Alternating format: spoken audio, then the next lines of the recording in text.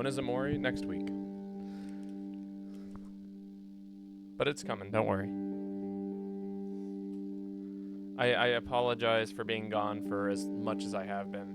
It's been a very, very busy couple of weeks.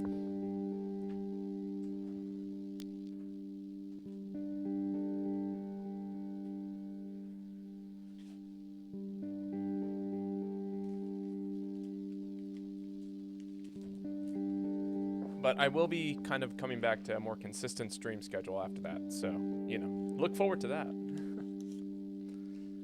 My show's almost done, so maybe we'll have a new musical to watch. I don't know. Maybe, actually. They've stopped recording the musicals. Because, yeah, copyrights and stuff.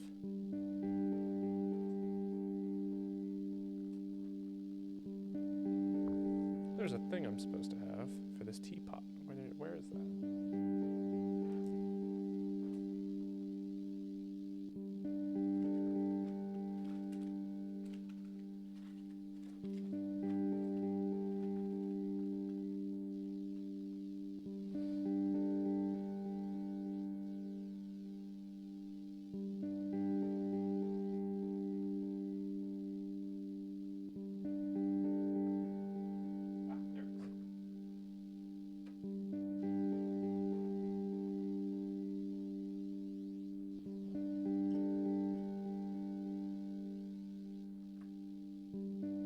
Sad, yeah, I know. 'Tis the way of the world, unfortunately. How are you doing? It's been a while since I've been online. At least a week.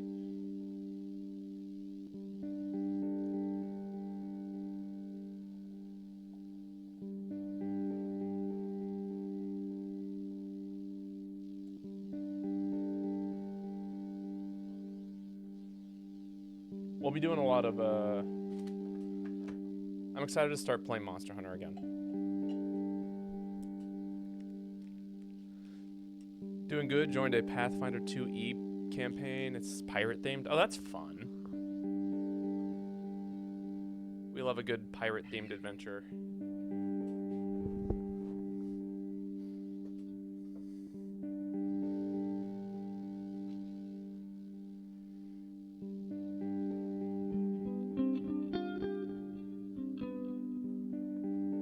Hello, Lane.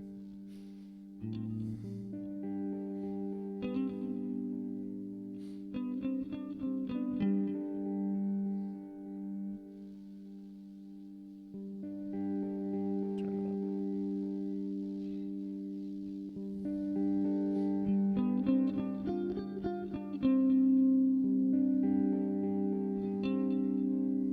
That hipster guitar game with the weird aliens.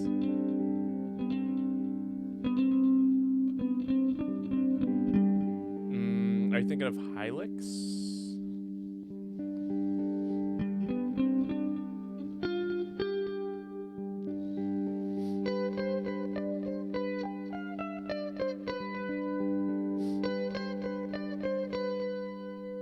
No clue.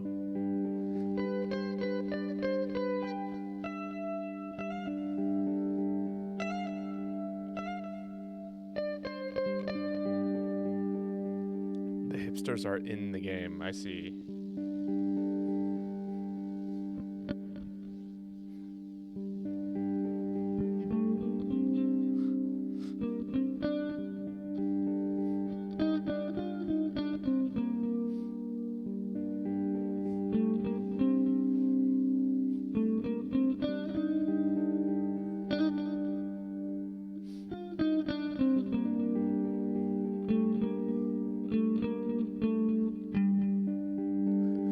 Rougelite? No.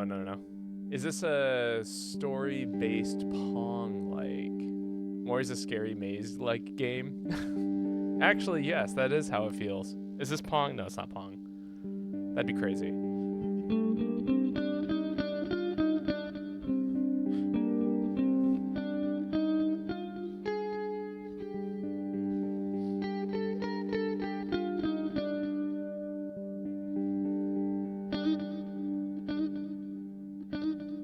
I said it's not like Pong.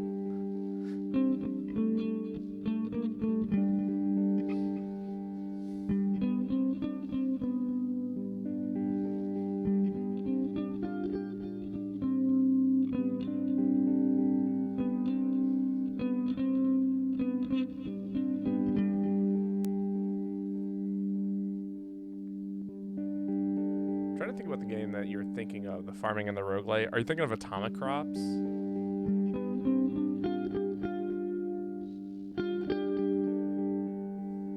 Have a heart. No, it's not Atomic Crops. Is this Outer Wilds? No, it's not Outer Wilds. On my list of games to play. Although we'll probably do an emote-only chat, because that's one of those games that gets spoiled real hard. Ah, this one says My Hero. Which is what you are, Ruby. Is this Inner Wilds? Perhaps. But no.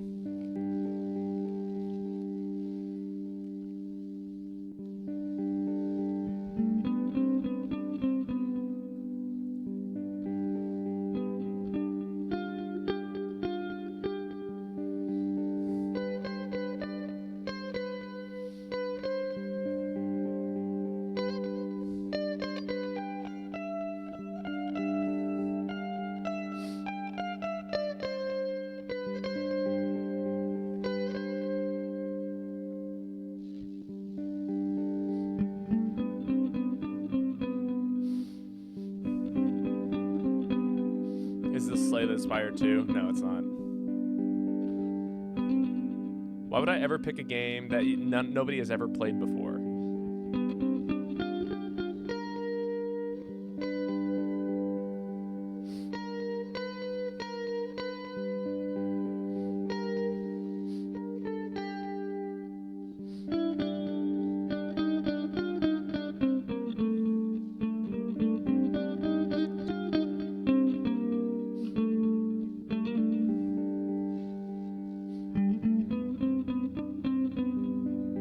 Slay the Spire? No, not the original one. No.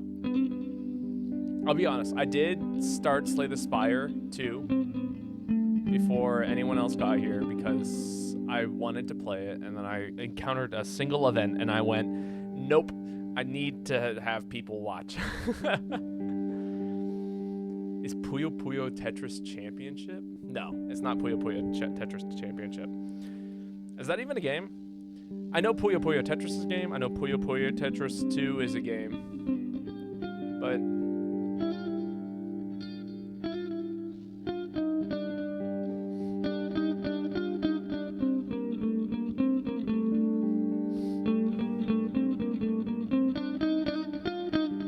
I think I made up the Tetris part. Yeah, but Puyo Puyo Tetris is a thing.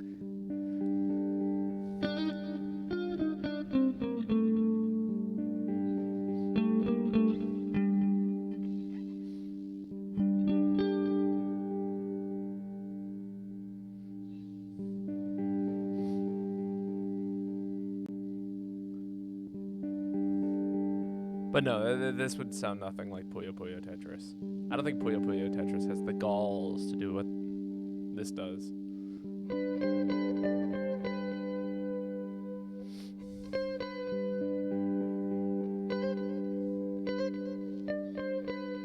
I don't think this is from a game.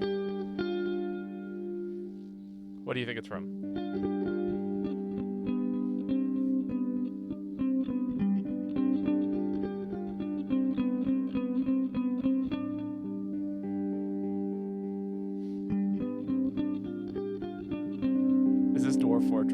That's a game. Although some people believe that it's like more of a lifestyle.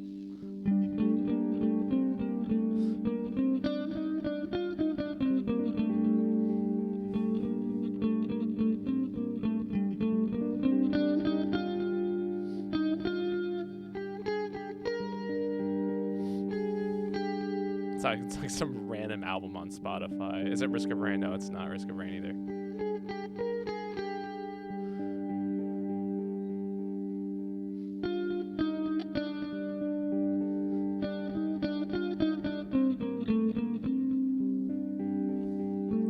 What genre is it? I'd call it like a sandbox. I think is a good way of putting it, like a sandboxy game.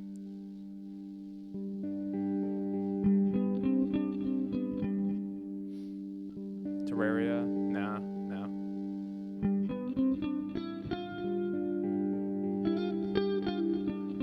Factorio. Isn't Factorio roguelite? What I call Factorio a sandbox. I mean, okay, if I had to attach another genre to it, I guess like RPG is almost fitting.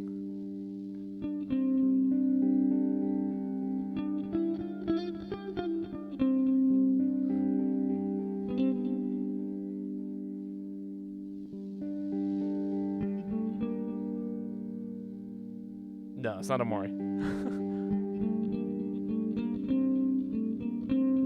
Animal Crossing. Animal Crossing's kind of close. But there's no talking animals in it. Well, there's a couple, but like they're pretty rare. Monster Hunter? I highly doubt it's Monster Hunter. Super Mario RPG. I feel like that has a lot of talking animals in it. All right, are you guys ready? I'll give it to you. It's me. I'm playing the guitar. There was no music. It was just me and a guitar.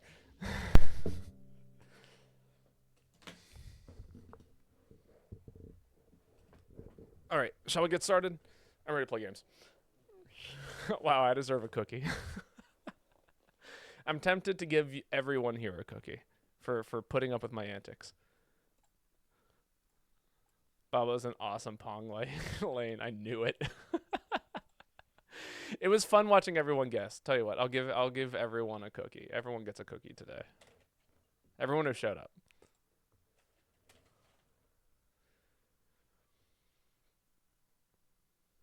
Just because I like you all.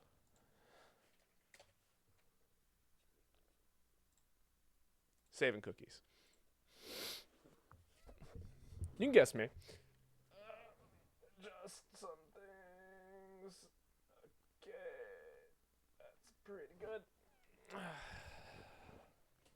How's everyone doing today? I'm very excited to play this game, and I don't know why. Game's very quiet. Turn it up to like 30. Should make a random Spotify album. I don't know if I ever would want to do that. I'm more of a doodler on the guitar than I am an artist, I feel like. Wow, this game's mad quiet.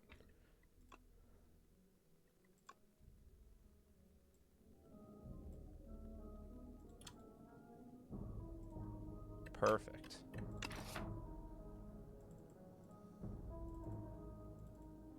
All right, so I'm gonna give you a quick rundown of what has happened thus far since I booted up the game. I've literally gone to 2 floors. You can draw on the map. That's super cool. Why didn't you describe yourself as a roguelite? Because the run doesn't end until my life does. So you only get 1 life. There's no restarts. Unless you want to count each individual day as a roguelite. So cool things. You can draw on the map now. You get this super cool pen, so you can do super cool stuff like, I don't know, the cool S thing that everyone did in like middle school or whatever. You know, you can draw other things if you really wanted to, but you know, you don't have to. Very, very cool. They added some new cards. I've come across a handful of them. Nothing too crazy. I've got this one right here, which is a fun AoE spell. Lose 1 HP, deal 9 damage to all enemies. I thought that was pretty good. And then this one gives you temporary strength on that turn, so deal 7 damage, gain 2 strength. Otherwise, it's the exact same Slay the Spire game. I'm gonna move my head so that way I'm out of the way. I think this is usually a good spot. Is that a dick? I don't know. This is the event that I came across that I was like, oh, I've got to stream this game now because that's exciting. Yeah. Otherwise, this is all I know about the game. The Babotosh nest. You spot an enormous shambling beast chase off an injured green bird. In the alcove, the bird fled from, a single unguarded egg lies abandoned. Your stomach gurgles. I can eat the egg or I can take the egg, and obviously we're going to be taking the egg. Unplayable, hatched at a wretch site. You gently scoop up the egg and stow it, thinking it may hatch into something useful later. Very cool. So far the event's already different. We encountered a few different enemies. This enemy tends to apply a debuff to you. Cool. Sick. Fun debuffs. The game looks amazing. Small. Shrink. While Shrinker Beetle is alive, your attacks deal 30 less damage. Neat.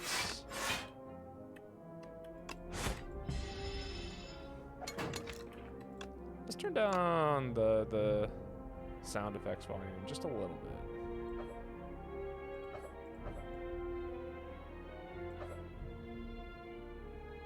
So the whole game can go down just a little bit. There we go. Perfect. We'll leave it like that. But yeah, no, I'm very excited to be playing this game. Ooh, this turn sucks. Take 8.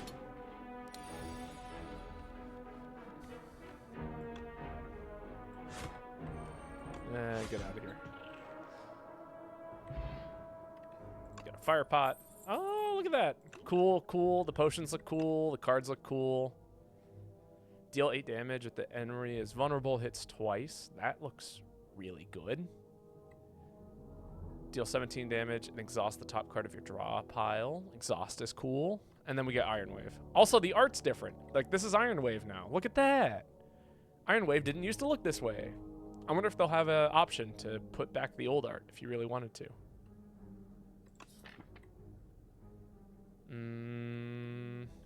I feel like Exhaust is all right.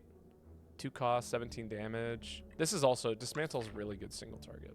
Well, they're both really good single target. But we only have one way of doing strength. But this works well with the temporary strength, right? So I'll try that.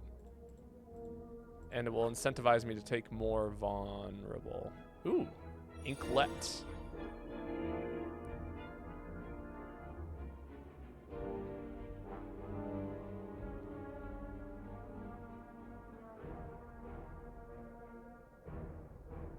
Oh, okay, I see. The first time it takes damage, it only takes 1. I understand. That's 6, 9, 12.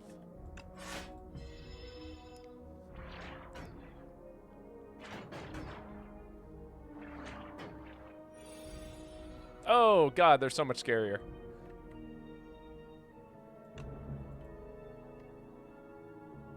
Let's see. This is going to deal 1.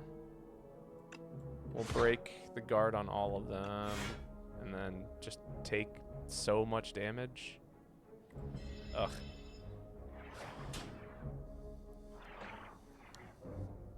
But yeah, no, I booted up this game, and I was just so ridiculously excited to share it that I felt the need to immediately boot it up and start streaming. I'll take the 2 extra strength, which is enough to kill you. We'll take the 3. Oh? Oh, okay.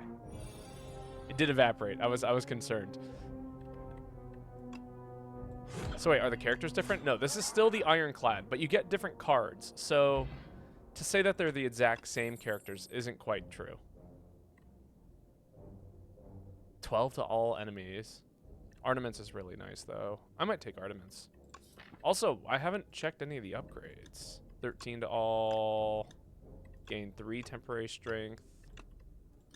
10 damage. Okay.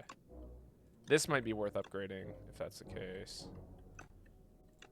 Oh, okay. Well, you know, I thought about taking it, and now we have it.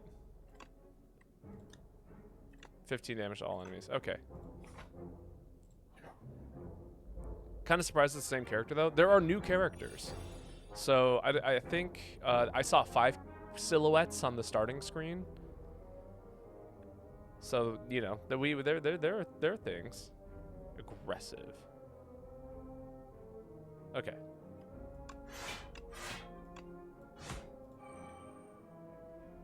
Is one character trans? I don't know.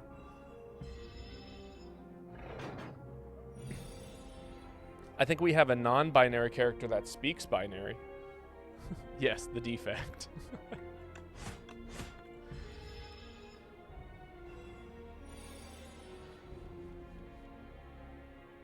Yeah, I would say the defect meets that criteria. I might use a potion here. That's a lot of damage.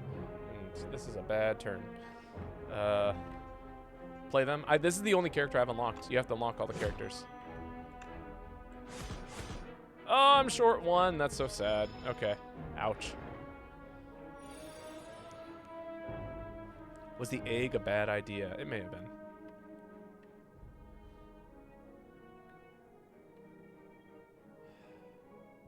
No, let's save the potion if we can. For now.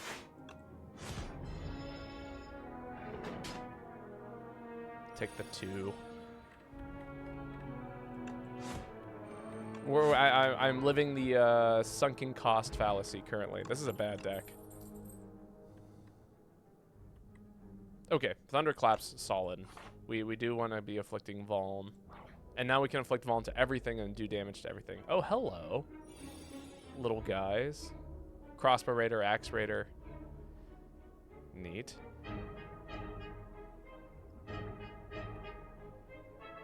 Stomp is looking very, very nice to just play outright. And I think I will. And then this saves us 11 health, so let's do that.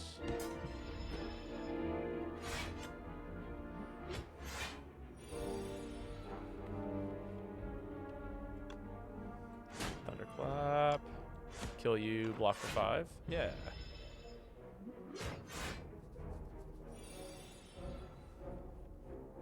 And then bash. Yeah. Okay. Net positive health there. True Grit. Battle Trance. Uppercut. Uppercut. It's like blocking. This might be a terrible idea. The end of its turn gains 1 strength. Okay, so we just need to absolutely destroy this thing as fast as possible. Drink the strength potion and try and just gun it down real fast.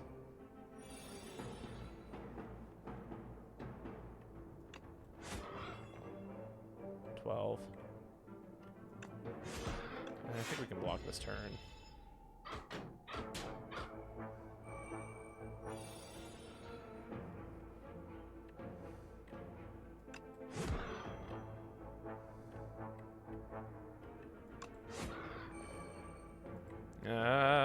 This is like this is very similar to the knob from the previous game. There we go. This is the card I wanted this entire time. Hello. Vajra, very cool. Gain energy at the start of every turn. Wow, okay, this is great. This is a card that we want. Gain another 8 block if you have exhausted card this turn. That's cool. But I'm gonna definitely be taking the Pyre. And hatching the egg. We gotta hatch the egg. Bird Swoop, a 0 cost, deal 14 damage attack. That's great. That's awesome, actually. Start of each combat, gain 4 plating. That's a new thing as well. Kind of interesting how when you're new to a game like this, you can't know what the right choices are. Yeah, exactly. I'm like so used to playing the first Slay the Spire and actually, like, I don't know, knowing what enemies could do.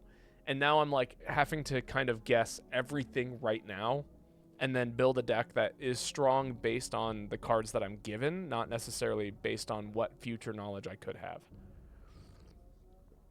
It's very different. Plating's great, though. It's like I'm playing Slay the Spire for the first time, all over again. Heal 9 and upgrade a card. Enchant a card with Sao.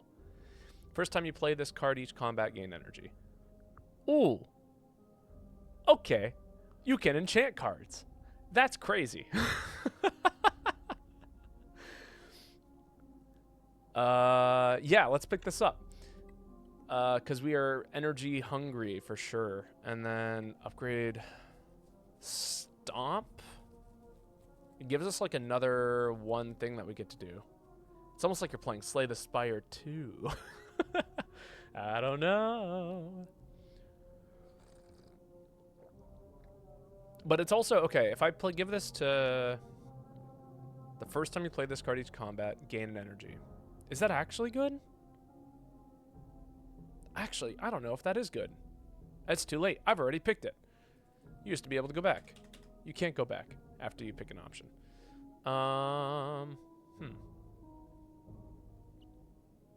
This? Right? Is this the right option? Because, like, this lets me... This basically makes this card free. And then makes all my other cards deal more damage. Other options are... I like to think of this as like a make a card cost 1 less. Pretty much, but like only if you play it. So it's something that you want to play every single time in a situation where it might be too costly. I think that's this. I think we give it to Pyre. Because then it makes it a 1 cost. Maybe a future 0 cost? What's the upgrade like? 2 energy. Yeah, okay. Yeah, 100%. I am very happy with my thing. You scour the overgrowth and find a pot with a good aeration. Then you trek around, searching for an untouched spot where the light peeks through a cracked wall. Carefully, you reinforce the part with bark and vine to camouflage it. Fill it with loamy, nutritious, rich soil, and nestle the seed just beneath the surface. Finally, you gather dew from nearby plants and pour it all over the soil. Grow big, little seed. Unknowingly, the sapphire seed attaches to you spiritually, thankful for all your hard work. Cute. Okay, good. Oh, look at that! We got a bird! Look at that! Upon pickup, a bird pip will accompany you in battles. Oh, it's so cute. I fucking love it. I'm so happy. We'll block for 5. Do the strength setup here, because it looks like you're going to gain buff. Deal 12 to all. Oh my god. I know. This is great. This is the best. This game is so cool. Well, it gave me a card. I got this card from it. Bird Swoop. It's a 0 cost deal 14 damage attack, which is great. So it functions as a like friend to my deck. Okay, yeah, and then we'll just outright kill you. So sometimes you might just want to eat the egg, which is sad and all kinds of sad. I don't know if I'll ever have the heart to eat the egg. Tremble. Apply 2 Vaughn. What's the upgrade for this card? Apply 3 Vaughn. We do like keeping enemies vulnerable. We'll do it. Oh, God. Okay, this could be awful. 3 statuses. Upon dying, summons something. Oh, it's... Okay. The frog parasite. Cool. I should have clicked this first.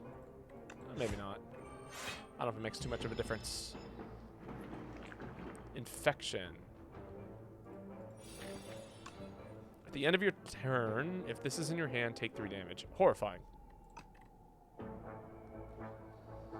This might be run over. Here's hoping it's not. No, I think we kill, actually. Yeah, because that's 12. No.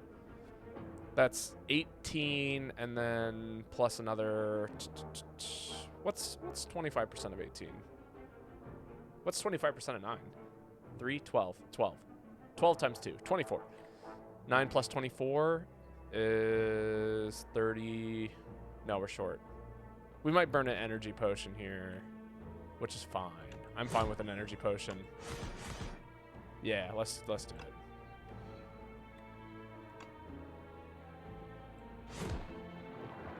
Oh, for each other attack played this turn. Damn it.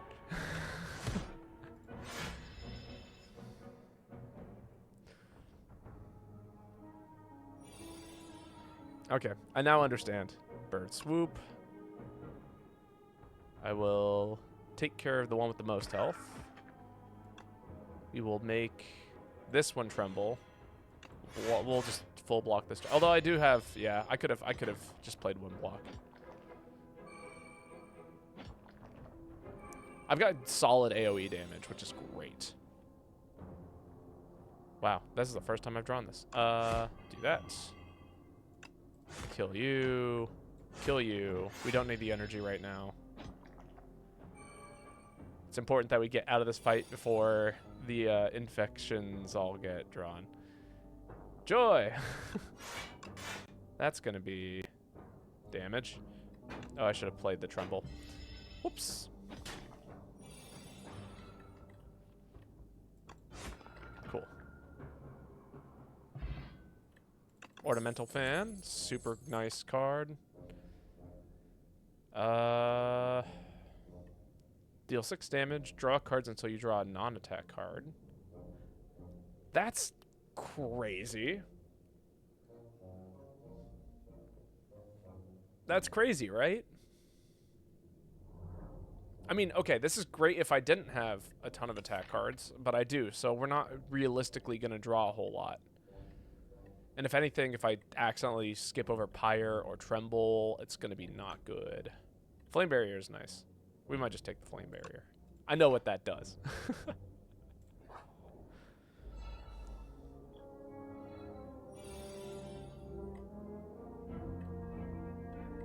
Play the Pyre right now. Block. I'll take the 1 HP, deal damage to all. Oh wow, we full blocked that without doing that. Okay. And then we gotta take care of the Shrieker, because that is nerfing our damage heavily. Which I think we might be able to. Yeah, because I'm doing... Yeah. Just 6, 6, 11. That's... 12 plus 11 is 23. Yeah, that guarantee kills. Look at that. So good. Good bird.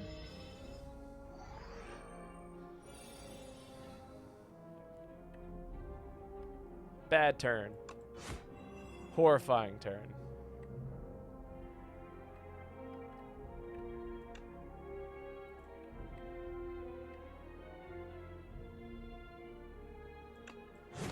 Bash. I think we just block. We'll burn our block potion here. I don't want to take that 6. Health is kind of scary right now.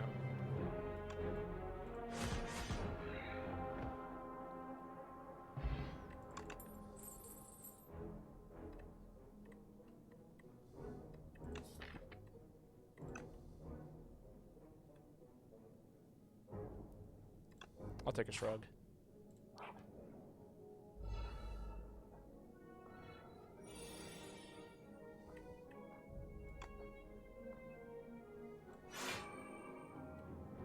I don't know what this does, but it's buffing, so I'm kind of afraid of it. Yeah, it's giving itself strength. I would prefer not to have to deal with that.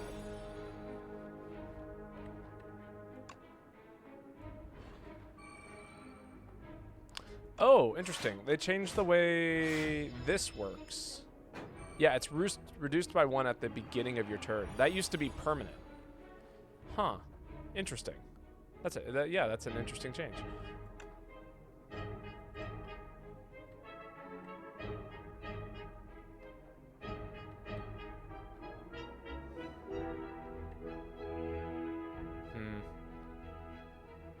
No, I could still play both of my blocks. Okay. In that case, well, well, well. Hello, Rook Rules. How's it going? Let me give you a quick shout out. I know, it's out. I'm so excited. This has already been an absolute treat of a game.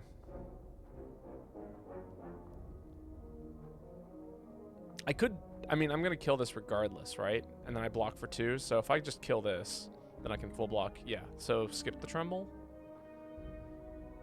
Unless I go Tremble, Breakthrough. No, yeah, definitely do start setup, Breakthrough, take the 1, full block. There we go. Look at that.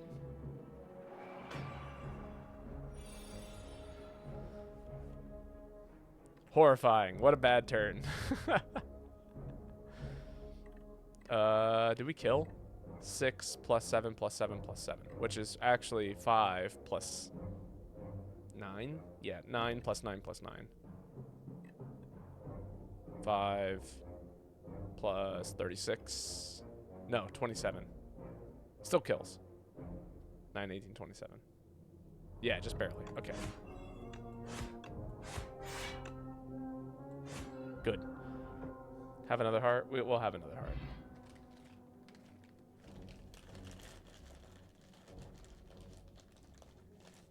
Having to do some math.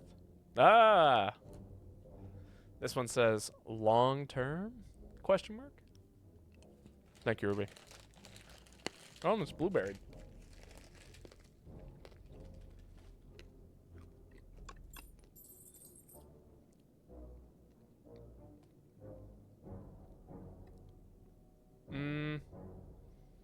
I think I skip. I think I skip. All right, hatching the egg was a good idea. I was a fan of that. I was like, what's the boss? What do I need to be worried about? And I'm like, I have no fucking clue what the boss is. There's nothing I can be worried about. I think we upgrade uppercut. Upgrading uppercut seems like a good idea.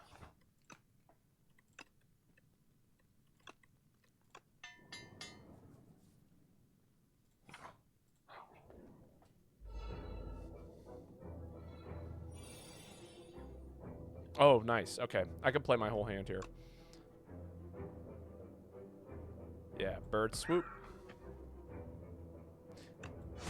This, stomp. Full block.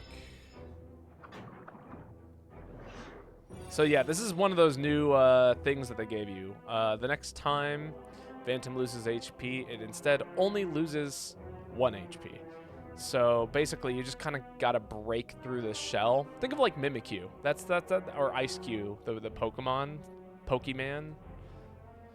Which means that me playing Bash is actually not nearly as helpful. Interesting. Okay, so we now know that this thing has so many layers of slippery, and maybe debuffs are not the way to go. Because Vulnerable doesn't do anything until after I've really stripped it of all of its things. See, it has Vulnerable, but it don't do much. Is that new to this game? It is. Oh, horrible. Okay, cool. This is actually, okay, Dismantle's like literally the only reason why I played it, because it hits twice now.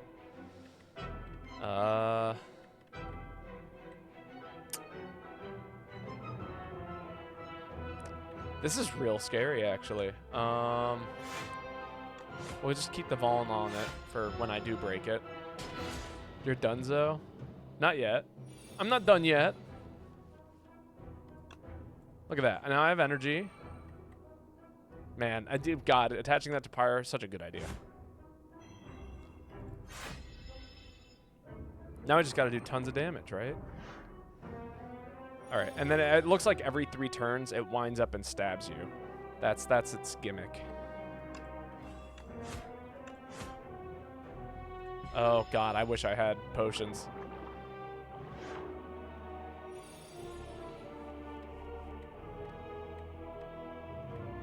Setup strike. Regular strike. Uppercut. Stomp. Die. And by die, I mean I die. Does anyone think this enemy's kind of cute?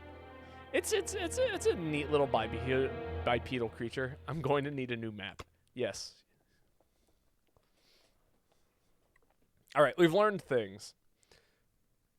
Did you purposely out your camera there so it looks like you've absorbed the new cards? That's hilarious. No, I did not. I put my camera here because it seemed like the least obtrusive?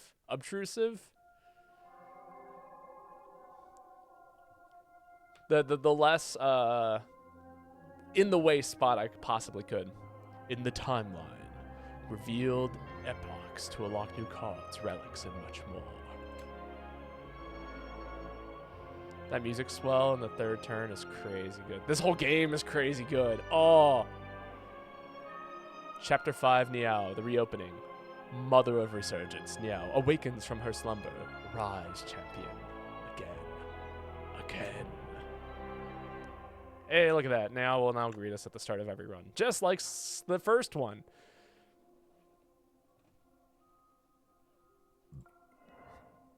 Okay, and then here we go. Chapter 5. News of Spire's reopening has made its way to the Silent. She ferries a boat to the capital. And now we have the Silent. I love the Silent. Silent's one of my favorite characters in the first game. And it looks like you shuffle your deck. They come from your camera and go back to the right side of your screen, as if you were holding them the whole time. Who's repping trans in this game? No, the defect, which I don't know. Is the defect in this game? That I actually don't know. Wow, so many things. So many things to do.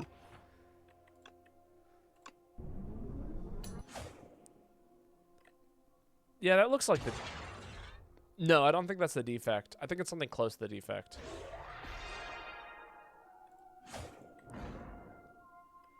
All right. I'm like, okay, I'm between two feelings. Should I do a run with every character just to unlock all the characters? Or should I keep pushing the Ironclad until I actually finish a run? One's going to be an overwhelming amount of new information, and the other one's going to be like let's actually like try and figure this game out. Do the first. New characters? All right. You should at least do a new one with every new character. Okay, yeah, you know, that's fair. We'll do the Silent. I'm going to be honest, the Silent's my favorite character, so add 1 Yao's Fury to your deck. Okay, neat. Deal 10 damage, put 2 random cards from your discard pile into your hand. Exhaust. Oh, that's new. That's cool. Nutritious Oyster, max HP by 11. Receive Greed. It's an unplayable curse. It says Eternal. I think that means I can still get rid of it. But then I also get 333 gold, which is not helpful because the closest shops are here and here. Oh, that's right. I get this pen. Right, so that's a thing, that's a thing, that's a thing. We were able actually to fight 2 elites, which was pretty awesome. I think that's a pretty good target. I have no idea what you are. We'll just put a giant question mark here. I think it might actually force you to forestall getting to the end. Or more interesting if you forestall getting to the end and rotate through the characters. Yeah, no, that sounds like fun. I've only played Slay the Spire 1 modded with the Yu-Gi-Oh! Workshop deck, so I have ties to the old characters. Looking forward to having new favorites. Same. I mean, I'm glad the Silent has returned. The Silent has been one of my favorite characters. There's this 3 elite path, right? If things go really well, we could go this way. But there's also no rest sites, and that sounds really bad. This way has a rest site. We could opt to not do 3 elites and go this way if we wanted to. Which means I'd probably want to start with some combats. So like do a whole bunch of combats here, get to this rest site. I kind of dig this path so far as a good starting path. Otherwise... No, I dig this as a starting path. Yeah, and then we can choose if we can do all 3 elites, we can do that. If we can force the next elite, then we can go this way and see how we're feeling about the 3rd elite and hit up the shop right before it, which could be good. Otherwise, we can branch off this way if we're looking like for new upgrades and stuff. Babo, are you drawing on an old piece of paper with permanent marker? No. Never would I ever draw on a piece of paper with permanent marker. This is a quill.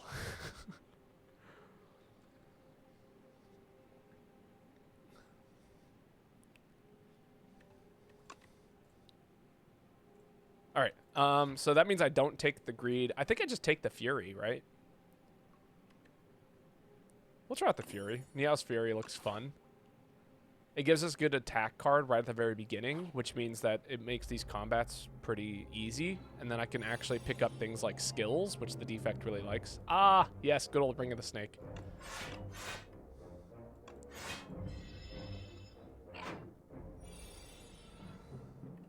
And then here we can do this.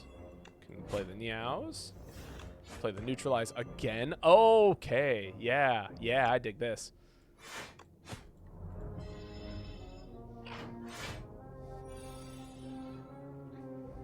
Tends to buff. Cool. Just play 3 strikes. Okay, this is like basically Jawworm. Like it's almost identical to Jawworm from the first game. Oh, 3 dexterity this turn. Okay, I was like, what the fuck?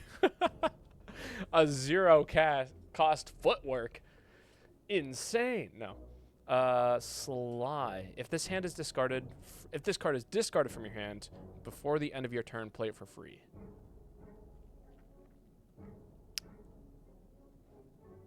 Discard engine. Discard engine. When you use a card, can you hold up your right hand to catch the card? Thanks. Yes, I could do that. I can like put my hand right here and funny visual gag. Lake Sweep is also great. I'm debating between this and Lake Sweep. Lake Sweep's actually a better block card. But if we pick up more discard, we should pick up Lake Sweep. Lake Sweep is actually the better card in this situation. And then ideally we can find other things that discard and then we can pick up one of those. For strike. Meows. I picked up exactly what I knew I was going to do. Add a second scale of weakness. Yeah, look at this. Oh, I forgot. I already forgot. Here, we can see if I can. I have to play the game left-handed in order to do this. So if I put my hand right here, right? Come here. Come to my hand. Yeah. Oh, it's right here? Yeah. Get here. Thank you.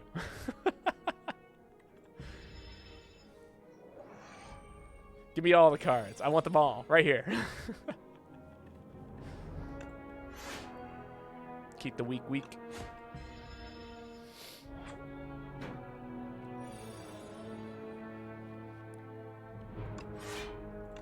Baba the Card Master. I've been getting into Magic. That's been my new game that I've been a huge fan of. Magic the Gathering. My roommate got me a pre-con for Christmas this year, and look at that. That's the other discard card. That would have been cool. Deal 17 damage, cost 1 less per skill played this turn. Wow, that's cool. I can't take that, but it's so good. Commander. I was playing Commander. Every 3 times you apply poison, deal 11 damage to all enemies. I think Pinpoint is the way to go. Yeah, we'll grab Pinpoint. I don't like card games like that. Costs too much to play. It does. I will be the first to admit it costs way too much to get into things like Magic the Gathering. Then we have Pinpoint, right? So I play Defend. Meows. I could have, yeah. Not my finest turn.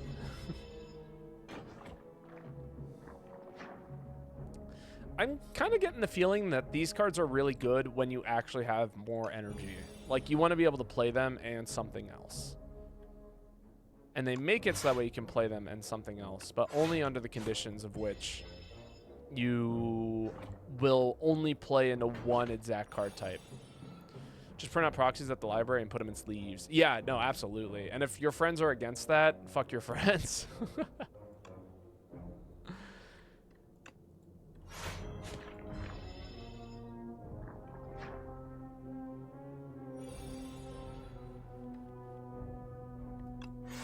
Tell them they can buy you cards.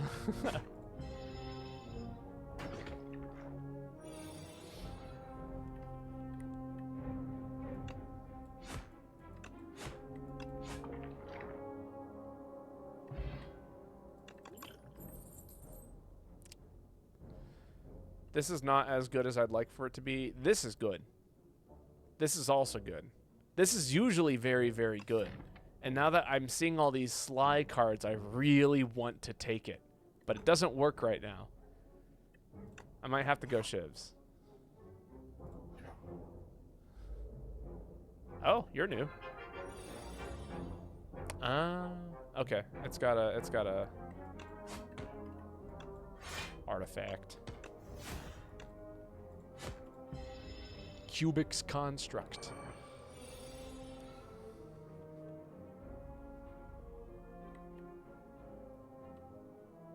Play Meows. See what we get. 2 defense. Okay. Then leg sweep.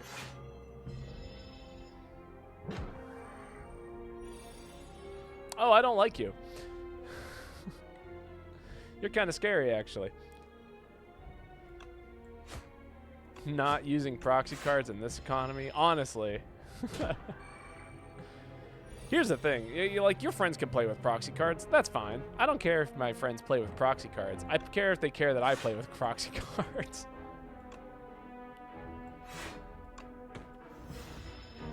This is a scary enemy. Why it just keeps getting stronger? This feels like a floor 2 enemy.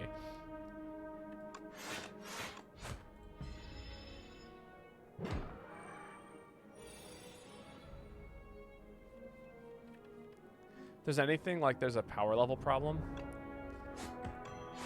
just proxy worse cards. Yeah, for sure. Absolutely. Heart of Iron's pretty good. Flechettes is kind of cool. We've been picking up a lot of non-attack attacks. The one attack that we do have,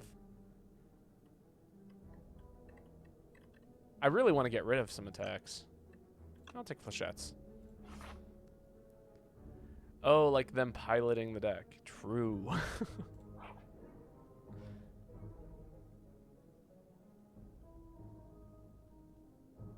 I want my bird. Give me my bird back.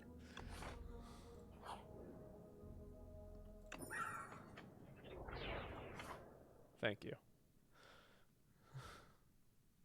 All right, I definitely think we can fight this elite. We have a lot of health. We got 2 potions.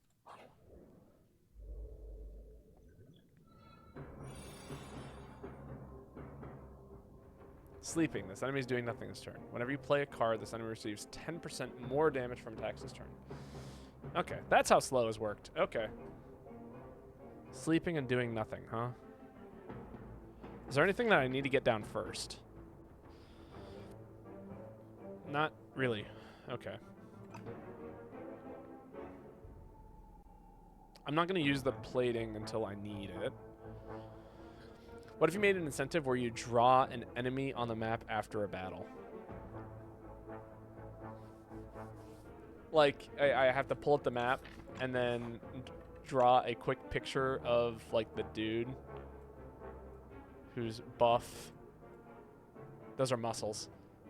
He's got one arm out here, like doodle the enemy, and this good big ol' scythe thing. But he's like the thinker, so he needs like another hand going like right here. And he sits on top of his throne of chair. Beautiful. That's this guy. I did end up finding a tablet pen the other day. He's not the thinker.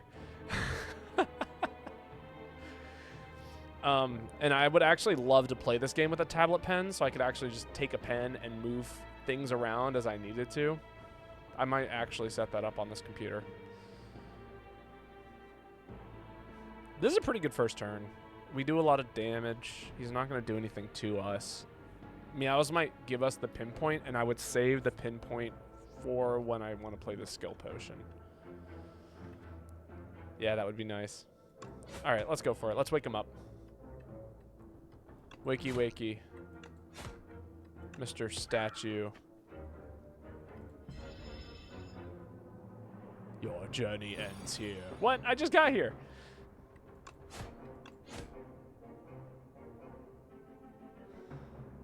This guy seems scary.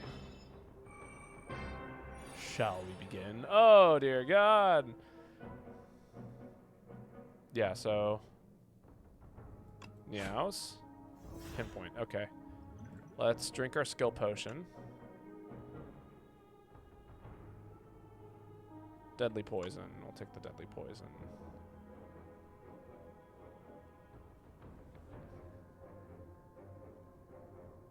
Yeah, this might be the armor. Damn. I wish I'd used that skill pot on the first turn, which would have made sense to do because I'm playing the poison character. Poison on first turn is great. This does 15. 15's good.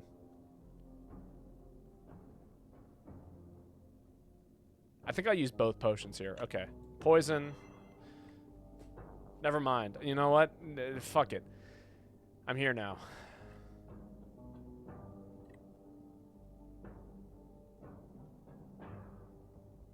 My dumb ass should have played flechettes before I did that. God damn it.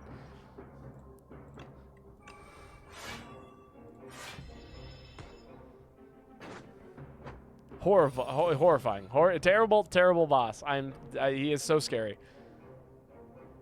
Fillets? Yeah.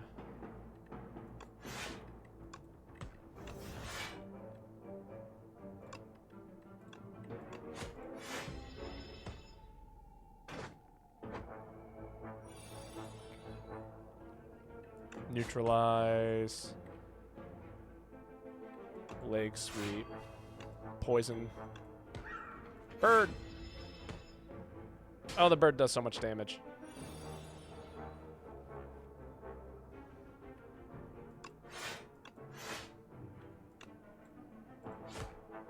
Sick. Okay. Pinpoint's actually not too bad. You block for however much you need, and then you play pinpoint. Also encouraging me to play more skills. Cool. Weak enemies take double damage from attacks. Well, I do have a leg sweep. Yeah. Yeah, okay, cool. That's a crazy card. And that actually makes me think we can fight all three of these elites. I still have all my health.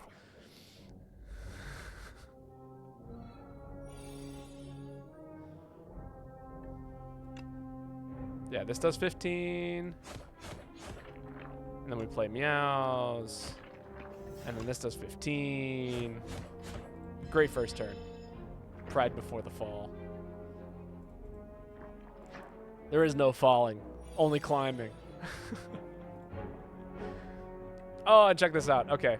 So now I can weaken one of these enemies, and then these do double damage to said weakened enemy. No, they don't, because that was a power. Ha. That is not the case. In that case, weaken you, deal 12, block for 5, take 1. I have to actually put that card into play. Right. Bird swoop.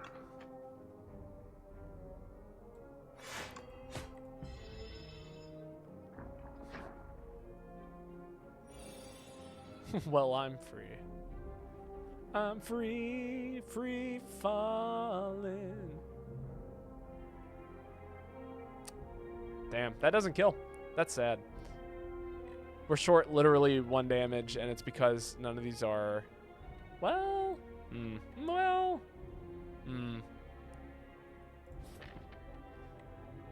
Well... Yeah, play the slimed. Get a strike. Aha, look at that. Win. Oh, we got an entropic brew. Hell yeah.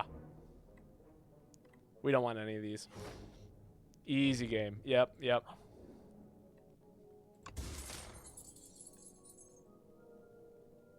Up to 10 block persists across turns.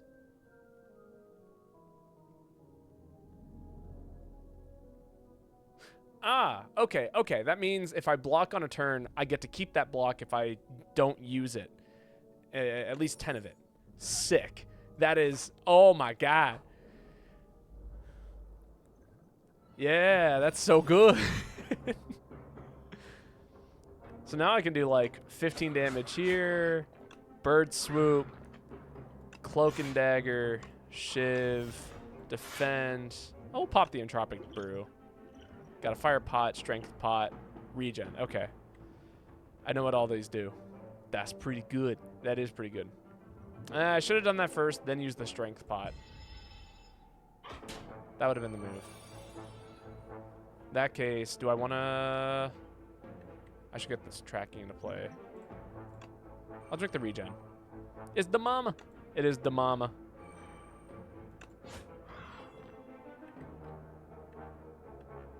9. Yeah, let's just full block this turn. We'll get more weaken. The leg sweeps are around. Leg sweeps are around. Leg sweep. Carry over 3 block. Look at that. 3 block, weaken monster. I can do flechettes for 10, for 20. Do another 10. Do flechettes for another 20. Oh, the damage. Potion belts. That is the most unfortunate relic we could have possibly gotten there. Backflip. We definitely pick up a backflip here. Because I just used my entropic brew. I could have had more entropic brew. We're definitely strong enough to fight one more elite. When your discard goes back to your hand, you flick your right hand or something like you're throwing it away. Like,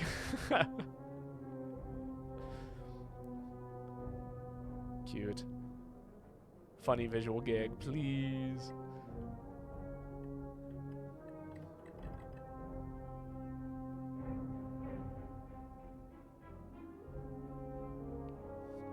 Is that a spaghetti monster? No, it's a vine monster. But it could be a spaghetti monster. We actually don't know. This could be the spaghetti forest. It's a shame it's not flying. Otherwise, I'd believe in it or something. Can you eat him? That'd be funny. Yeah, actually, yes. I am fairly certain that the Ironclad could probably eat him. Do I put the tracking into play? I actually don't know if we need the tracking in play. Right, I know nothing about this monster. I could put tracking into play and just do a ton of damage and use the block pot. That seems alright.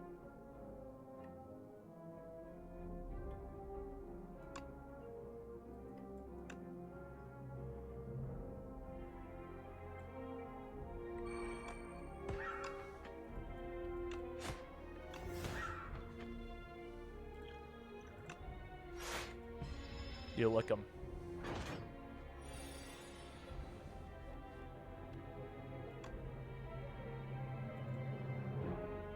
This enemy entices to play afflictions on your cards. What? I don't know what that means. And we never will. Flex pot, cool. Footwork. Footwork is great. I'm 100% taking a footwork. Oh, it's so cool. Look at the art. This is the new shopkeeper.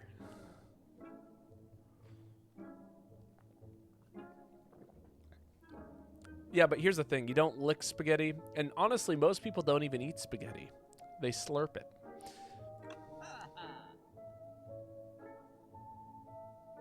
All right, let's check out these things. Okay, we got Punch Dagger. Upon pickup, enchant and attack with momentum 5. Increase this card's attack by 5 this combat when played. Cool.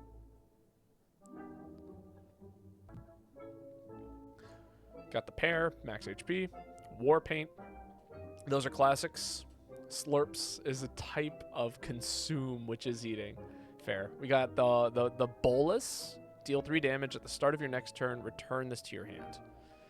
This sounds like it goes infinite in some situations. No, it doesn't, because it's at the start of your next turn. It goes back in your hand. But you always have this card in your hand. That would be great for like an orange pellets build in the previous game. Obviously, it's not as helpful in this game because, you know, all those things. We got Shadow Step. Discard your hand next turn, attacks, deal double damage. That's cool. We got this one. Gamble's really great. Lucky Tonic. Gain a buffer. That's new. Skill Pote, Weak Potion. Okay. Footwork. Ultimate oh my god. Is that a dildo on the Ultimate Strike? Hell yeah, it is. No, I don't. It looks more like a plug to me, but, you know, what do I know? Do I take a second footwork? Second footwork is kind of cool. Kind of veiny, too. Dear God. I definitely want to... Okay, we're getting rid of a strike. Let's just get rid of a strike. I know I'm getting rid of a strike. Second footwork sounds nice. I think I take the calculated gamble. It's cheap. We grab... This card sounds so interesting. How would I use this? It would let me pick up Sly cards, but just kind of. It's actually not enough. Well, that plus the calculated gamble. Huh. Go into a discard engine that doubles damage. I think I could work around that. Does that work? The bird and the flechettes and meows and...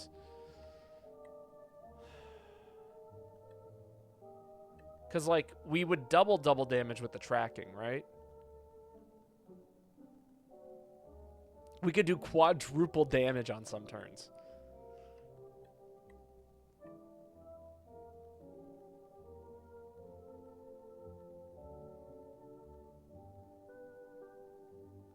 With the gamble...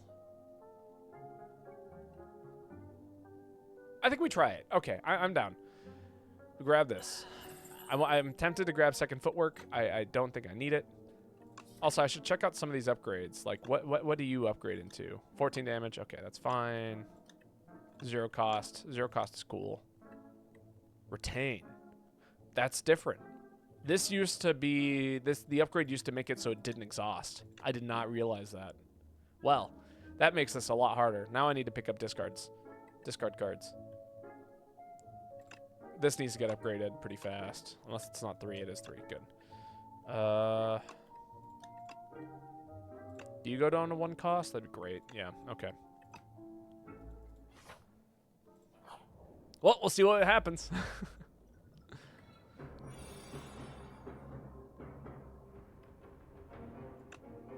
Tracking.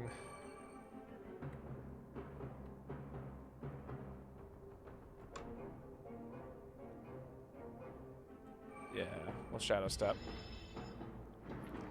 And who knows, maybe if I draw the,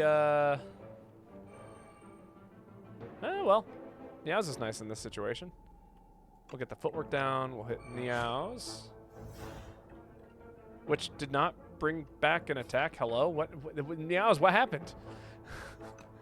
You're supposed to bring me attacks. Oh, 2 random cards. Okay, never mind. I misunderstood.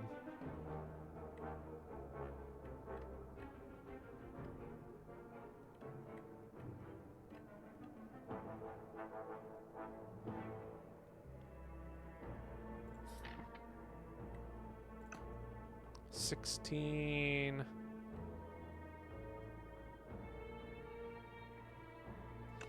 Yeah, I'll just block for 10 for now.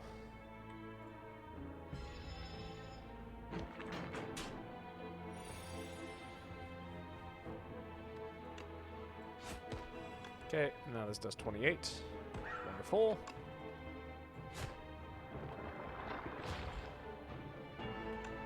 And then this does 10.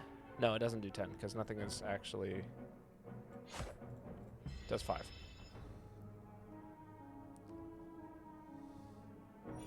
Maybe I should have waited a turn.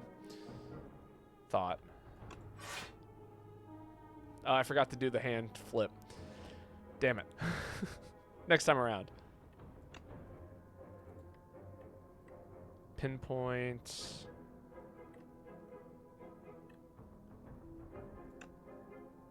And we'll kill you here. Pinpoint kills. Nothing. Sad. Block for 14. Kill you. Get you close to death. Loving the enemy design so far. It's cool. I'm excited to see what the other floors look like. And apparently, like, so I've been following this game for a little while now. And apparently there's, like, going to be different biomes. Save the 10, because we got this. Don't forget about that. Also, I forgot we have letter opener. I should be making use of letter opener.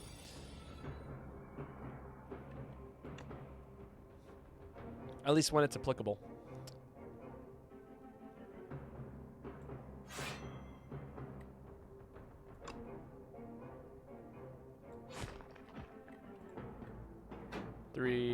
3. Take the 6.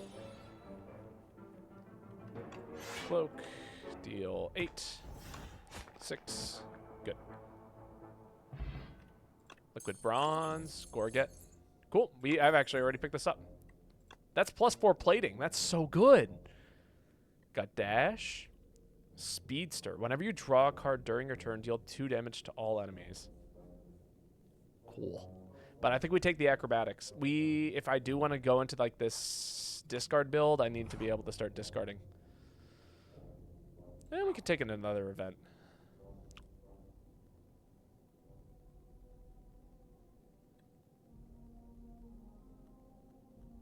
Spoils map. Unplayable. Marks the site of 600 extra gold in your next act. The legends were true. Entering into a pitch-dark chamber, a sudden light pierces the darkness from above, just as the door slams behind you. Illuminated before you appears to be a podium with a map on it. You feel compelled to take it.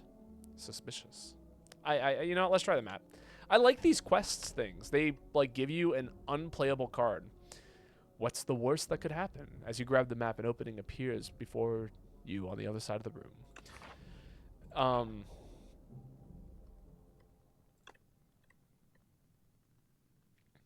But yeah, no, the quest stuff is really cool.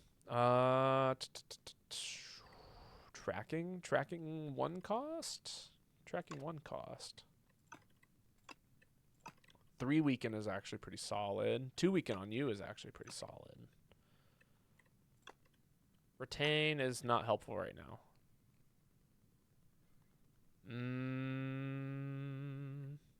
Let's draw 1 more. This is do like 7 more damage. Acrobatics plus with flechettes is a good combo of things. Footwork? I think it's got to be footwork.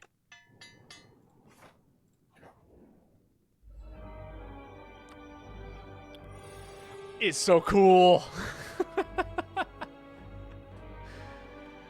Oh, I dig it. I like it so much.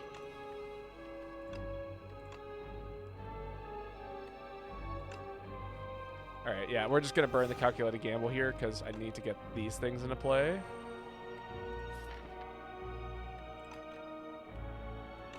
Love. Same. Plow. Oh, dear God. Please don't plow me. I think tracking is going to be important here.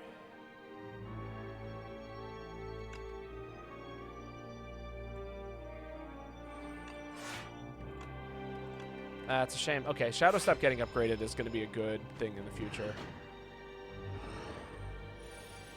150. The first time Ceremonial Beast HP reaches 150 or below, it becomes stunned and loses all strength.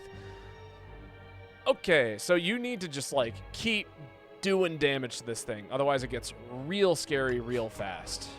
Good to know. Cloak and Dagger. Shiv. Fury. Double Weaken. Cloak and Dagger again. Shiv. Retain 5. Math. Yeah.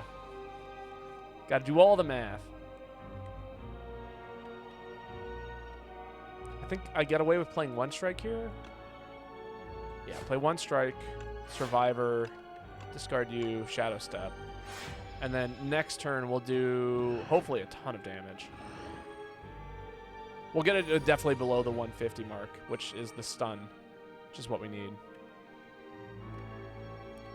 It's 424.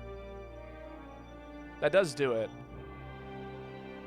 But this provides weaken, so we'll do this. And then we get to retain some of our stuff, because that's also 24. Plow wears off. Okay. And then we retain 10. It's going to debuff me. Cool. But Bird Swoop does 28 damage. What's in my discard? Acro? Okay, so backflip. Acro? Bird Swoop. Flechettes. Good damage. You can only play 1 card this turn. Cool. Ringing. Let's see. That will bring its...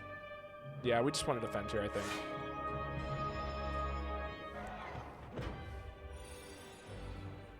Okay, now we're back to where we were, where it's doing the things.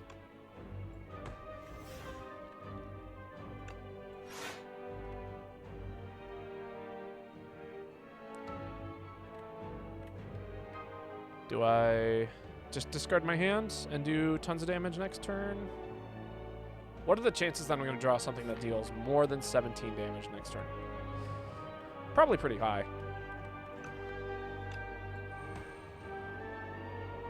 All right, are you ready? Visual gag. Go. After I draw. Cards. Go. Yeah, it's damage. It's 20 damage. Cloak and dagger. Ringing happens again, but we get to retain 10 block, so that's good. The sturdy clamp is so good. Some clip.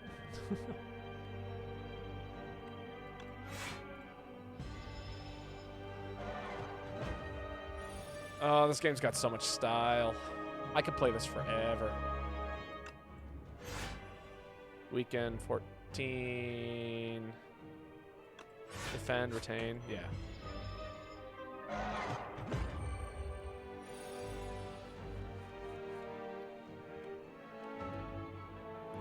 Backflip. Acro. Dunk a strike. Right, that's pinpoint. It's not actually... Neutralize, bird, swoop.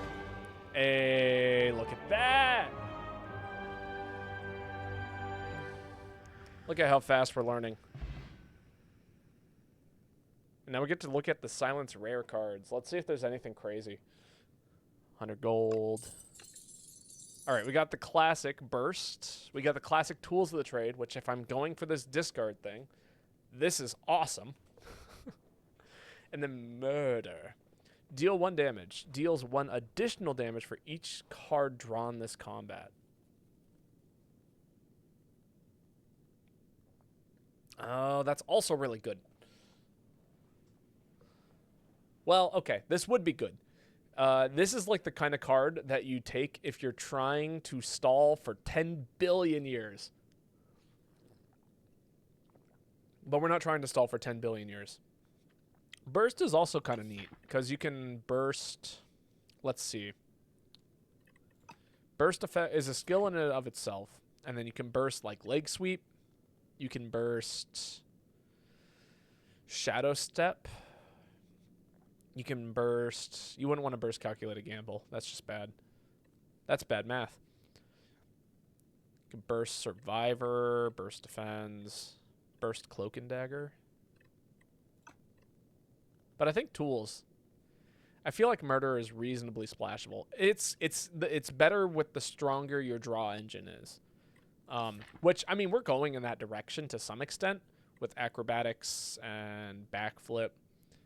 But I think we're really focusing on playing tracking and shadow step as much as possible. And then doing damage that way. Doesn't need to be built around directly. Yeah. But like tools of the trade is just so good. That's +1 card draw. And it's, I think its upgrade becomes 0 cost. Yeah. Because they've changed how this game does things. It's got to be tools. 100%. No boss relic. That's crazy.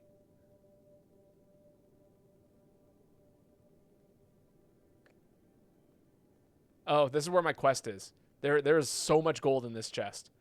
Okay, so that means we definitely want to go... I want to, ideally, with that much gold, because there's like, so much gold sitting in this treasure chest. So ideally, we'd get to go this way, right?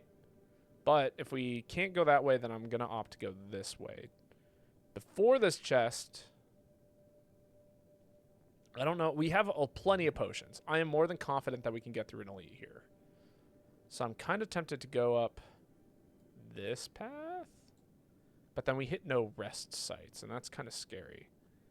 The other option is we do these 3 combats, and then if this goes absolutely horribly by here, we're like, ugh, then we go like this way or this way. Let's do that. Where's Snecko Eye? Great question. Maybe this is oh, here it is. Tezcatra. Oh, a visitor. Come in, dear. What can Tezcatra do for you? And at the start of your turn, spend 5 gold to gain an energy. Cool. Cool. Start each combat with an additional 4 energy. That's cool. And then replaced the Act 2 map with a single path. What? Why would that be good?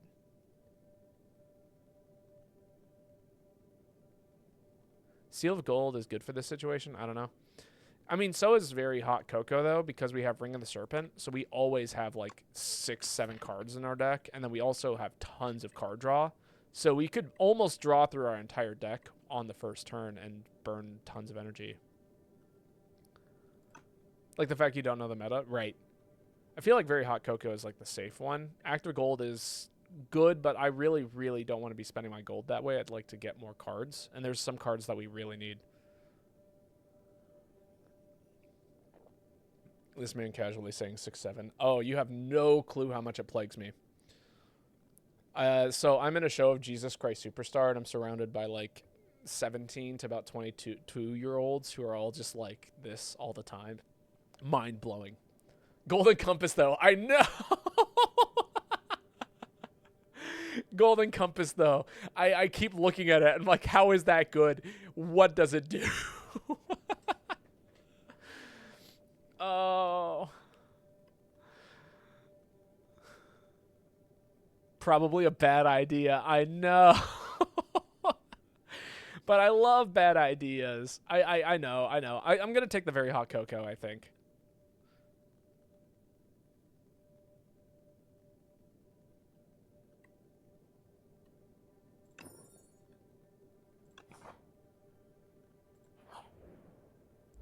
Well, we'll take it at some point. One day we're going to end Act 1 and be so stupidly strong. And I'm going to go, yeah, we're taking that. Yeah, we'll just gamble. Immediately. Tools the trade, footwork, backflip, acro. Ditch you. Get tracking into play. And then we can bird swoop. Cloak? What does this do? If Bowling Bog Rock's attacks are fully blocked, it becomes stunned. Cool. I like that. Wonder if it's the game's vision or the gen keys or whatever. Oh, that's a good question. Don't need you. I was kind of curious if it's like a, if it gives you more nodes. So, like, if you condense your map into a single path, you know, you're given 1, 2, 3, 4, 5, 6, 7, 8, 9, 10, 11, 12, 13, 14, 13 nodes to explore. But if you condense it, what if it gives you 15 nodes? And what if it makes it really consistent? Like, you're guaranteed 2 elites, 2 fires, 1 shop, 1 chest, and the rest are, like, combats and events. Like, 5 combats and an event. That might be worth it in certain situations to understand the consistency of the map rather than, you know, what if it lines up every single node? Fucking hell. It's the opposite of a speed run. Fucking waste my time run. I'm actually going to nerf you, I think. I should have neutralized and then hit Meows.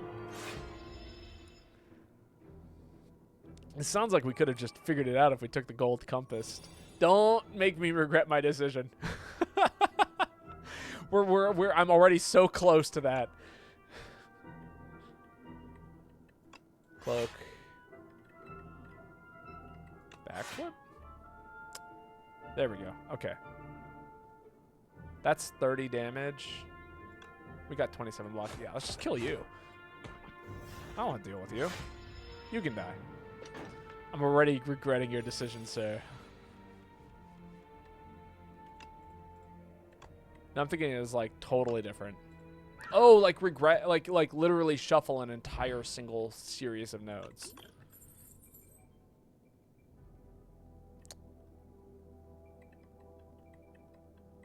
How are we doing on damage? I feel like we do damage sometimes. And when we do that damage, like Bird Swoop is actually like, hey, I have Weaken and Bird Swoop in play. And also Meows. But how are we actually doing on damage? I feel like Blade Dance might be a good choice. I'll take one Blade Dance.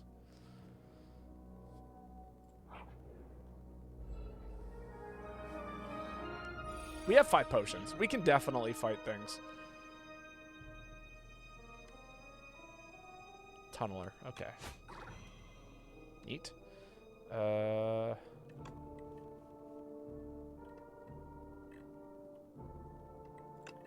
don't need you right now. Backflip. Okay. Flechettes for 20. Bird Swoop. Meows. Flechettes for 20. Neutralize again.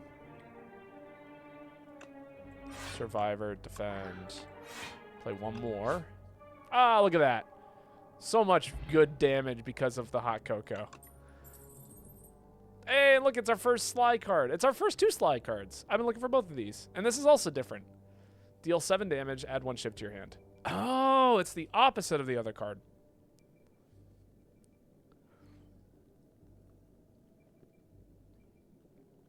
I feel like we take... Well, we don't have AoE, do we? I really want to take this because it works with footwork really well, and it's upgraded, which means we don't have to do anything to upgrade it. We'll find more sly attacks, right? Right? I can take this. Scary. Oh, you're like the don't do the thing. Don't hurt this thing until you've taken out these guys. That's cool. I dig that. Tracking tools. Backflip. Footwork. Block for 9. And then we full block this turn. So I'll take 3 shivs.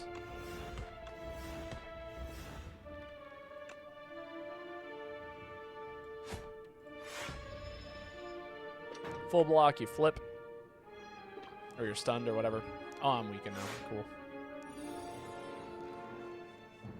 Oh, wait, no, it's only sleep for like 2 turns. Gotcha, gotcha.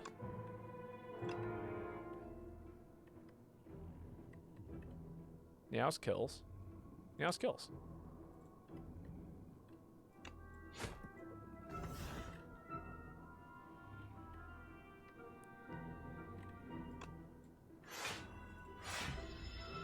Why are you beating up that purple bear? It's just sleeping. I haven't touched the purple bear yet.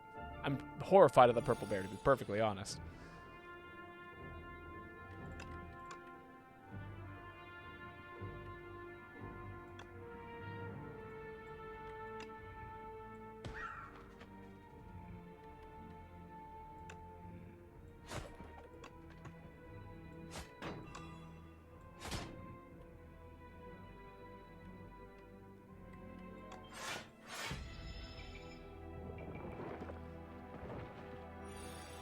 That is not a bear.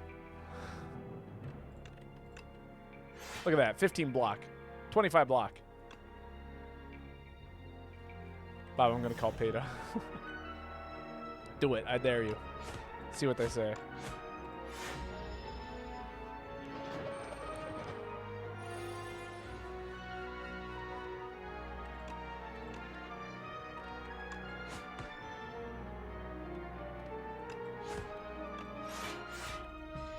Oh, yeah. The footwork is so good, and the fact that we can get to the very hot, like, use up all of the hot cocoa's energy on the first turn is also great.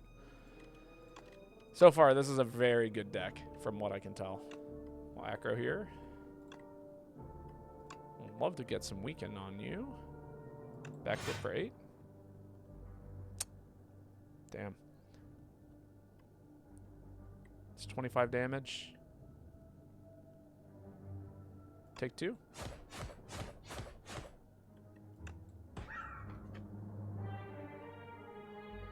Yeah, we can take 2.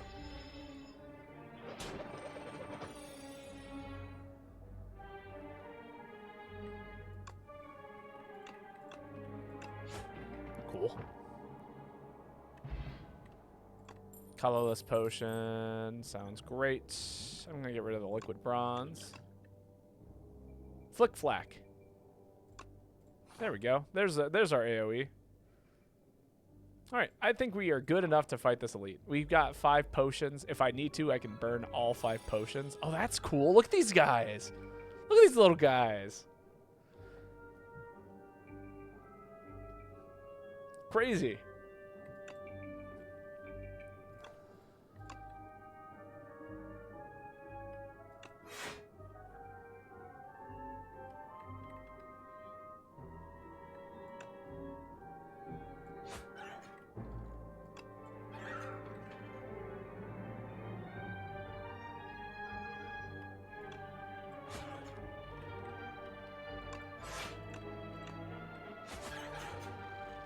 Cool.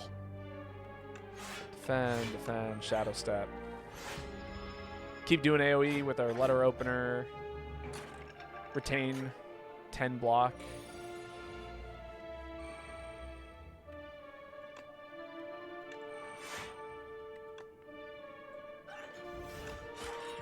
Oh, these guys do have artifact on them, which makes them kind of scary. Screech! Oh, you know what these are? Okay. What are they called? It's the first elite. It's the elites from the first floor in the first game where they do 10 damage and then they throw like dazed into your deck. That's what these guys do, except they do 16 damage and they throw 2 dazed into your deck, and they alternate between the two. I figured it out. I now know their attack patterns. They're toast. It's a shame I didn't dig down to you fast enough. Wow, that was not great. Try again. Get tools in play, because that's important. We'll just full block this turn. So here comes a bunch of dazed.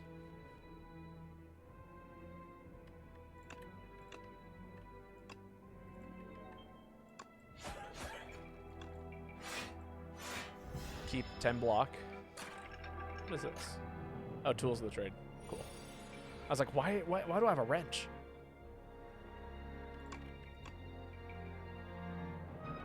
Play dance.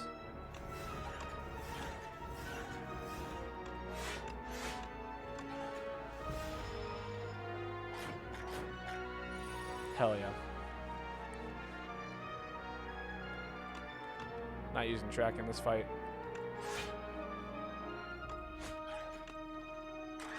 Go bird.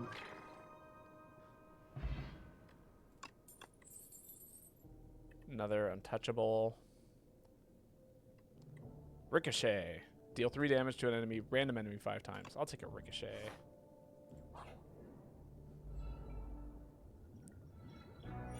Entomancer. This is this is one of the new enemies. Sick.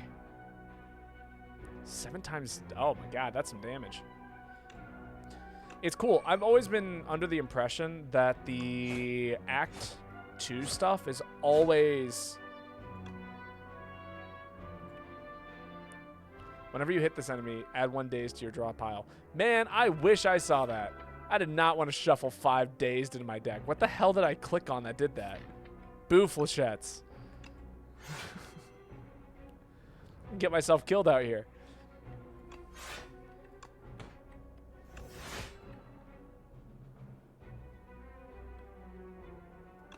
Yeah, we'll risk it. I just got to get some damage down.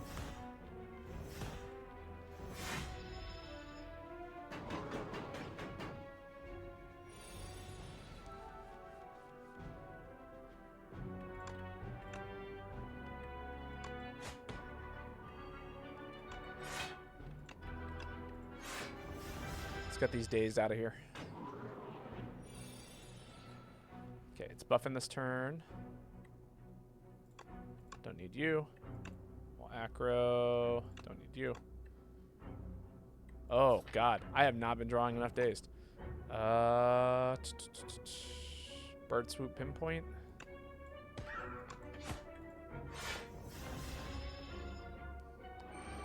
I feel like, oh, and then it buffed itself. So now it shuffles 2 dazed in my draw pile every time I hit it. I guess I'm going to get rid of the dazed. I kind of need to put some of these into play this turn.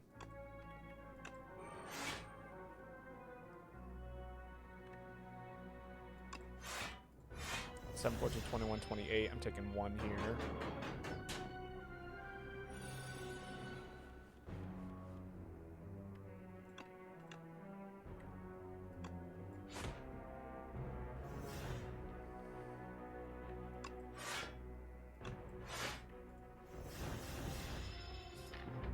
Ah, God, this is going to be a bad next turn.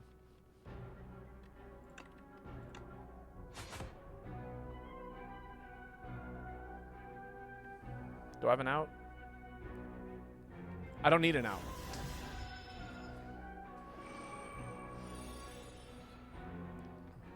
Okay, we're doing better now.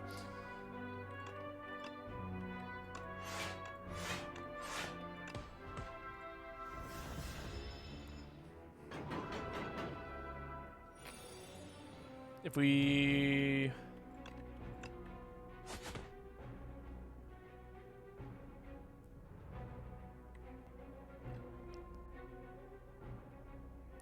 Do we kill here? 17. Yeah, it brings it right down to 20. And then we burn it fire potion. Good. Okay, that was getting kind of spooky. Pantograph. Sick. Strangle. Whenever you play a card this turn, this enemy loses 3 HP. Deal 10 damage. Okay.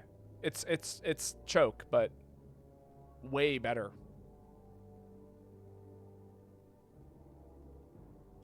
Prepared is nice. I like a prepared. I'll take a prepared. I'd like to get an upgraded prepared.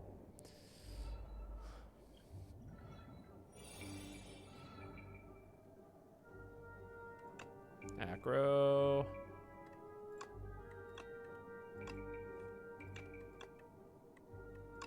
Backflip. What is this? Oh, it's going to summon monsters. Horrifying. Footwork, leg sweep, flechettes. Footworks, flechettes, leg sweep, and then shadow step. Yeah, let's do that. Footwork, flechettes. 3, 4, 5. Leg sweep. Shadow step. Deal double damage this turn to deal with hopefully all of that.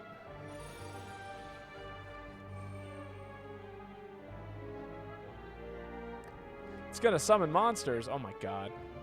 Horrifying thing. Okay, I have Defender, which means I get to click on Ricochet, which is kind of awesome. Yeah. Do this. Give ourselves shivs. Shivs do 8 damage apiece. Let's push 2 onto the tough egg.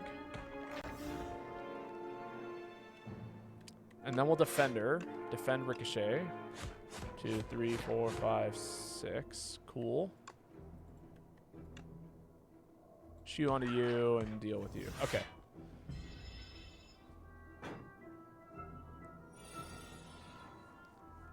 I feel like I made a good decision. I have no idea what it was going to do, but I'm glad I didn't fuck around to find out.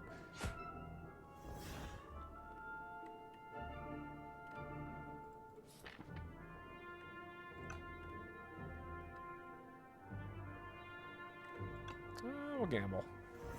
Cool. Get tracking down.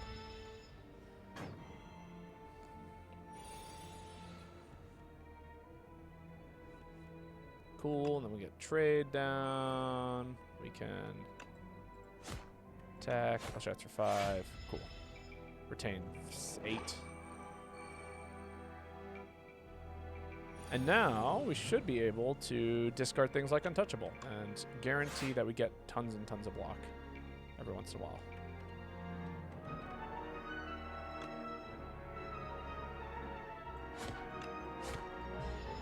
These are all minions, which means that they don't necessarily have to... I think I can kill next turn. Or there is a world where I get to kill next turn.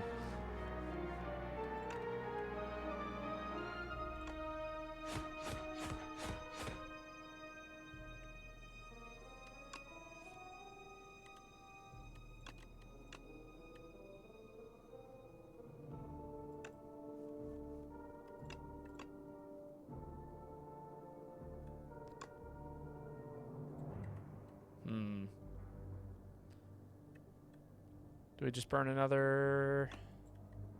I think I burn another fire pot. There we go.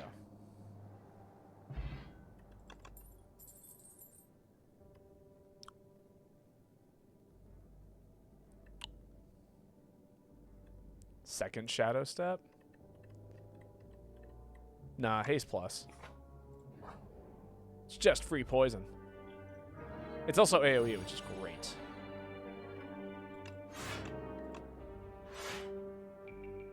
Cool. Prepared. Kill you. Meows. Pinpoint. Attack. Attack. Add more block. Cool. Literally drew no card draw that turn. That was sad. But okay, I guess.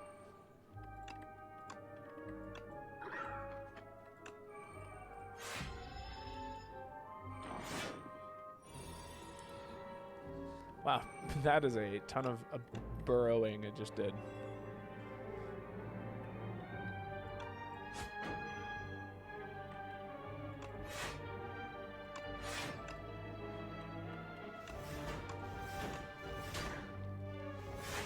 Oh, and if you can break its burrow. Cool. Honestly, at first I was like surprised they stuck with the original art style for this game, but the designs are so good. They are. Honestly, I'm kind of really happy that they stuck with the original art style, because it's just, yeah, it is just so good.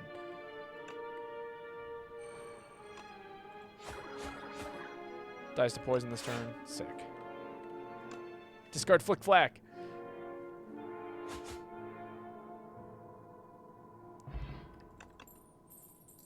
I don't know, subtle? Yeah, that's a good way of putting it. I take it. I grab a Piercing Wail for sure. All right, who's ready for so much money? 600 gold! And a Centennial Puzzle, which is great, because I was just... I was literally about to start complaining how I don't have enough card draw. And in a way, it feels dated, but they really sold me on it. I feel like, yeah, it could accidentally end up that way, for sure. Tracking.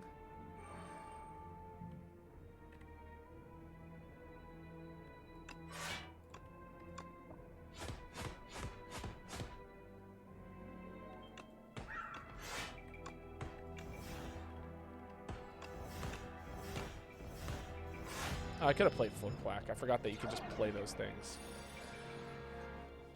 A what now? Excuse me?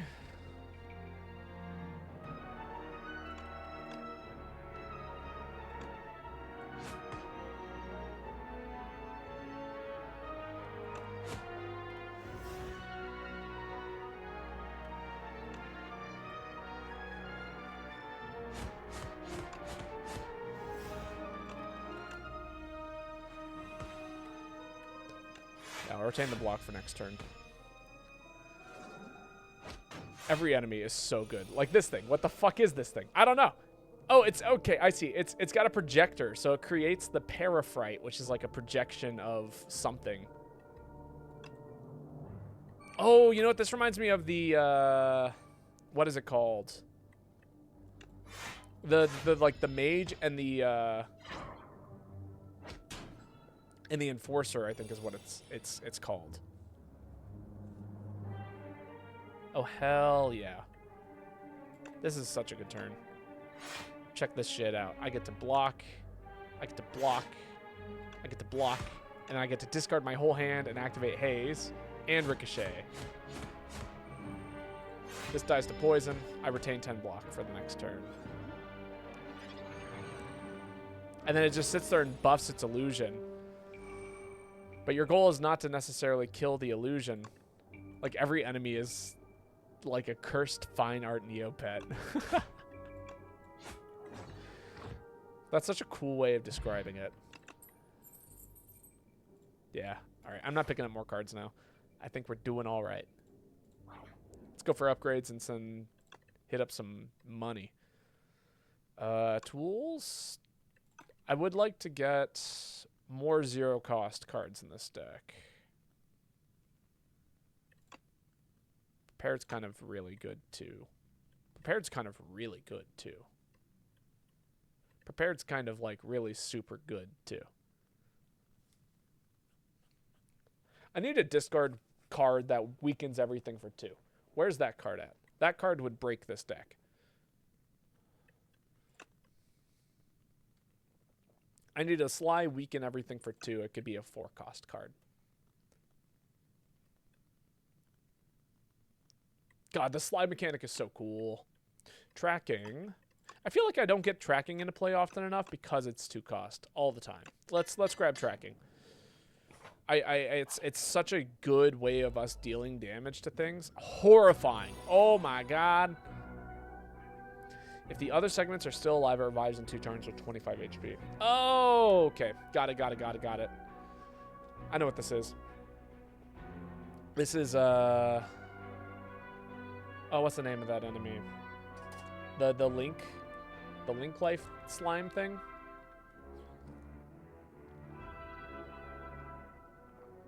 Alright, this is a good turn for Piercing Whale, too. Do that. Do that.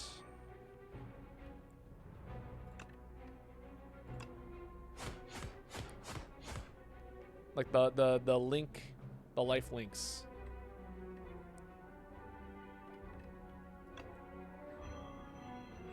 Okay, good.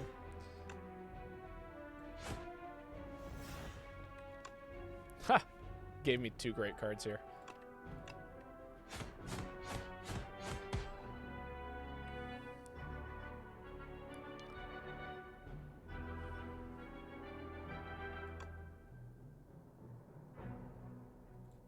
I want to put one of these in range of death.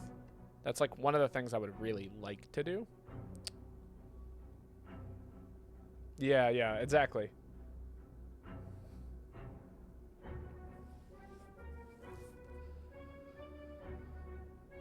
So, 14 here. Yeah. Blade Shiv, or Shivs, right? And then we'll just deal some damage to this guy.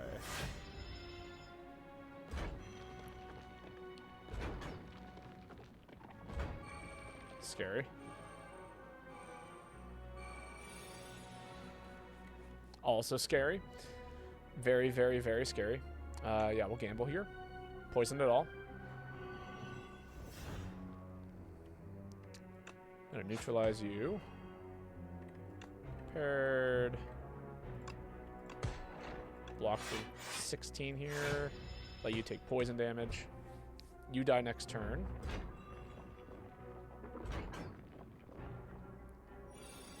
What did you say? I don't know what I said.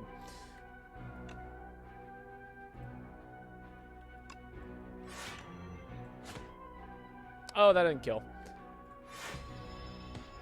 You die, and then you come back at 25. Damn. Thought I had you. The lifelink slime? Yeah. That's what this is like. Okay. Tools, defend. You die next turn, you're gonna come back to life. I need to do like 39 damage here. Sorry, 34 damage.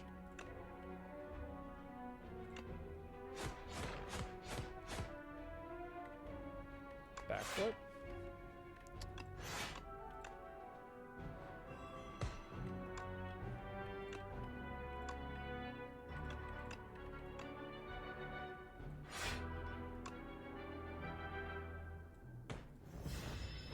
All right.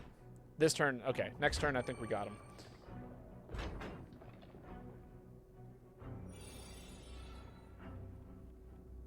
Oh, yeah. This turn we definitely got him. Bird swoop.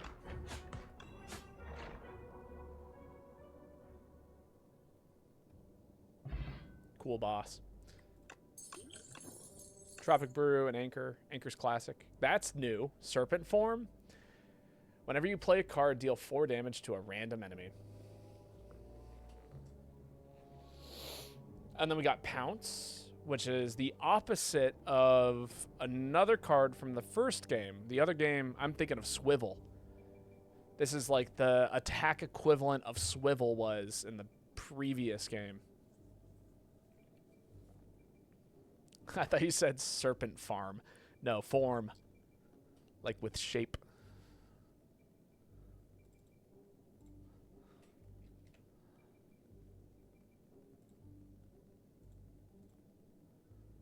But honestly, I think we'd take the Acrobatics. The Acrobatics is actually just better in this situation. Because when our deck is online, we're like pretty solid. This is obviously really good, but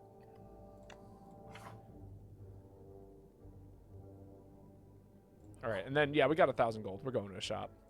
Talk to me. Enchant up to 3 cards with Adriot. Oh, gain 3 block. Cool. Cool. We got the Gold Axe. Deal damage equal to the number of cards played this combat. It's all right. Got another boat thingy. We got Tactician. Oh, okay. The discard engine has changed. I understand now. They gave cards a new thing and made unplayable cards playable from the previous game. That's how this works. Got it. Speedster's kind of neat here, especially with our current card draw engine. Because I got at least 2 Acrobatics, a Calculated Gamble. I don't get it. Okay, so like in the previous game, you would get a card like Tactician. It wouldn't have an energy cost, but it was marked as unplayable. You couldn't play the card, period. And it had the text, if this card is discarded, gain energy. They have now changed that. So now this card has an energy cost, and they've removed the condition that is unplayable from those cards. But they gave it a new effect, which is Sly, which is you play this card if it is discarded from your hand, without its cost.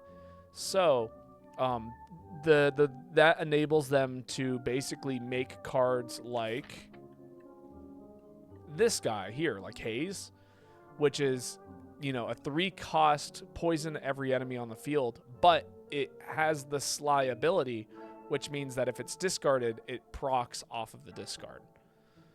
And so that was their fix to make a more adaptable deck, if that makes sense.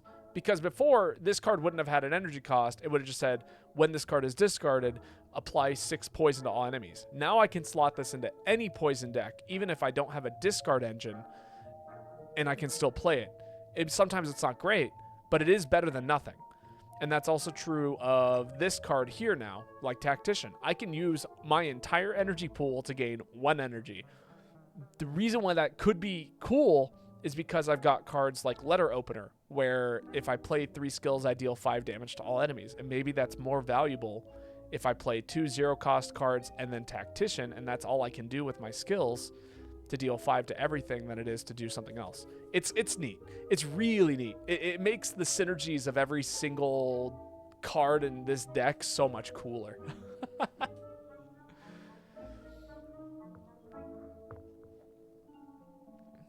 That being said, Speeds for Backflip is kind of cool. I might take this Horn Cleat. Healing's cool. Blood Vial came back, which I was kind of surprised. That's Fruit Juice. Neat. Shockwave became a card. Oh my god. Shockwave is no longer an Ironclad card, and it's sick. I think I grabbed Shockwave. Oh my god, because it weakens everything, which means all my attacks deal double damage, and then it adds another 50% of damage on that. Oh my god. Yeah, that's an insta-buy. Oh my god. Holy Shockwave. Get rid of another strike. I think I grab Backflip Speedster. Tactician? tactician, tactician, tactician. And we'll grab this. And then we can upgrade 3 cards with add block to things, which I'm kind of tempted to add to things I usually wouldn't. Things where I would need to play it and I don't get block usually, which for me is like the powers, right? Like that's a good. No, because I want to play them more often. It's things I want to play multiple times that I usually want to play every time I draw it. There we go. I'm deadass worried the increase in power level means the game will be really hard. I mean, honestly, the first floor felt really hard. I'm thinking like acrobatics, honestly. Acro's a good choice. Prepared is nice. It's a 0 cost and then gain 3. Honestly, on 0 cost cards, also fantastic. To gain 3 block on our 0 costs. I feel like maybe that's the move. Because I'm going to be playing them most of the time anyway. There's not a situation in which I'm not going to be playing my 0 cost cards. Except for maybe prepared right now, but that's just because it needs an upgrade. But like, neutralize, swoop, prepared.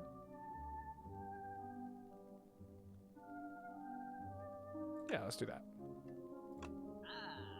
Cool. Anything else I want to do with this money, or should I save it for the next shop? I do want to get more I want to get rid of more things. And our one event. It's a second shop! Oh, he's only selling relics? Mango question mark. Raise your max HP by 3. Vulnerable, T said? Happy flower. Oh, are these like shitty versions of things?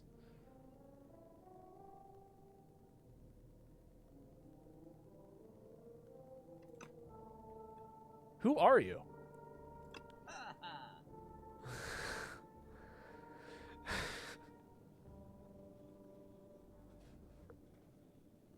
That's really funny. It is really funny. But honestly, I'm kind of tempted to take the fake anchor because it carries block through with the sturdy clamp in certain combats. But we got so much energy on the first turn. Tons of energy on the first turn is not as good as I would think. Honestly, I think the Happy Flower would be more... Happy Flower in the tea set. Although the tea set's just okay because the Hot Cocoa... We usually play every card that we can on the first turn, but...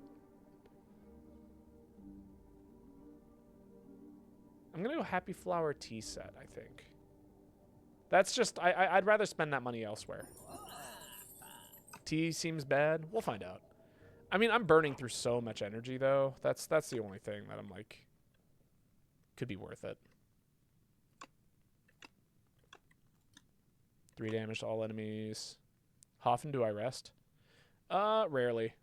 I mean, we've got, like, the equivalent of 9 potions. So I'm not too worried about dealing with this boss. If I can't beat a boss with 9 potions, I seriously fucked up. Also, I'm going to go use the bathroom real quick, so I'll be right back.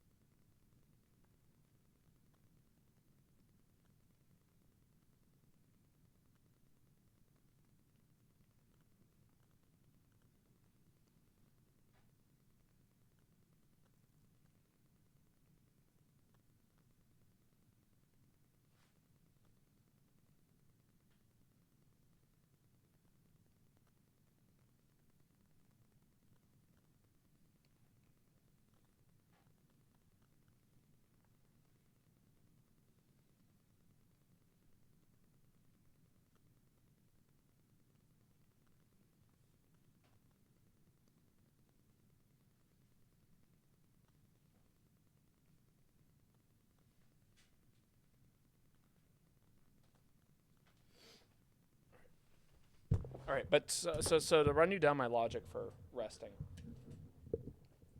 This is kind of like the mental checklist I've been doing as of late, which is first, I go,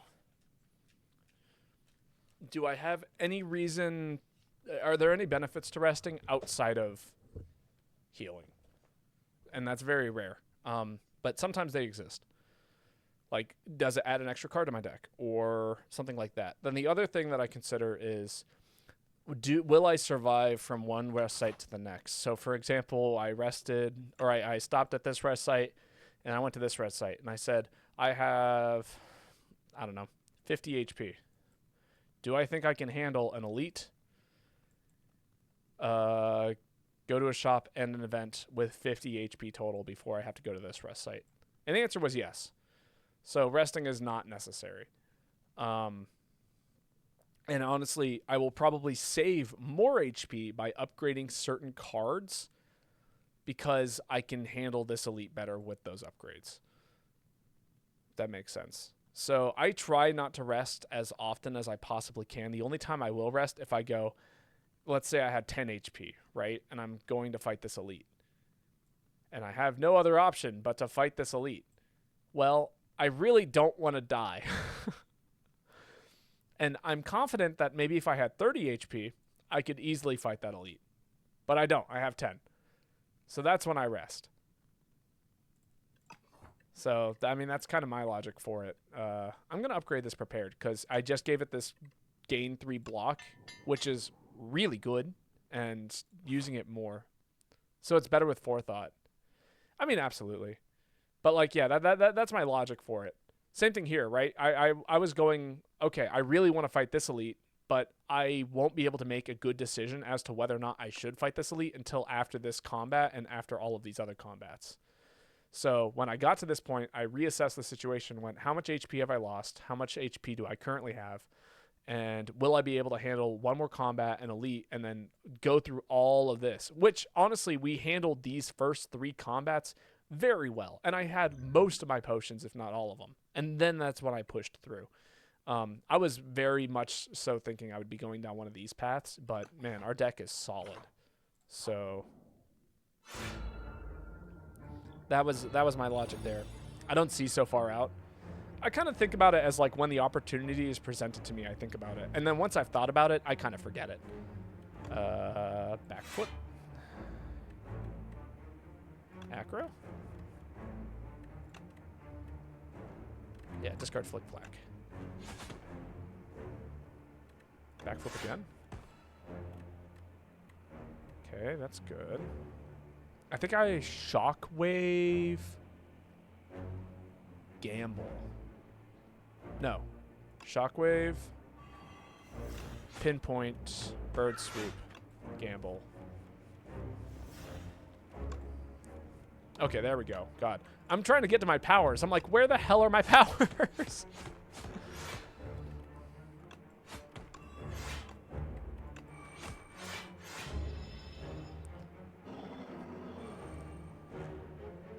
I don't know what these are. Frantic Escape. Get further away from the... Get further away. Increase Sandpit by 1. Increase the cost of this card by 1. Sandpit. In 4 turns, you'll be eaten and die. I understand. I now understand. Should have played one of those. No, I'm fine.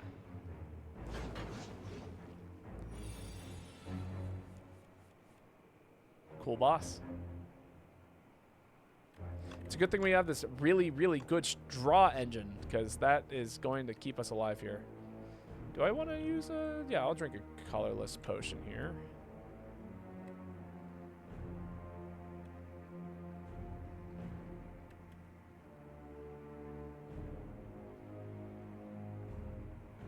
Do I have any bad cards that I wouldn't want to draw by accident?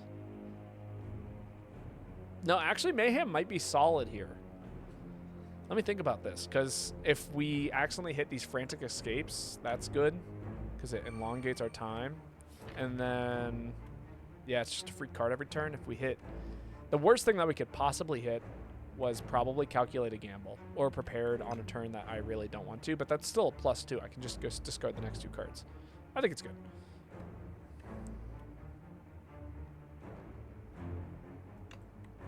We'll take some damage here.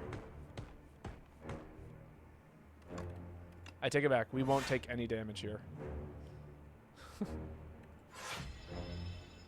Let's go discard engine. There's that tactician.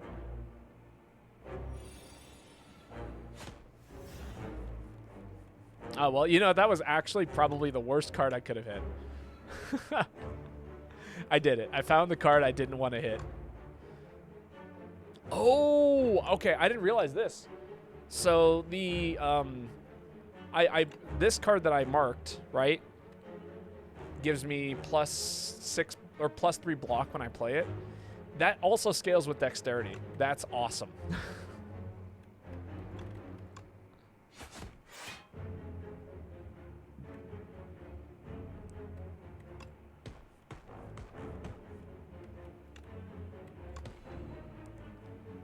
This guy's a great animation. I know, he's like, come hither. Come to my mouth.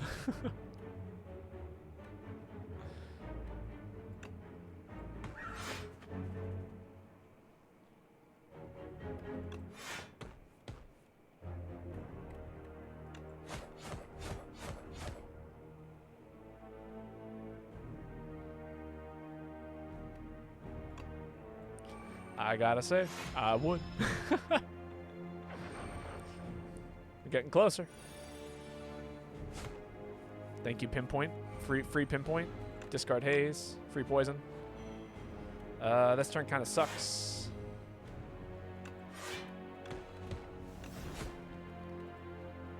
And I need to back the fuck off here in a second. Oh, good. Frantic escape for free. Cool. Tracking. There we go. I was looking for that.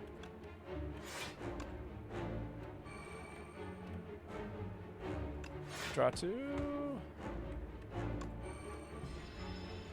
Keep backing off.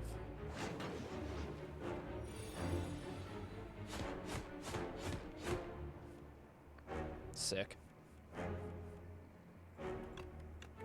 More poison.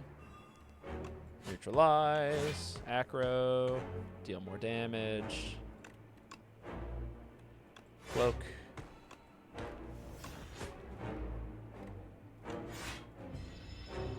I think we kill. I think we won.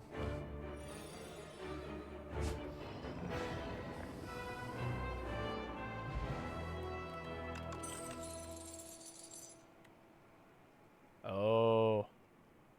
Oh, yeah.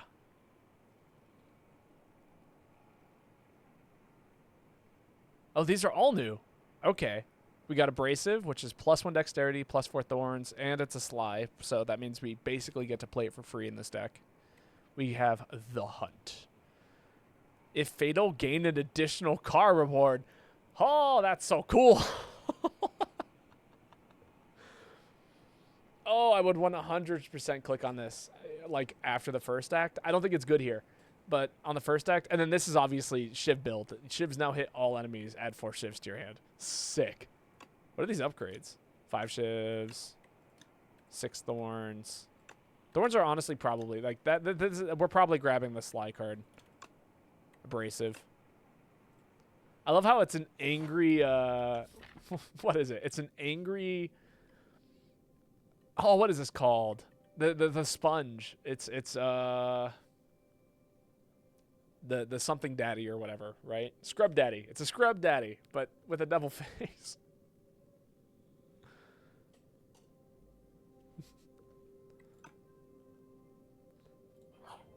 Oh my god. You're so right. I know I am.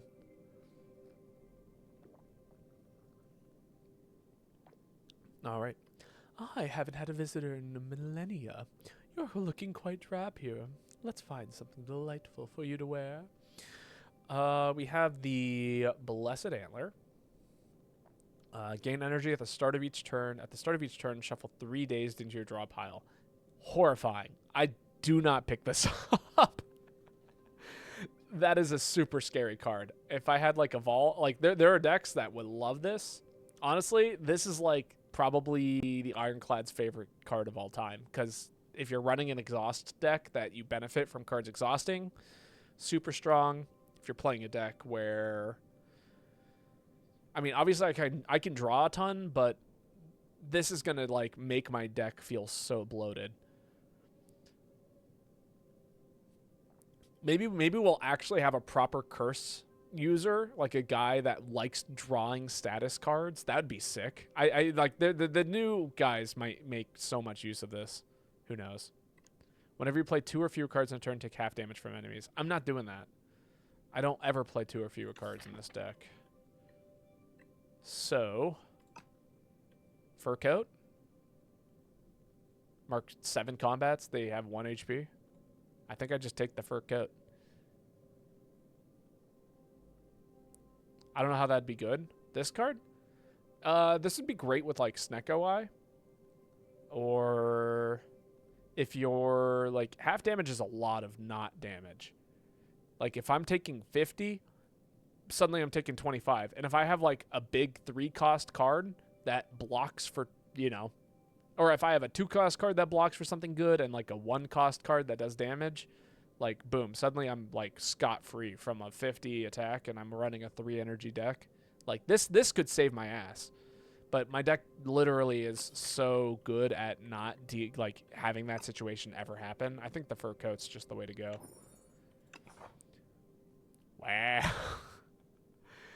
Wow. This row of enemies got fucked. It's hard not to want to go this way. But there's no shop.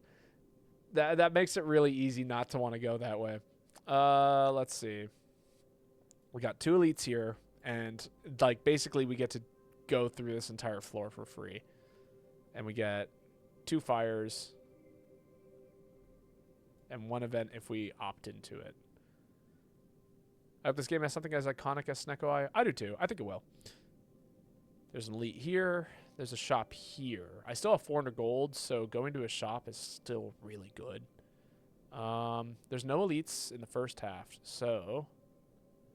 Ooh, if I go on the left path, I'm guaranteed a shop, but I'm not guaranteed 2 elites.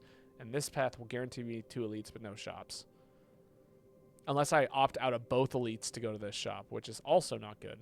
I think I only get to fight 1 elite here. And then, in that case...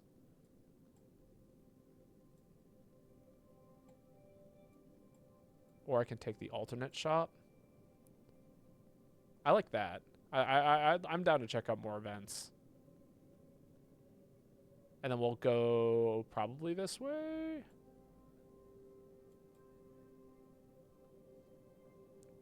This will be a very, very questionable shop.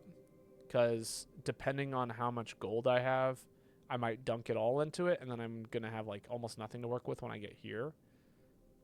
If that does happen, I could go this way. Okay. I like this. Let's start with this, though. Yeah.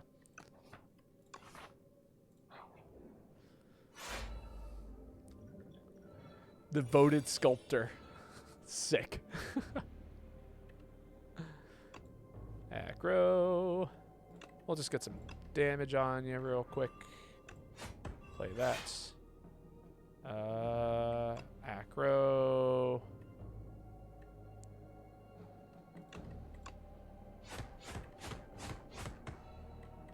Get you out of my hand. Meows.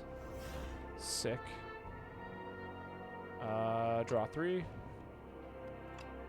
Double poison. Keep the pain on you.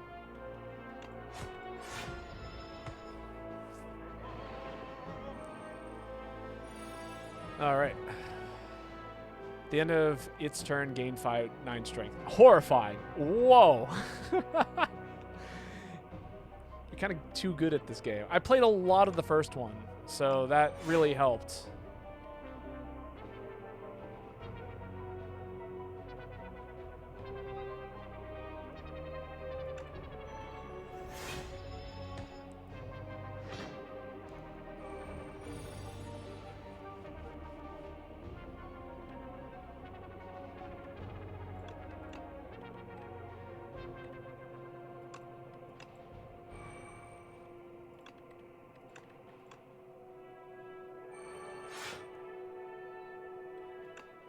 Yeah, that does 18 damage. A basic strike does 18 damage.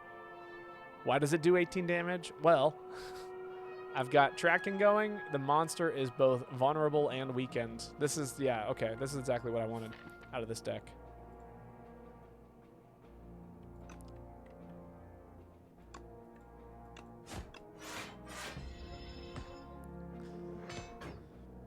But yeah, no, I'm well practiced in this kind of mindset logic. And since this is a new game, there's not anything that I'm allowed to... I feel like I'm not allowed to do anything that is automatic. And that's usually where I fail at this game, is I become too complacent in my ability to make good decisions.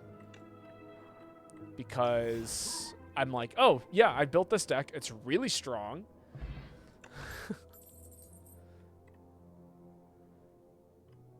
Cloak and Dagger's nice.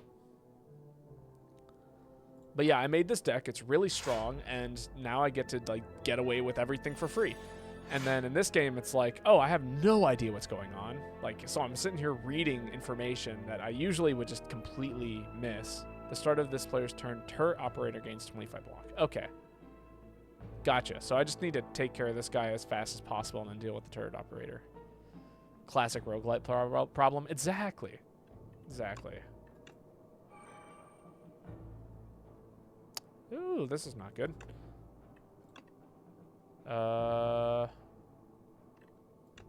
Shockwave. Good. Meows. Acro again. Ah, there we go. Touchable. Pinpoint for 51.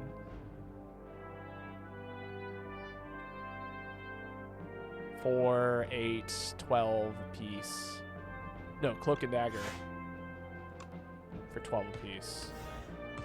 Pinpoint you for, yeah, 51. There we go.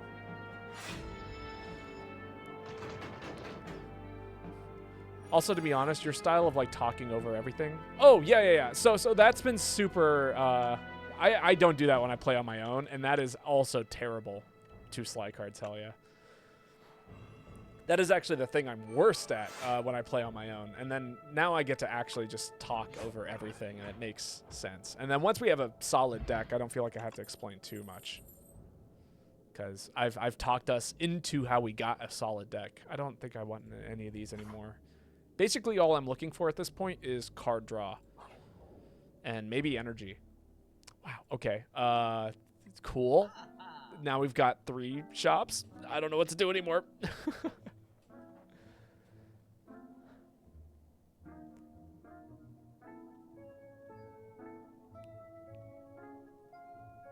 Oh my god, his music is a jam. Oh, I could listen to this song forever. It's so cool. It's so pretty. Oh, man. Okay, let's see what we want. Hidden Gem is kind of crazy. If replay does what I think it does, yeah, plays this card an additional time. So you would play in a card 3 times just the one time. What's its upgrade? Replay 3. Okay, cool. That's really funny. Bouncing Flask is a classic. Follow through. Deal 6 damage to all enemies. If the last card you played was a skill, apply 1 weak to all enemies. Oh, that's new. It's cool. It's cool. It's not great for what I'm doing. I definitely need to get rid of a card. We'll do that.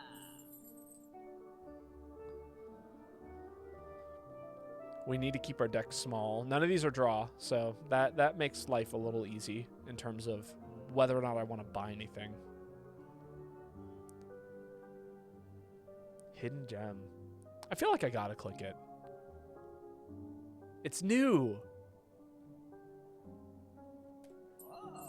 I wanna see what it do. All right. Well, now I'm presented with a new situation, right? Because I got that's another shop. Another shop. Do I want another shop at this point? I don't know if I do. What do I need to upgrade?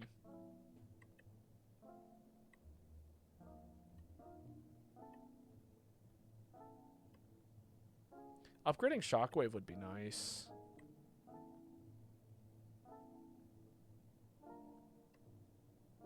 That would make it 5.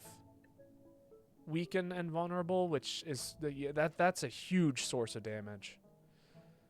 But I would still get to do that before the elite. I don't need it before the elite, I don't think.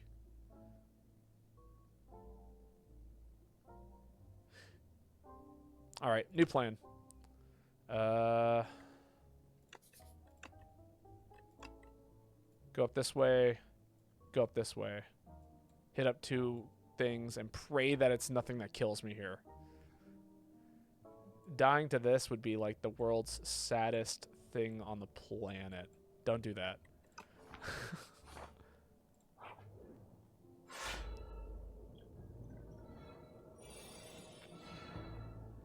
Cool. This is a fun hand. 10 something. It's gonna give me 10 status cards. Fuck you. That's insane. All right. Tools of the trade. Let's see what Hidden Gem does. Hits Blade Dance. That is horrifying. What do I even do with a Blade Dance that does that much?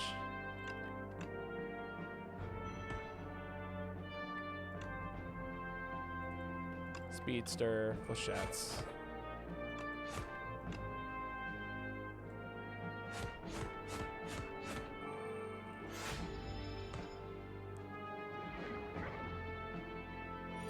That was a ton of slimes. Okay. At least they're slimes though. I can work around slimes. Flick flack. 14 block. Yeah. Okay. Now we got Weaken on board. You don't know what you're gonna draw, so you can't just pretend like you know exactly what's gonna happen in the future. That's a great tactician. Draw 4. Discard Abrasive. Play Meows. I'll let that dictate what it is I want to do with this hand. Oh, well, that was terrible. Maybe it's not. Yeah, maybe it's not. Maybe I play Bird Swoop here, and then I go with Calculated Gamble and see what happens. Crazy. Okay. Blade Dance is exhaust now. That's really sad. Yeah, tracking, prepared. Shockwave. Sick.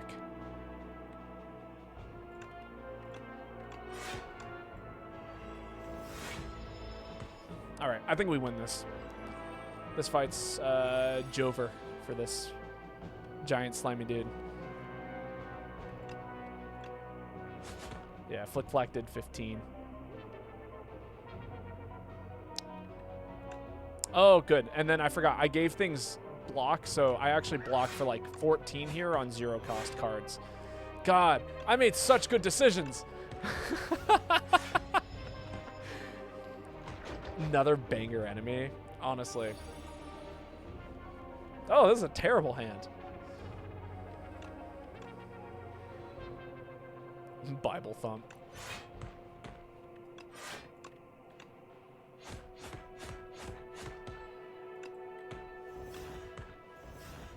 Yeah, just keep getting rid of slimes. This could get out of control so fast. Like, you have to be strong here. If you're not strong at this point, you are dead. You are so dead if this fight lasts longer than, like, 5 seconds.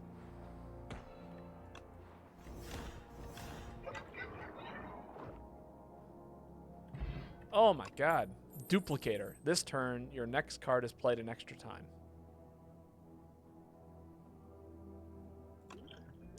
Got it. Oh, well-laid plans. I love well-played. Yeah, great card. The Babo Ego debuff could really stack up. It really could. This might be the last good run I ever have, honestly. Galvanized.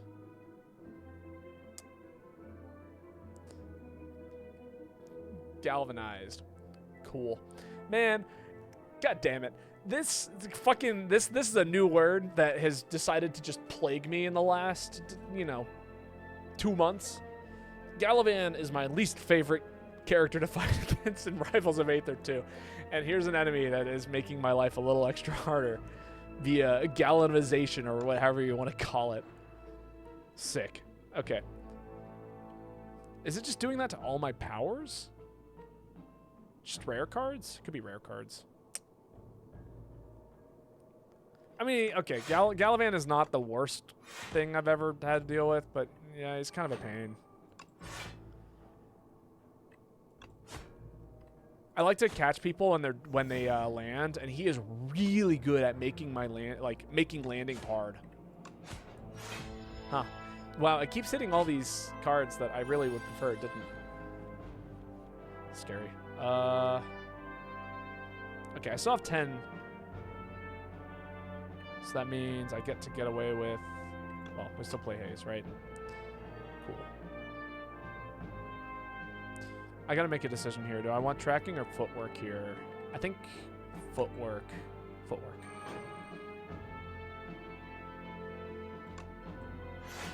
Yeah. Because we retain 10 block every turn, and as long as I can keep retaining block, then that means I can keep playing my cards for real. I hope Rivals does okay. I'm honestly worried since the layoffs. Oh, were there layoffs? I know it's fallen off since its release, which is the case with all video games. But yeah. No, I really hope it does well. It's such a fun game. Right, gain 4, take 6. That'd bring me down to 3. That'd bring me up to 7. And I can play defend. Or shadow step.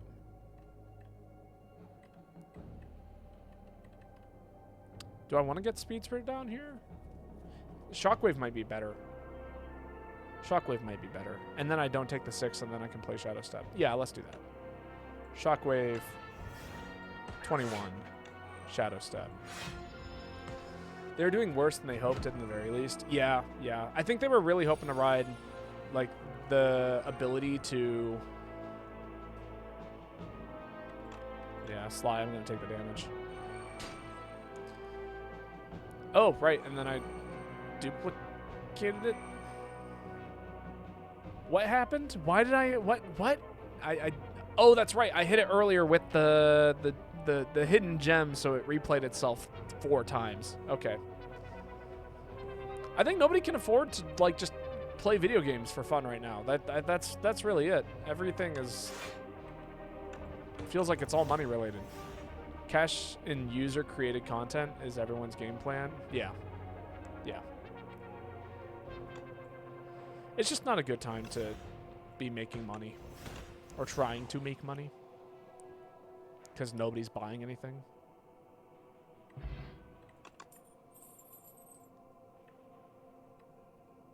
Blur's actually a pretty good card here.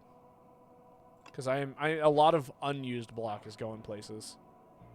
That'll be good late game. This or that. Arms suddenly jut out from a nearby hole, clutching a suspicious bag of riches and a clearly cursed relic. This or that. A scratched up voice whispers from below. I'll take the 6 damage and the gold. Curses sound real bad right now. You grab the bag, and as soon as you do, a third hand appears and clutches at you. After a frantic struggle, it releases. The arms and the hole have vanished. Sick. Well, if we hit another shop, right? So far, we're pretty high on the shops. Gremlin Horn? Great. Yes, absolutely. Fucking love Gremlin Horn.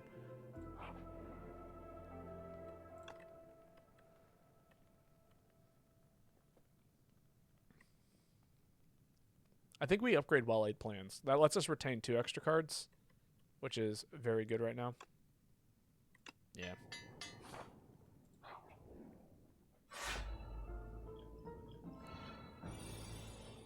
Cool. All right. This turn, just get down as many powers as we can.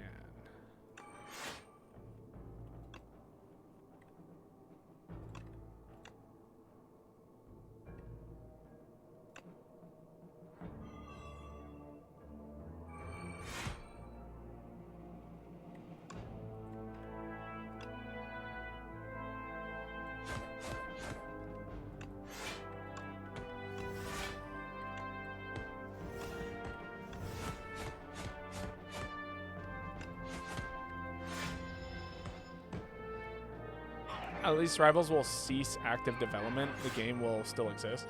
It's made it pretty far. I mean, again, I hope even that like doesn't happen because there's so much potential in that game.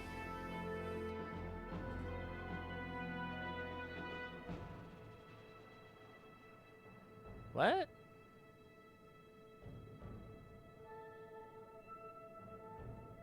Oh, it's stealing my dexterity. Oh, you gotta die. Like, now.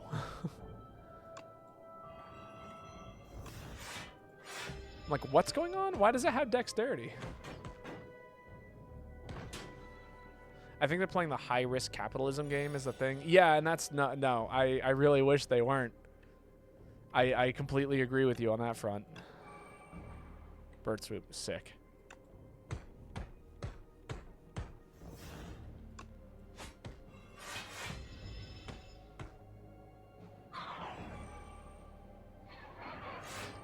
You're stealing my strength. You're stealing my dexterity. I understand now. I need to focus one of them.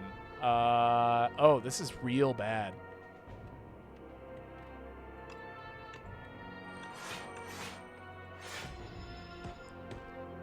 Yeah, if something doesn't die next turn, I will be using a potion. I get they want the game to be all it can be. Yeah, I mean, sure, but like... in this economy...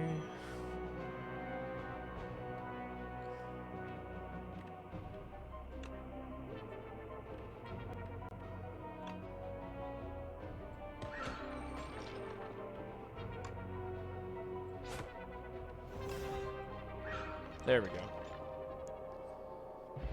Alright, that's a horrifying fight. I probably should have used a potion there. Hindsight. If anything, I'm worried it will push them to focus, to the wrong development focus. Yeah.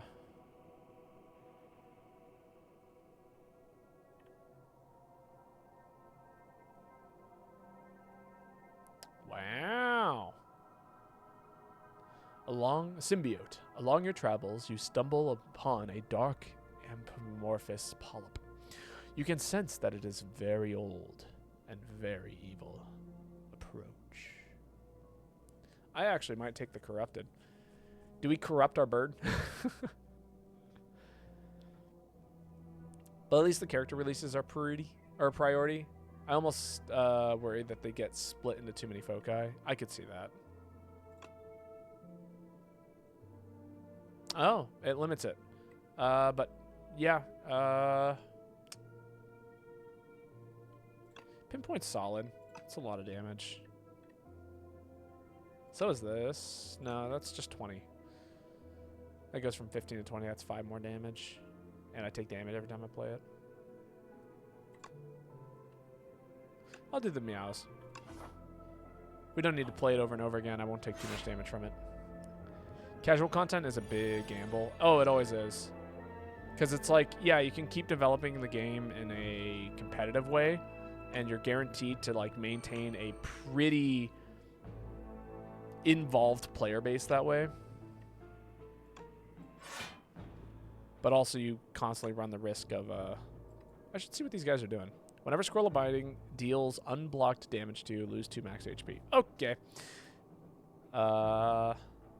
Yeah. Don't get hit by these guys ever. Ever. Don't get hit by these guys ever. In fact, I'm just gonna kill you outright with 40 damage. But there's no money in that. Well, there's a little bit.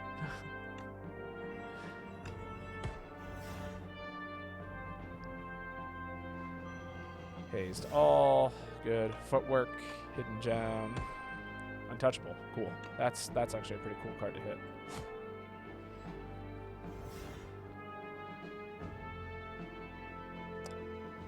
Oh, I don't have... Oh, wait, no, I've got prepared. Okay, cool. And then I can discard Tactician and Flick Flack.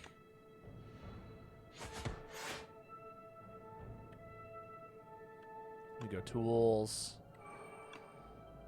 I'm going to swoop you for death. Pinpoint you for death. Play well-laid plans because I can, and then watch them all die to poison. My insanely controversial take is AI could save the game, but people are too dumb about that stuff. I mean, it could. But then you're like kind of weighing, do you want to save the game or maybe have a game that just doesn't feel right? I don't know. How do I describe it? It would suck if they had to use AI for the game. I feel like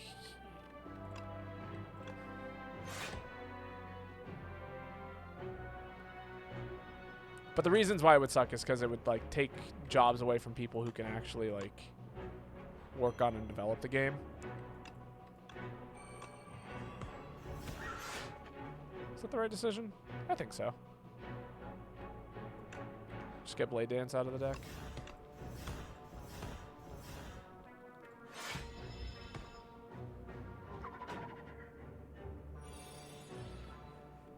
What's your deal?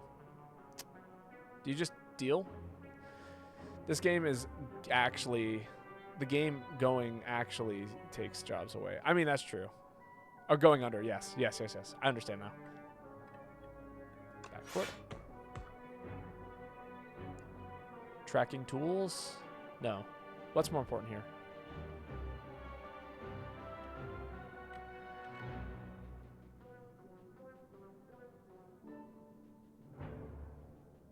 I think tools is more important here.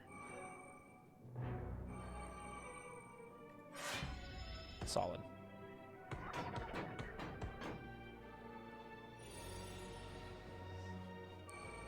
Good. Okay, I feel like I made the right decision this hand. Cool. Footwork.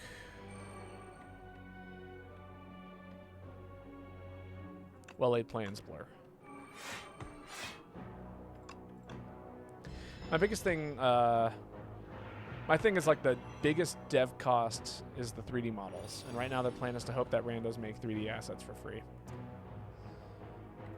If that, I mean, okay, if that's the case, I say, yeah, absolutely use AI as a tool in that regard to...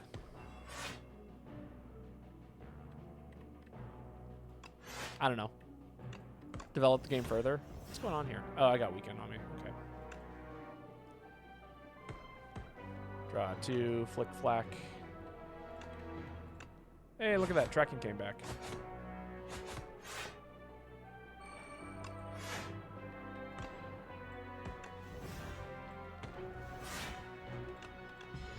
I think like that good artists could enforce a house style while expanding development. Yeah. No,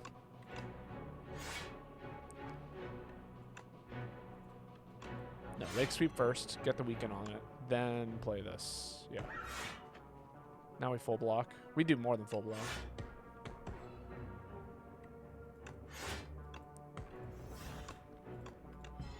Save these two.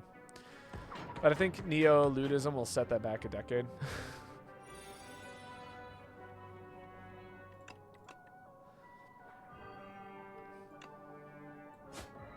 I didn't need to take that too. Wow, look at that. Gambling chip is so good. And yeah, we 100% take another footwork. All right. Now's the time where I would probably rest. Yeah, because most things that we would want upgraded are upgraded. Well, Tactician would be a good upgrade.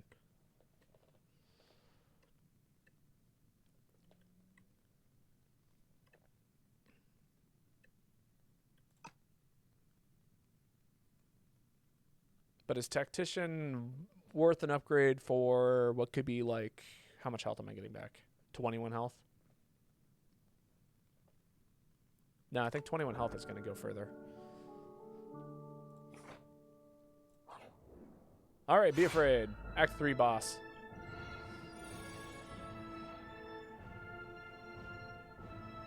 Don't really need Ricochet in this hand. Don't need you. Don't need you. Honestly, even pinpoints a lot. Ricochet procs. Flick, flack, procs. Cool. Yeah. Tools. Acro. Backflip. Prepared.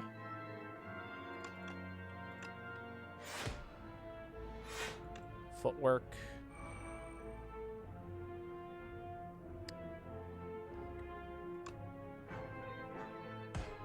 Okay.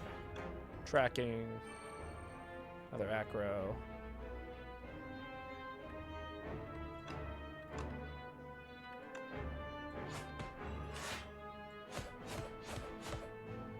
Oh, you're just a minion. I still feel like attacking you is the right decision here.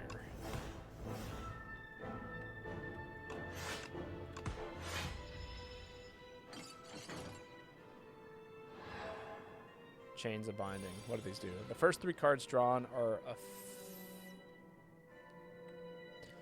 only one bound card can be played each turn. Cards unbound at the end of the turn. Okay. That's scary. So I can always discard one of them, because I'm only going to play one of the 2. I feel like Speedster kind of feels important here. I've already got 1 footwork down, so defending isn't going to be too difficult, methinks. Well. Oh my god, what the fuck?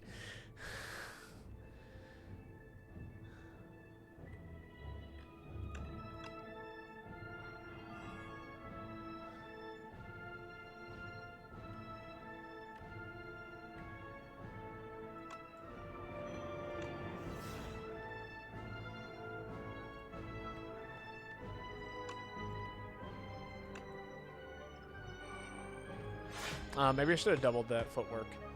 That might have been a good option.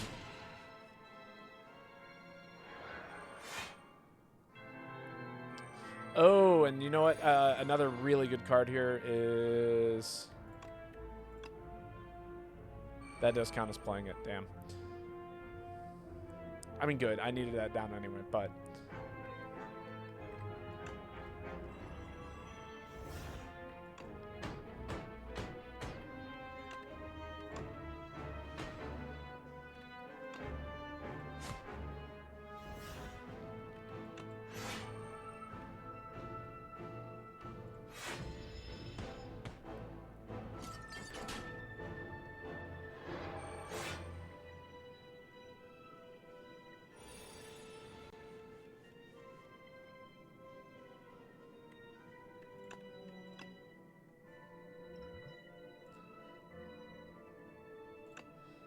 Yeah, I'll drink the buff potion here. Let's get rid of this guy.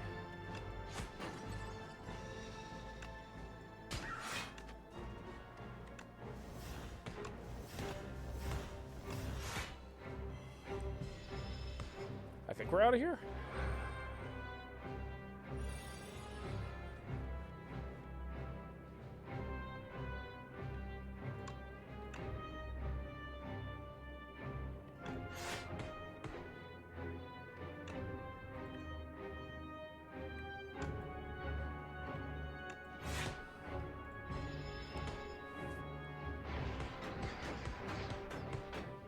God, what a creepy boss. All the shadow hands inside of it.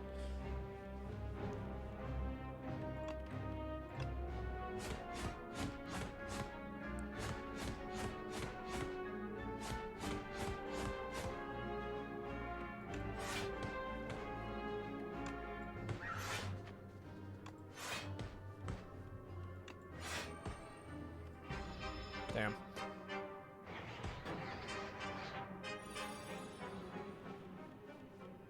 Alright, gotta play this while laid plans.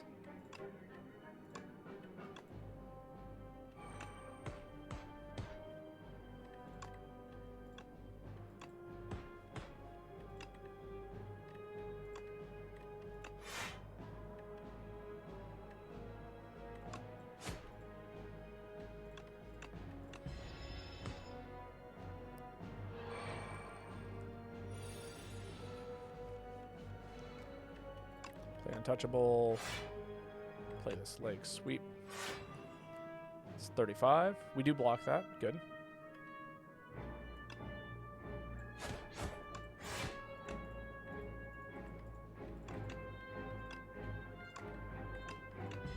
Okay, yeah, and it does wear off at the end of the turn.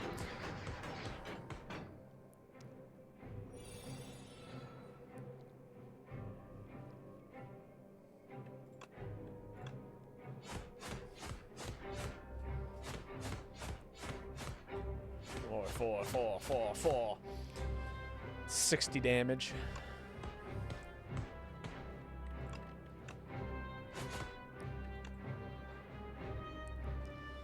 Fun.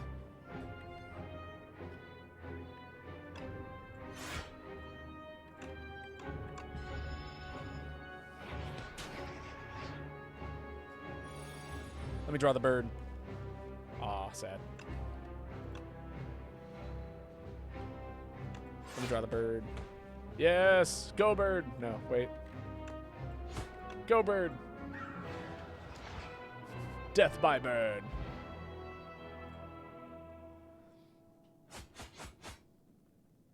Hello? Not even an introduction.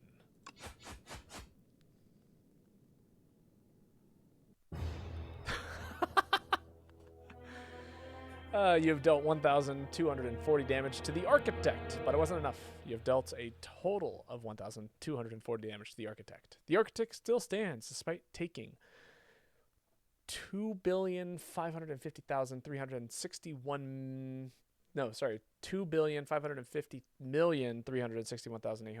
damage from all who have faced him. Wow, so the Architect is not down yet. This game is so cool. Look at all those level ups. Let's go check out the unlock page.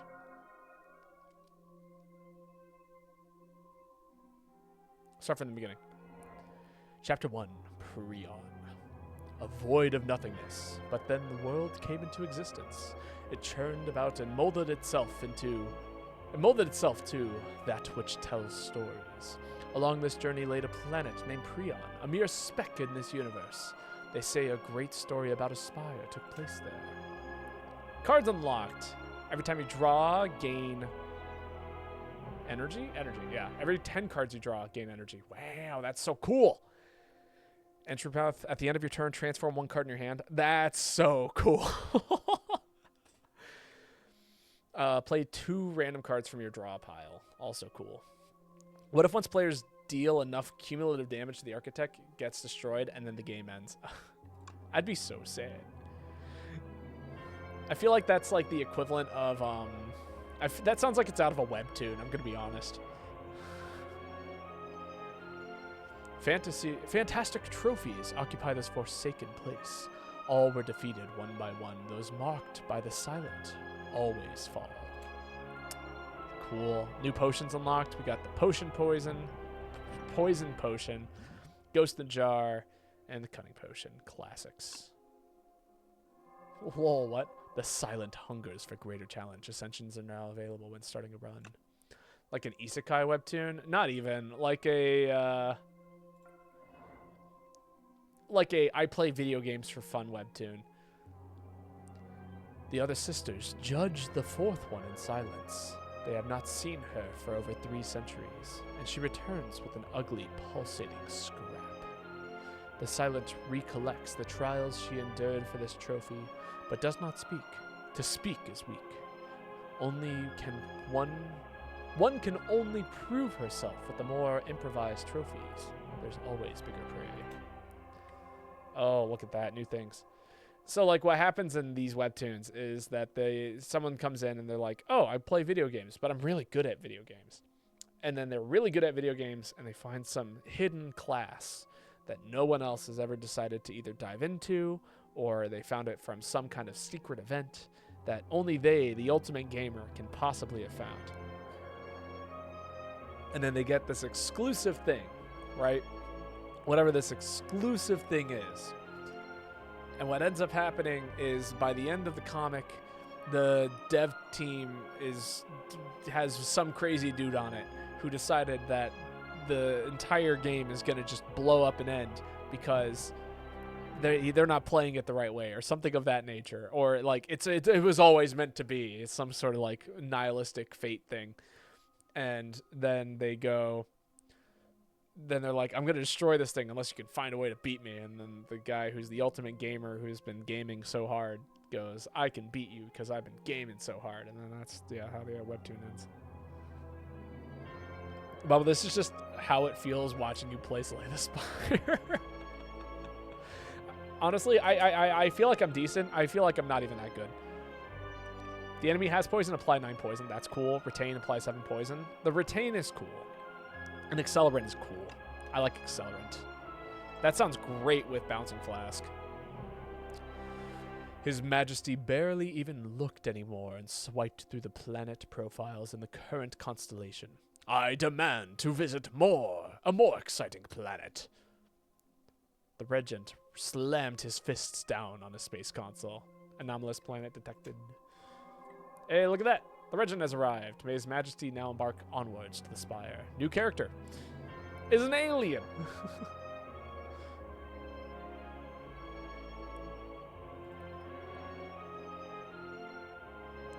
A sickness carrying a familiar scent courses through the silence veins. The heart piece is slowly killing her. The grotesque trophy is hurled into the ocean, but the blight has no cure. She will die soon. Classic relics there. Bandages, I think, does 4 damage every time you discard a card.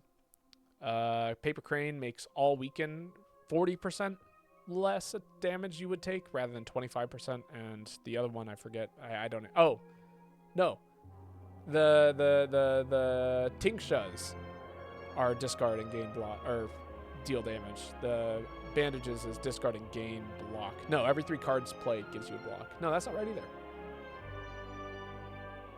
No, tough bandages is when you take damage, gain 4 block on the next turn for every damage. For every instance of damage taken. There we go.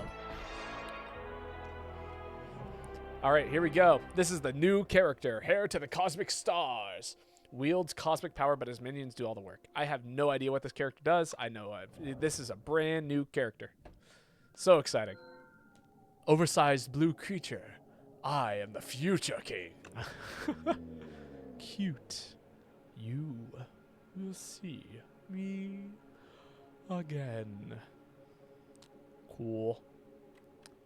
There's greed again. I think greed I can get rid of. Greed is cool, but only if you have a shop early on, which we do, and it's right before an elite. Is it on a path I would want to take? The answer is maybe. No, probably not. I don't want to go to 3 shops. Greed, I mean, if I were to go this way, this would be the greed pick. Go here, here, here, here. Right. But then I would see, like, literally 3 shops, and I would miss out on many, many nodes. Other options include, there's this path, which has 2 elites. That would be pretty fun. But there's no rest site between those 2 elites, which is kind of mad spooky. And then there's this side, which has 1 elite, but you get tons of upgrades. I think. Yeah, and I have to go to this shop. I have to go to this shop. And I have to go to this shop. No, I could go this way. I don't have to go to that shop. That makes this path almost interesting. So if I took the greed start, I probably wouldn't go this way. And I would probably, yeah, go through here, through here, through here.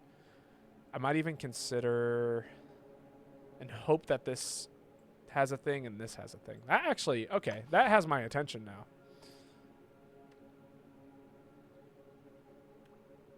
I'll pick up greed. Give me the money.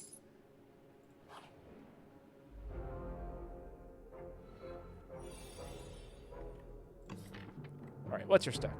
Falling Star. 7 damage, apply 1 weak, 1 vulnerable. Venturate. Gain 2 something. Are these like temporary energy that carry through? They might be. And then we have a whole bunch of strikes.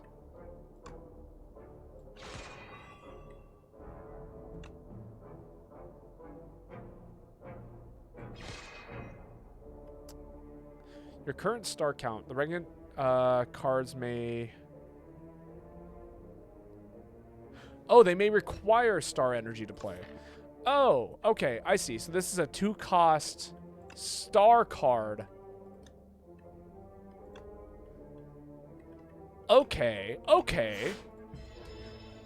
This is a you get 2 different meters to play with on this character. That's cool.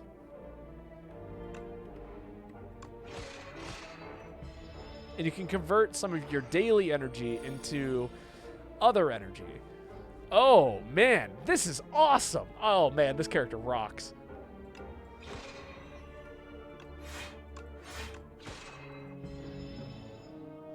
I was in the bathroom. Oh, my God.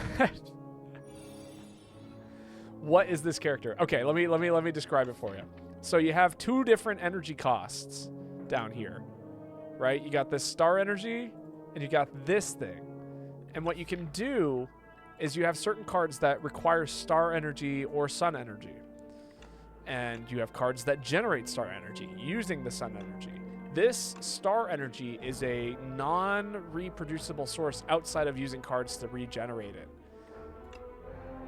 And then, so you want to you want to generate this resource to play stronger cards that use said resource. But you do that, I'm not sure how you do that entirely yet, but that's kind of the basic mobility aid. Oh, so he is, he believes he is the king. He is prim and proper and an alien from the stars, here to conquer this world, I think is his current character motivation. So he uses his little minions to get around as I carry him on his throne, and he does no work ever.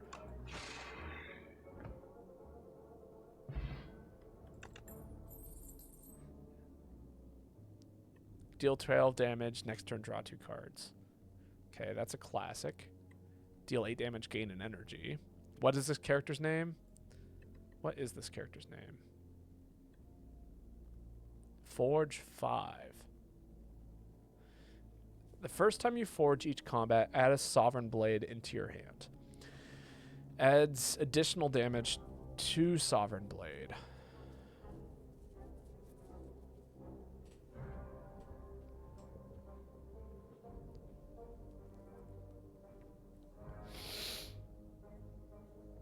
Yeah, I don't remember his name.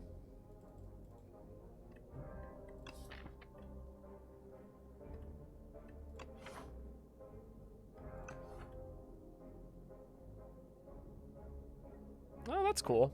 At the end of this fight, you will fight the kin. Have I fought the kin yet? No. I like this idea of playing with the energy source. This would be a good card for energy source stuff. This seems like a very specific build. Like you would want to go into the Sovereign Blade build, where you add Sovereign Blades into your hand, and then you just keep forging them to make them stronger and retain them until you need them. And the Guiding Star is just a big energy cost. I like resource management. We'll play with resource management, given the card I got.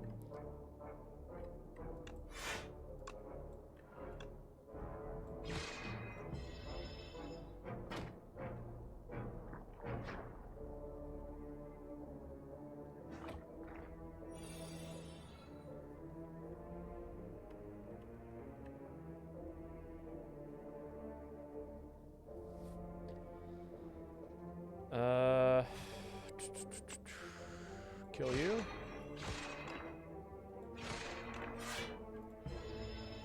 Yeah, take 3. Yeah,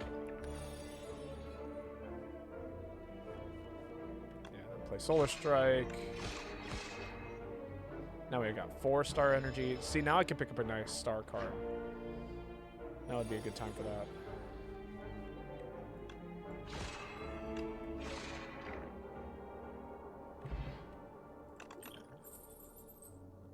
Like Crescent Spear. Deals 6 damage, deals 2 additional damage for all of the cards that have a star card cost. This also looks really good. Gain a star and draw 2 energy, or draw 2 cards. Although I am kind of slowly, I do want to build into this. So this would actually scale with the build, which I kind of dig.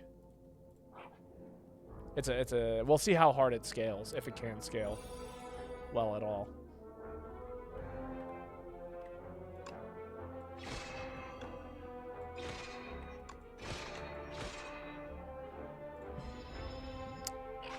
Damn, just take 9.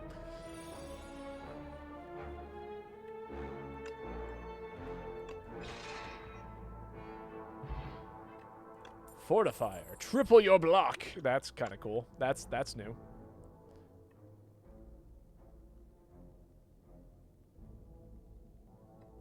Glimmer. Draw 3 cards, put 1 card from your hand on top of the draw pile.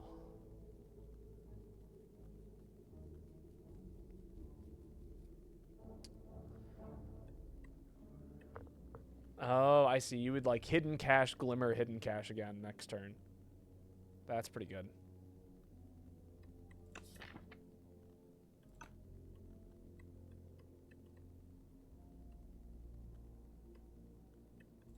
I'll take a Glimmer. It seems like a good form of card draw. And now we'll get to look at a bunch of things.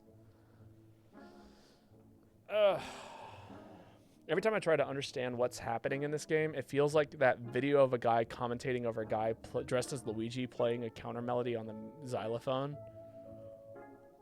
Guy commentating over a guy dressed as Luigi. Oh, you know what? Okay, I have a perfect video for you. Let me pull this up.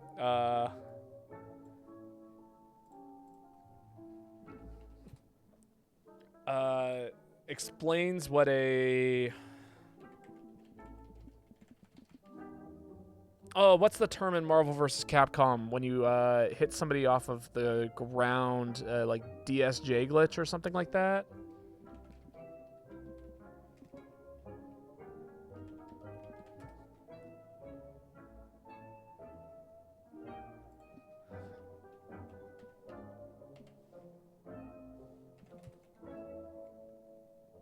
Ah, here it is. Yes. What? This is it. I found the video. Check this out. This is for you. Can't wait for this to fully come out. Love the first game. Oh, it's so good. The early access is so good. This one. This is how you're feeling, Kai. Check this out. What is the HC glitch? That means you can do a combo into another combo with a super, but that combo is not landing any combo. But when he knocked down, it's still a combo. You understand? Hell no. What the fuck is that called? There you go. Is it still in pre-release? It's early access. My brain. Scrambled like an egg. Wait, one more time? Okay. For you. Here we go. Chris Hugh explains the DHC glitch. What is DHC glitch? That means you can do a combo into another combo with a super, but that combo is not landing any combo. But when he knocked down, it's still a combo. You understand? Hell no. What the fuck is that called DHC? There you go. DHC glitch. So it's a combo that should result in a non-combo. But because you super off of the hit on the ground, so DHC means to like hit somebody when they're downed. Wait, I think I get it. Yeah. Does the game not consider it a combo? Yes. Yes, that's basically it. It resets the combo. It's a reset. It's a true combo reset. That sounds like an average Yu-Gi-Oh! Deck game plan. It probably is. Enchanted attacks deal 9 additional damage. Super cool. Enchanted attacks, from what I understand, are pretty rare. That's cool. No, it's never mind. Well, it's cool-ish. Collision course adds debris in the hand. Exhaust. Okay, cool. Marvel is the Yu-Gi-Oh! Of fighting games. It really is. MK9 players game, but in Marvel vs. Capcom. Equilibrium. Gain 3 block, retain your hand this card. Oh, that became colorless. Cool. Sick. I dig that. The Gambit. Gain 50 block if you take unblocked damage. This combat, you die. Oh, that's so funny. fucking love the Gambit.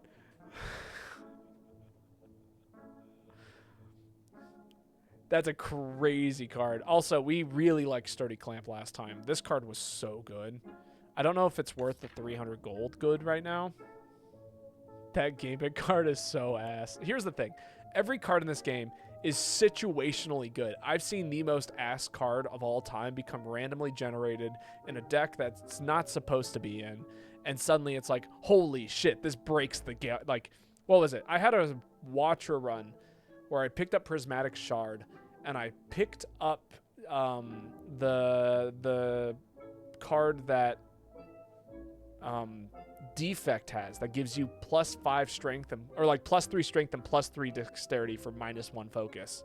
And I'm like, so this breaks the Watcher. I have 4 energy. Every time I play this card, I gain like exponential, like my growth is insane.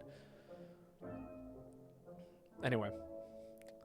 It's not ass if it saves your ass. That's true. Yeah, you don't have to play it. You can just play it when you need it. That's also true. Know thy place. I feel like I pick up Guiding Star? Maybe? I need damage. Do I need damage? I need damage, and it scales Crescent Spear. I'll pick it up. I can still afford Sturdy Clamp. Or I can get a remove too. Yeah, let's get rid of a strike. And I'll grab Sturdy Clamp. Sturdy Clamp was so nice to have last time. Alright, that means I am going to be in a shop that's almost worth nothing. Wait, it's 0 energy? I eat my words. Lol. Look at how fast they backpedal.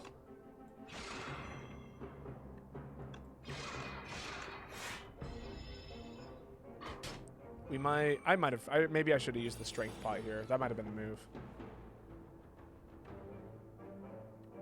It's not too late. I could still use the strength pot here.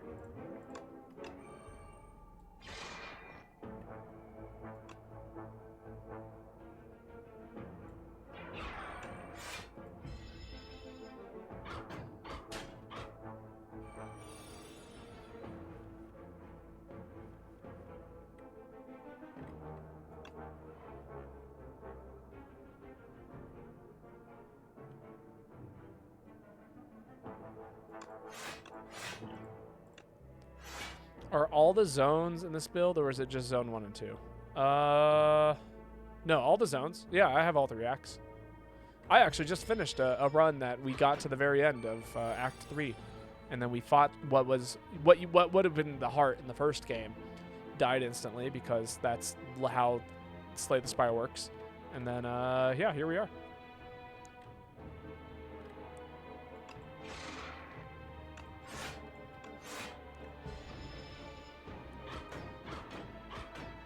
That's a scary boss.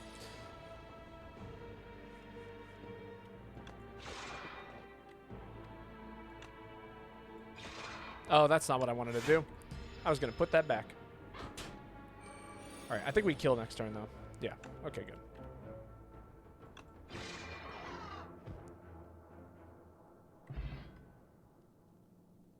That's way better than Slay the Spire 1's early access. Yeah.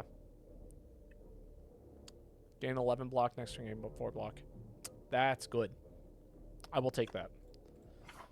Especially with our current thing. All right, and then let's see if we got any good upgrades here. Definitely want to upgrade. Confident that we'll make it to the next site here. Oh, that's nice. Oh my god, I did not see that button. So good. This might be a solid upgrade. 3 additional, that could also be good. That is a lot of extra attack. That's like what? 1, 2, 3. No, 2. That's like 6. That's 4 extra attack. It's not great. Solar Strike is solid though. Yeah, let's upgrade Solar Strike. Generates more star energy, does a little more damage. All good things. Get to fight the wandering spaghetti monster.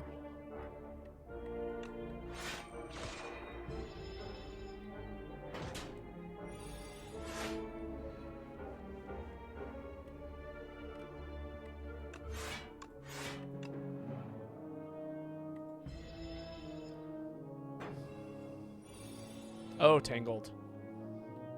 Classic. Oh, it costs an additional energy. Okay, that's way better than what Tangled used to do.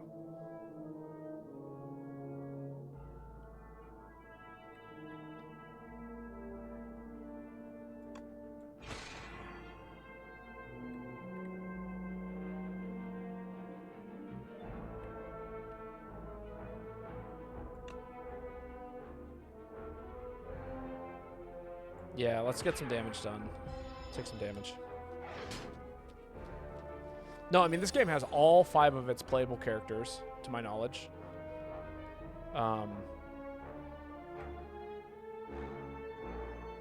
Like, yeah, no, this game is in a great spot.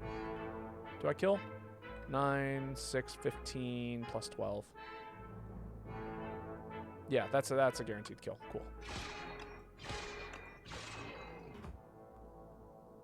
Sick.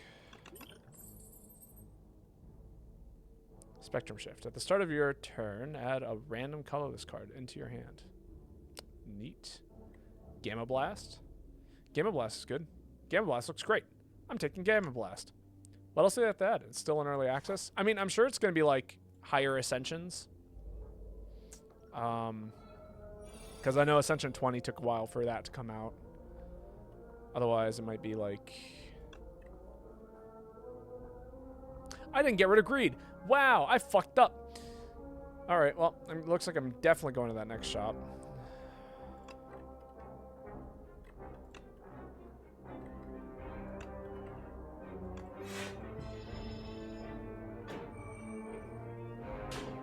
I'm sitting here going like, man, it's in early access because it's just illegal to release a game in 20. You're right, that's exactly it.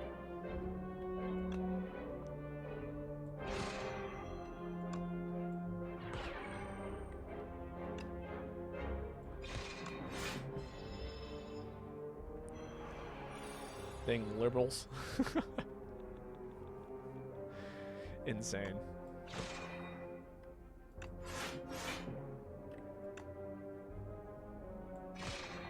Yeah, and that gives us 3 carryover energy. We do have Lizard Tail. That's nice. I forgot that I picked that up. I really wish that we had something better than Lizard Tail right now, but it's solid.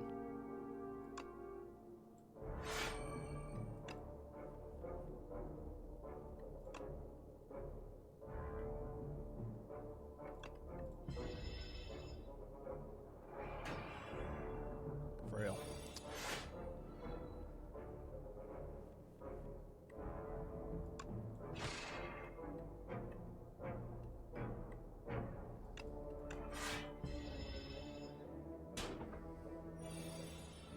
No, it is a shame that we don't have, yeah, that is the case, that games just can't be released anymore. But, oh well, what's one to do?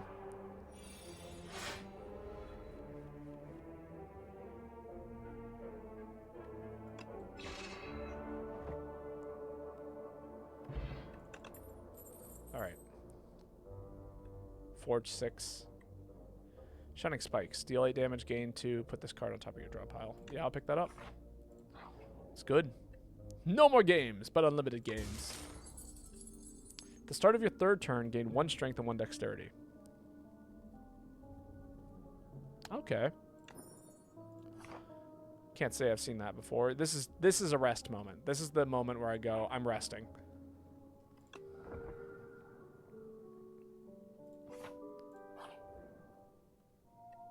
We got to get rid of this other thing in it. I as much as I would like to maybe pick up this, I don't know, fish oil. No.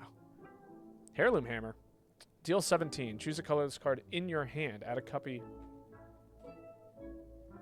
Oh, okay. Okay. I don't have colorless cards, but that's really cool. Guards transforms any number of cards in your hand into minion sacrifice. Minion sacrifice, gain 9 block, exhaust. Don't forget the curse card. I won't. I won't. I wish it didn't sit at the bottom. All right, I understand greed. Greed is just mad scary. I put a very mad, scary card in my deck. You can't get rid of it. It's in there forever. Wow, I just like bumped my ascension up to 10. That's how that feels. And it doesn't even get rid of itself. That's the problem. Like, at least Ascender's Bane got rid of itself the first time you drew it. It doesn't even do that. Oh my god. I have put a wound to my deck permanently. That sucks.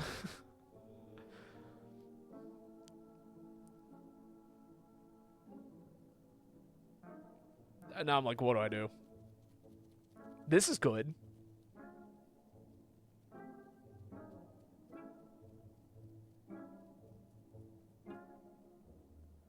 Preying on blue candle. God. Well, I still might exhaust it, get rid of a card. Oh, no, there it is. Oh, my God. No, wait. Yeah, okay, it's not there. Is there anything I do want to get rid of here?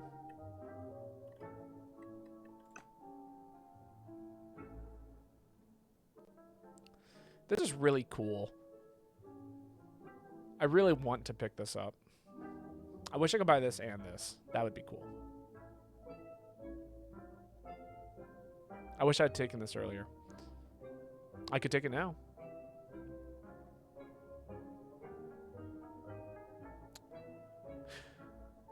Actually, this is my solution. I'm picking this up. So, I have a reason for that. Random in this game is kind of stupidly good.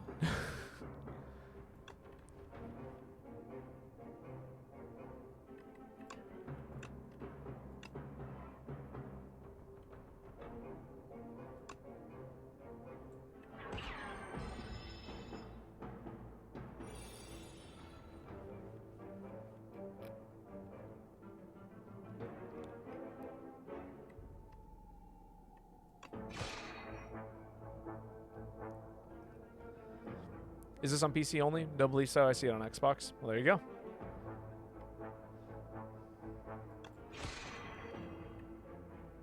Yeah, we'll gain 2.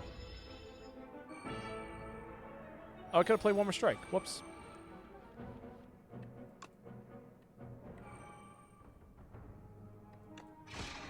Yeah, let's keep the volume going.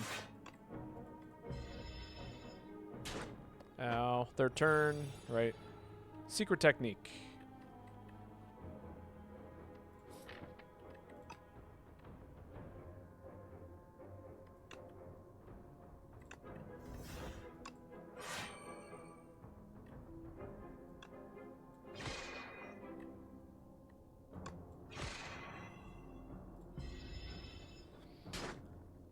It took Humble Games a while to bring Slay the Spire to consoles and mobile. It did. Oh, you don't see it on Xbox, yeah. But, I mean, it's not a very heavy PC game. Like, this, you could probably run this on your laptop, no problem. If I'm being perfectly honest.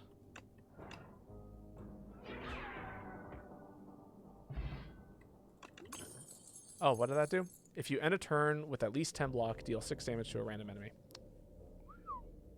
Wow. And that is a big card. Deal 5 damage, forge 5. Forge an additional 5 for every other time you've hit an enemy this turn. Interesting. Gain 7, add a random color card to your gain. Oh, that's also really good. 7 block. I do need block. And now that I have this, that'll be even better. If I had one, fair.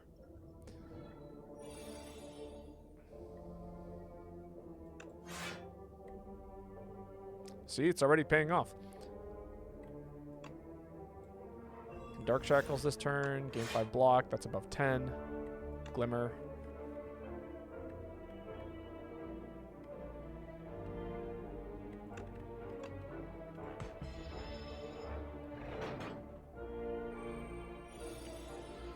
Glimmer is so good. Oh my god.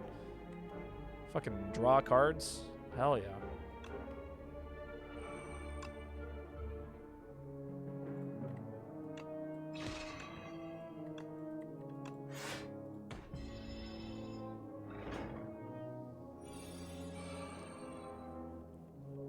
Get that out of the deck.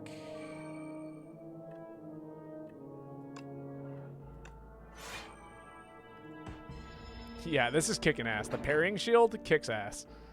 This is great. And it works with this because then I get to do things. Gain additional 5 defense from block cards. Yeah. Hell yeah.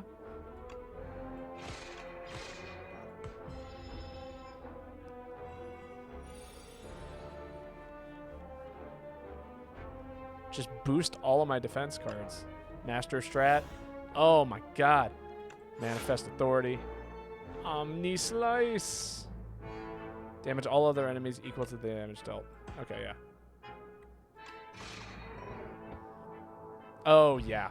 Yeah, that was... I regret not picking that up earlier. That is so good. Parry. Whenever you play a Sovereign Blade, gain 6 block. We don't have any Sovereign Blades, so that's useless.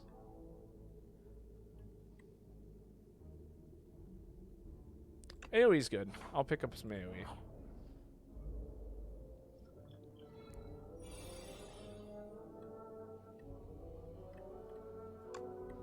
It's a bit of a slow start, I will say that.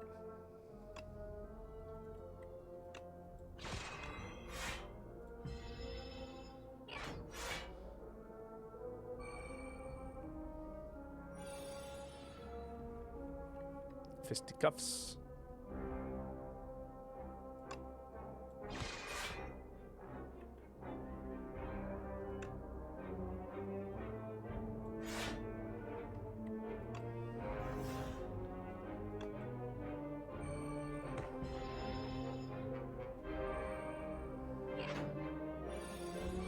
Alright, defend cards are good. Deal 7 damage. Choose one of 3 cards in your draw pile, add it to your hand. Cool. That's the kind of card that literally can only exist in a video game. And that's kind of cool.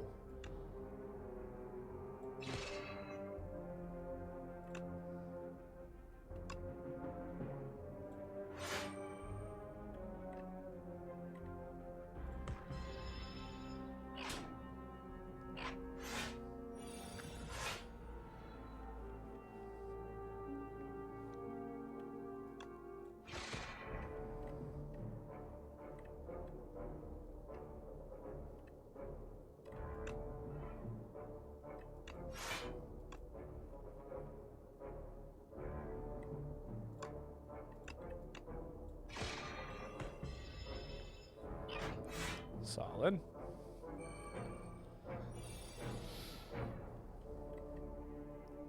Ultimate Strike. Do I kill this turn?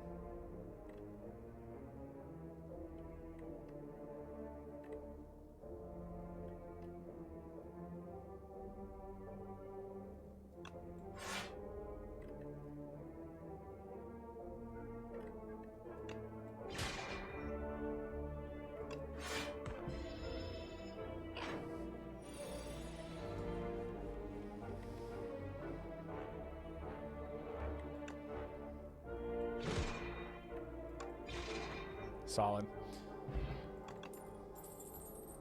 Guards. I'm okay with guards.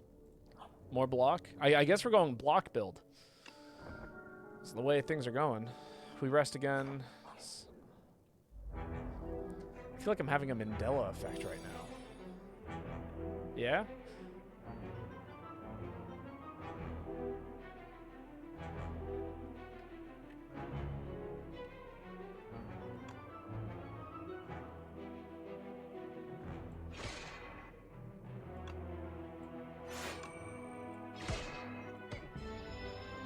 That's a good first turn. Store 2 energy. Next turn we draw more energy. Ow.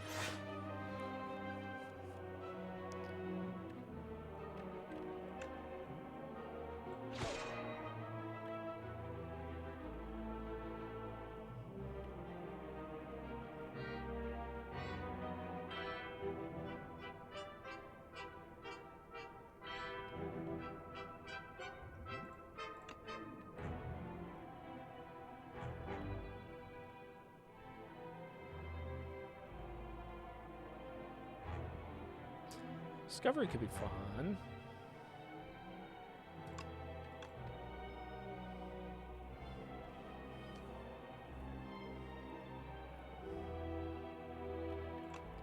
Yeah, I can kill an enemy. Cool. So much energy.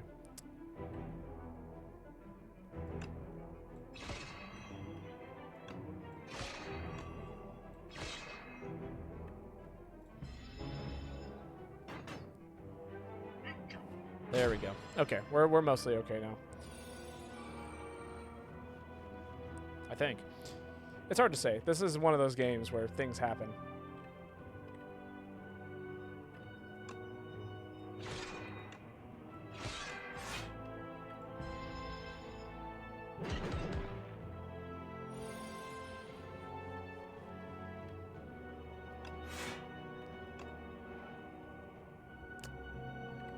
Interesting. Also, I'm noticing I have not drawn Spectrum Shift. There it is.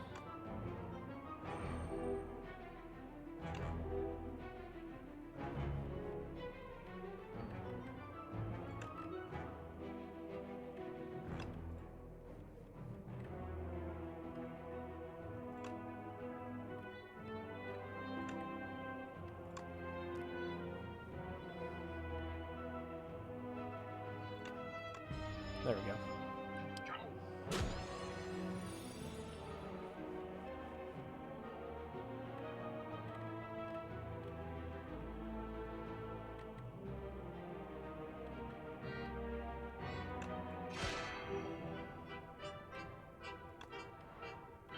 Cool. Game of Blast. All right. I think we're doing okay. Discovery. Void Form. There's a lot of cool things here. The first 2 cards you play each turn are free to play. Sick. Sick. Parry whenever you play Sovereign Blade. Yep. Next turn, put 2 cards from your draw pile into your hand.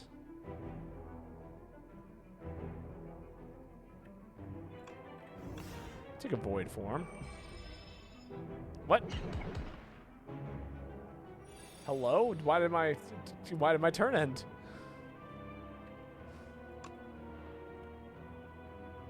Oh, they're free to play in terms of both types of energy. Oh, that's cool.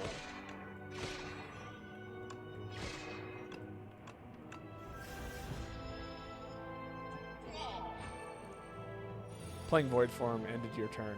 I guess that's what must have happened. I was very confused.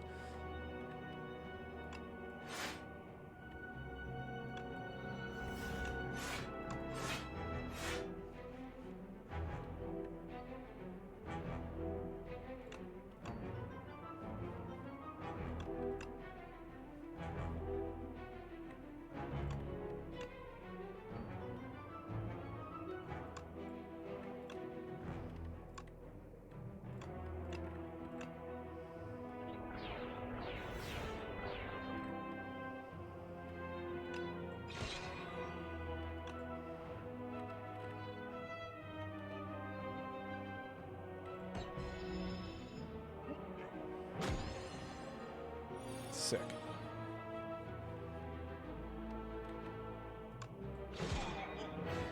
Cool.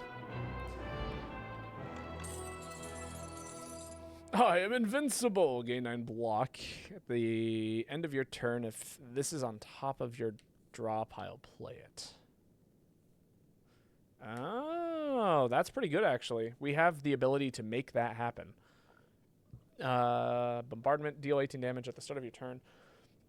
Plays from the exhaust pile.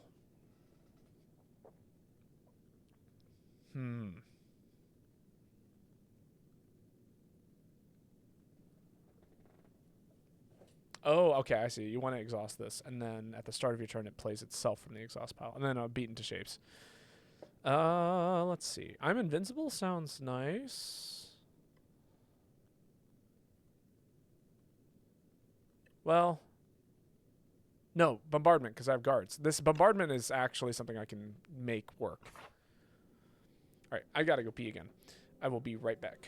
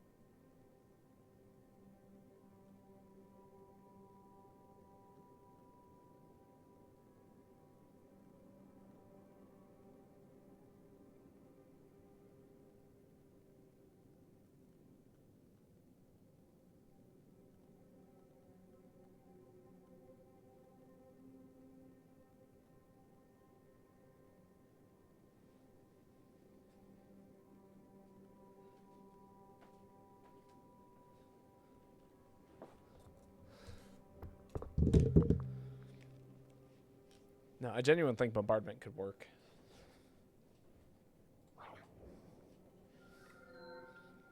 All right. Gain additional energy at the start of your third turn and every turn after that. Enchant all defense with Goopy. What does Goopy do? When played, permanently increase this card's block by 1. Permanently? Doubles block gained from a card and then goes to sleep for 2 turns.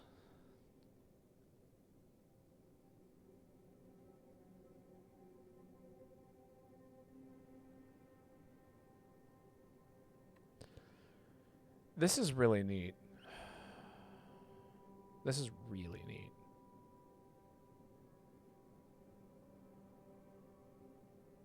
Let's do it. Especially if we get certain builds or like the ability to do certain things. Because if we just exhaust bombardment, right? Then we can just let the rest of the thing, let the deck just kind of keep hitting bombardment over and over again and then just play our defense. Keep blocking. That's a path. Ideally, we go this way, right?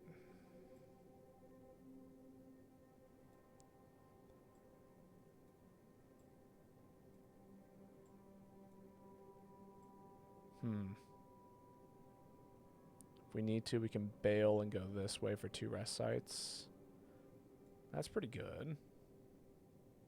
Yeah, and start going this way. I like that.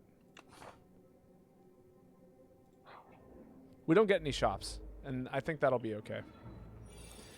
Reduce damage taken and HP lost by Wait, what? Reduce all damage taken and HP lost by exoskeleton 9.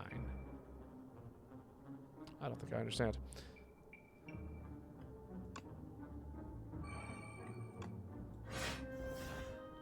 Oh, it exhausts them. Oh, okay. It turns them all into... Huh. Okay. I mean, it's still good, but that does work differently than how I thought it would.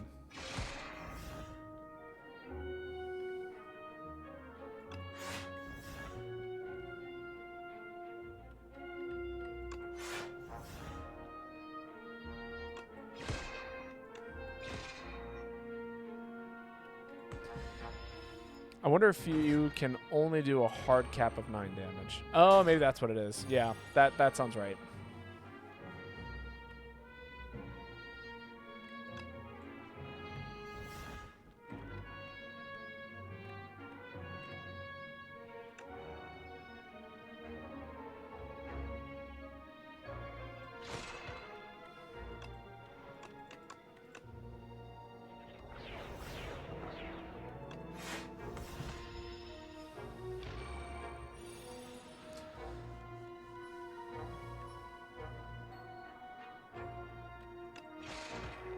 Okay.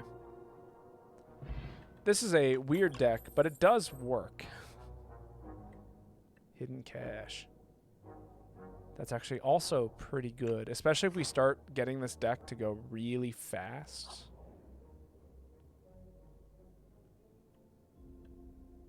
Vigorous 8 deals 8 additional damage.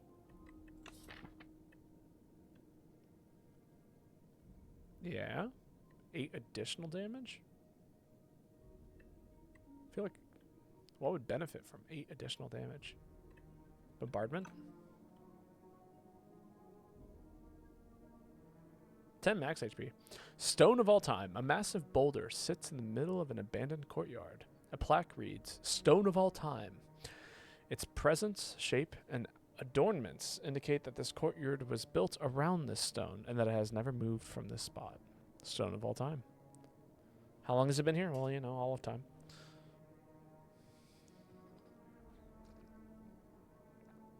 Also, Duplicator could really win me fights. Yeah, let's do this. And then we'll give it to Bombardment. We just got to find a way to delete Bombardment. Consistently.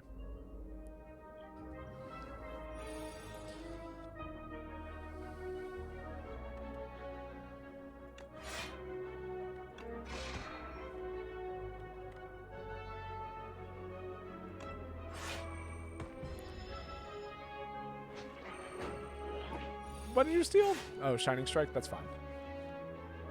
Thieving Hopper.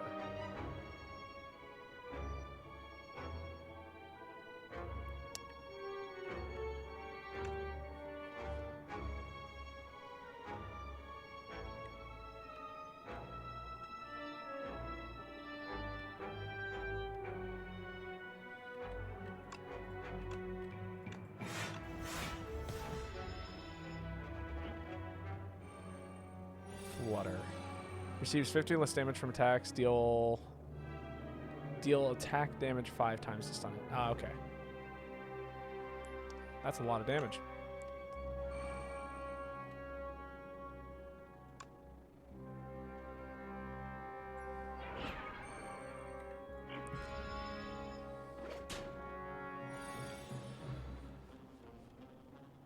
Ah, here we go. Yep. Guards. Bombardment, strike. What else do I not need? Crescent Spear. Stratagem. Whenever you shuffle your draw pile, choose a card from it and put it in your hand. I'll be fine without that.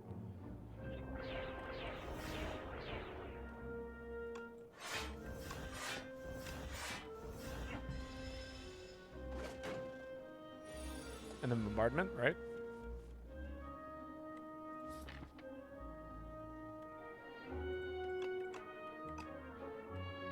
Did I not exhaust bombardment? Hello?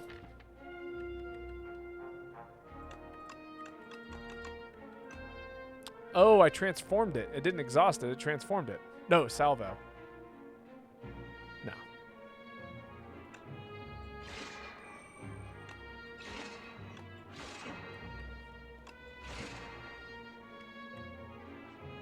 Okay, good. We got him. It's not taking my card. Although you could use him to get rid of cards that you don't want in your deck anymore. There's a good chance that that won't be the case. But you could do that. Hidden Cash, Falling Star, Strike, I think kills? No, Ventricate. Falling Star. Yeah, there we go.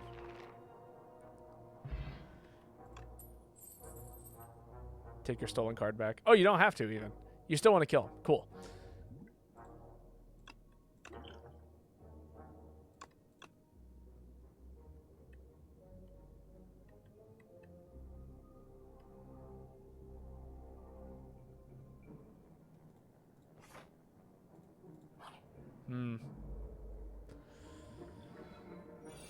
Interesting.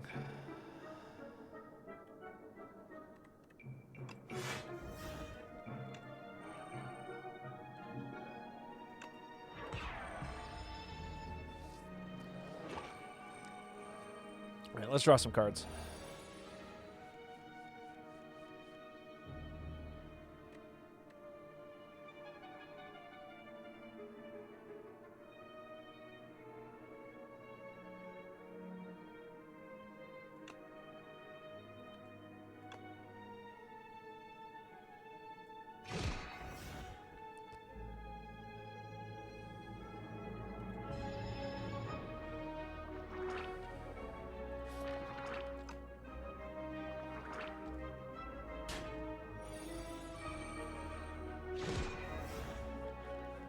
Okay, there we go.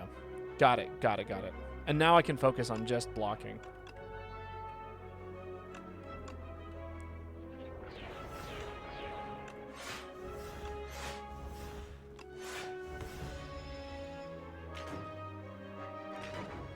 Okay, this works. This is cool. I dig it.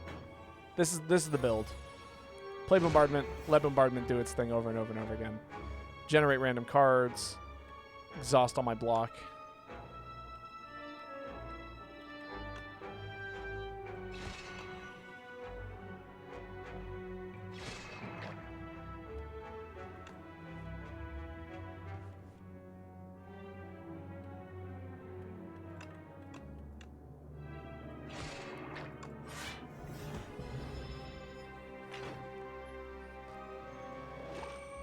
Cool.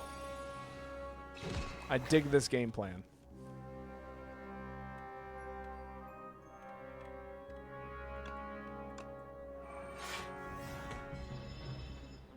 Take 10. Okay, we should be fine now.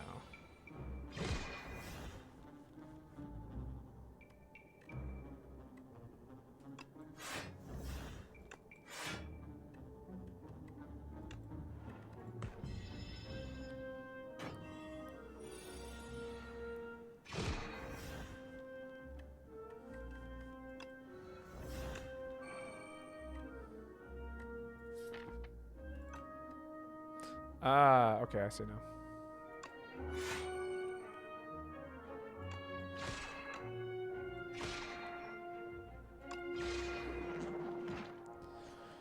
Cool.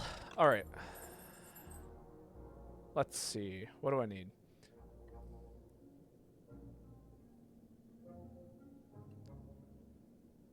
Is forging now the new thing I need to do? I think it might be. Oh, this is a scary fight.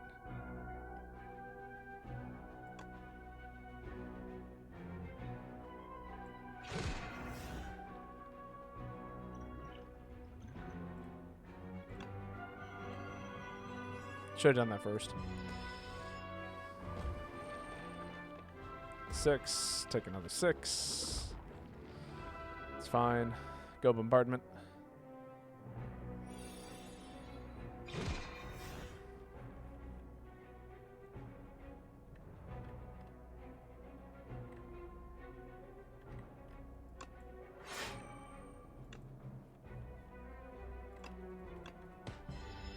Yeah.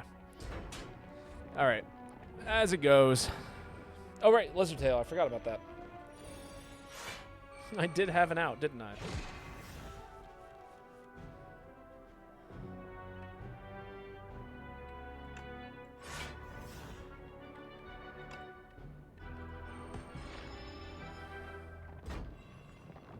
$714. Yep.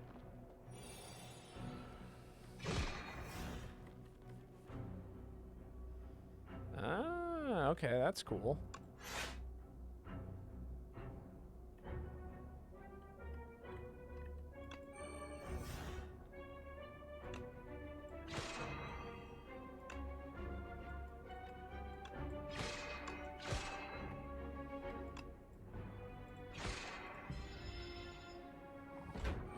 Take 7.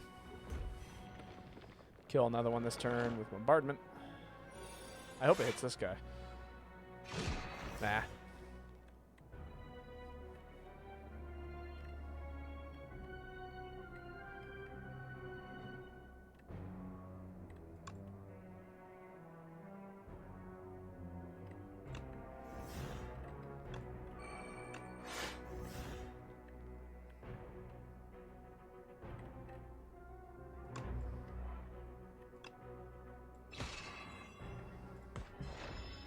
Solid. Okay. We got away with that. That was not a great situation to be in.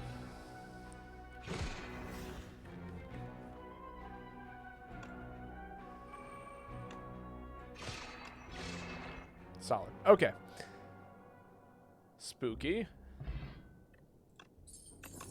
Plating. Great. Big Bang. Yeah, you pick up the Big Bang. 100%. Oh my god. Yes. Jumpstart my deck, please.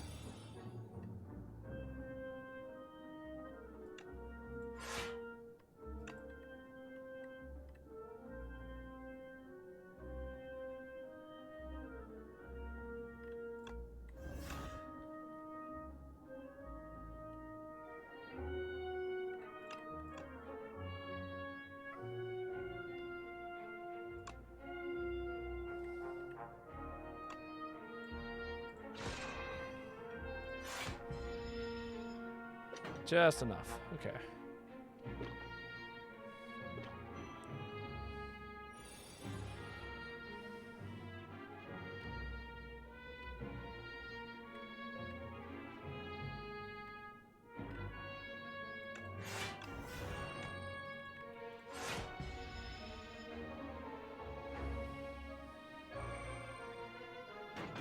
Hidden cash. Gives me more energy. Good. This is the most confusing character I think I've ever played in a game.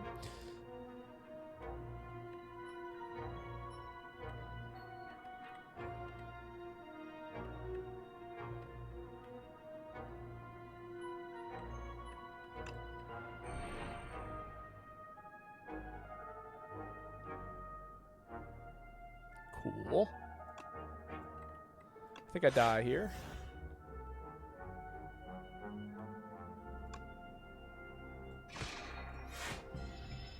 Yeah. This character seems like a defect where he needs a lot of setup. He has a lot of elements to him. I feel like that's a good way of putting it. You know? There's a lot of different routes you can go. I like this character. He's cool. Alright, I got enough time for one more run. On this quiet planet, beasts of imagination begin to dot the world. They roam the lands in the time of simple, gleeful violence. Countless ways to kill, to feed, to proliferate are suggested. Colonies, hives, groups, and schools ebb and flow into the nooks and crannies of Prion. Unsettling Lamp. Each combat, the first time you play a card that debuffs an enemy, double its effect. Crazy. Whenever you play a card that costs 2 or more energy, gain 4 block. Super cool. Reptile Trinket. Whenever you use a potion, gain 3 strength this turn. Cool. Wow, those are all great. Do your best character for the last run? Oh, you're going to want... I'm already going, never mind. I haven't done the last run yet. Kaboom! A fantastic explosion marks the arrival of the Regent. His Majesty's spaceship shattered beyond repair. Finally, I arrived. Forge 10, spoils a battle. Increase the cost of Sovereign Blade by 1. Sovereign Blade now hits an additional time. Crazy. Furnace Forge 4. Wow. Or at the start of your turn, Forge 4. Crazy. What if you get Reptile Dysfunction? Young explorer etched into the forbidden grimoire. Magics from another time and place explode outward as weightless dark smoke overwhelms this curious one. She gains the understandings of life and death, but at a cost. Her skin, hair, and organs rapidly rot away as her soul is forcefully bound into the locket in her pocket. The grimoire whispers, if I die, you die. New character, Necrobinder. What if I get Reptile Dysfunction? Reptile Dysfunction, not Erectile Dysfunction? Yeah, we gotta try out the Necrobinder. Summon 1. A Spire-born Lich who seeks revenge, calls upon her trusty aid, left hand, Osti, now in combat. It's Niao. Necrobinder. We share the same goal. He killed all that I love. My power is yours. Remove 1 card from your deck. Always nice. Lost Coffer. Gain 1 card reward and procure 1 random potion. It's alright. Obtain 2 random relics. Adds an additional strike and defend to your deck. I hate that. That's cool, but I hate that. If there's 1 relic that lets you remove a single card, you can imagine how tough it is to add 2 random cards. Or two common, 2 of the worst cards possible. I'm kind of almost tempted to take the Lost Coffer here. But let's see. Your thing, your thing, your thing, your thing, your thing. Early shot could make for a good thing. Man. Weird elite layout. It's kind of hard to hit any of them more than... there's 1 3 elite path, but that looks super scary. I guess we could always forego it and opt for this fire or this fire. I don't think this is the path. I think that's a no. Yeah, I think that's a no. This elite, honestly, on its own is kind of scary. We could choose to go to this elite if we want to after these 2 fights, and then figure out which way we want to go from there. Right? And then if we are feeling not so strong, we go this way, hit up a shop, and then we can go hit this elite. If we need to, we can bail on this path if we don't feel very strong afterwards. I love how you can draw on the map now. I do too. I don't think this is the route. Probably. I think this is where we'll start. And we'll pick and choose from there. And let's... What's this? Osti deals 6 damage. Deals additional damage equal to Osty's current HP. Okay. And then Bodyguard, summon 5. Summons Osty with 5 HP. If already summoned, raise its max HP to 5 for this combat. Okay. I feel like getting rid of a strike would be really good here too. Let's do that. That was a mod for the first game, and I'm glad the devs thought it was also a good idea. Oh yeah, no, for sure. It's fun. It's cute. It's great. So summon 5. Now it's at 6 HP. Can block for 5 and hit unleash. Sick. Oh, and it goes up by 1 every turn. Okay. Osty absorbs all unblocked damage. Cool.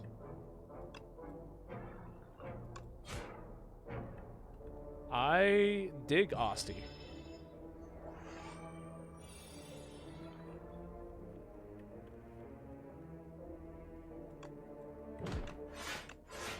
So Osty will take 1 damage here.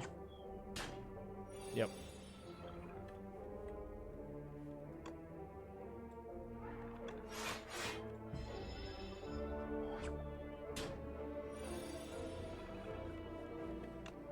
$24, 6 plus 18. Okay. Cool.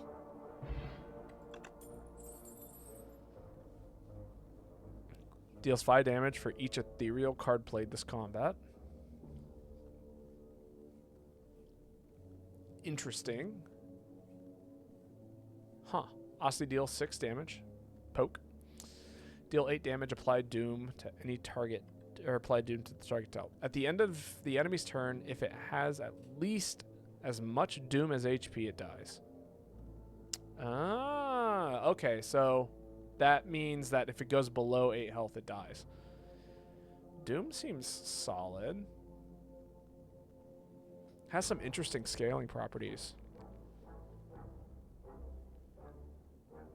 And the poke is obviously great, because it's a 0 cost, deal 6.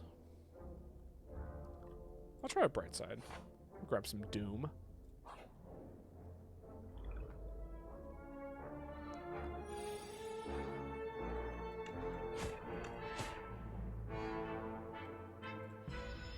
Debuffing. Right. Shrinks.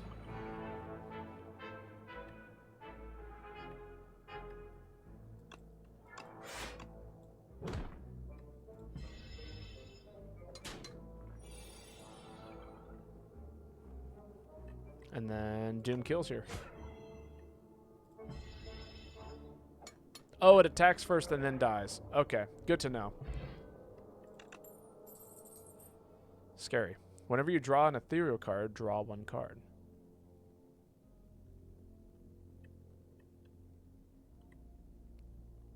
Interesting. And then borrow time. That seems really good in the future. I'm down to apply Doom to myself for extra energy. All right, how am I feeling? It's really early to say that I am feeling good.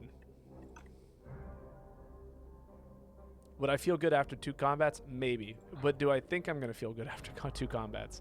I don't want to find out.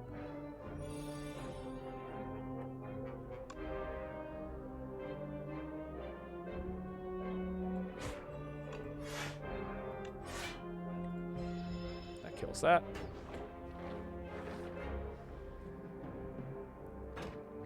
Doom.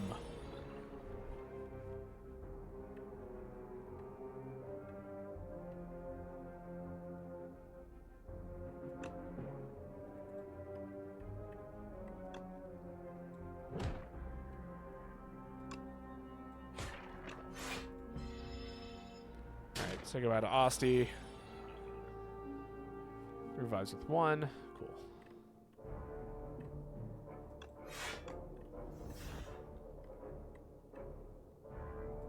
It's like 5 block.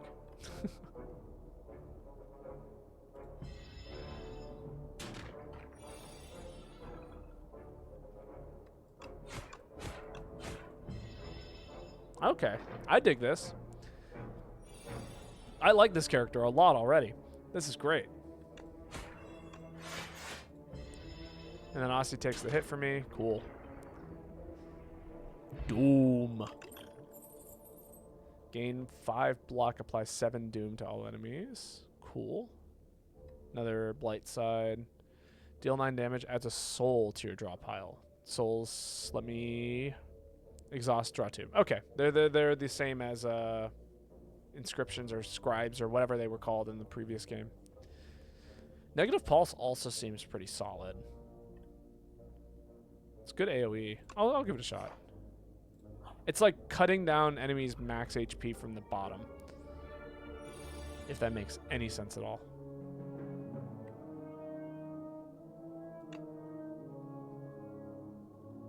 So 8 Doom, right? Plus what would be 7 is 15. So that means that if I draw that card, it will insta-kill this guy.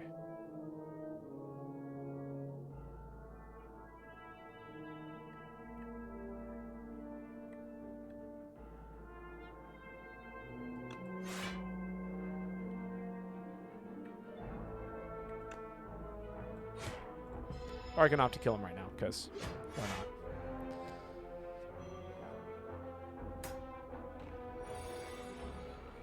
Doom is in RuneScape, but it's a player debuff. I mean, I can apply it to myself in this game, too.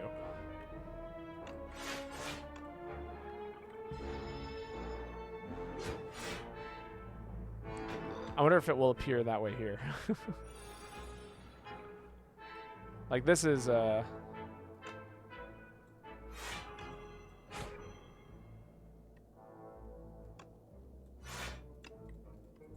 Oh man, I'm already taking a ton of damage. It's like Doom in Final Fantasy Tactics. I'm unfamiliar.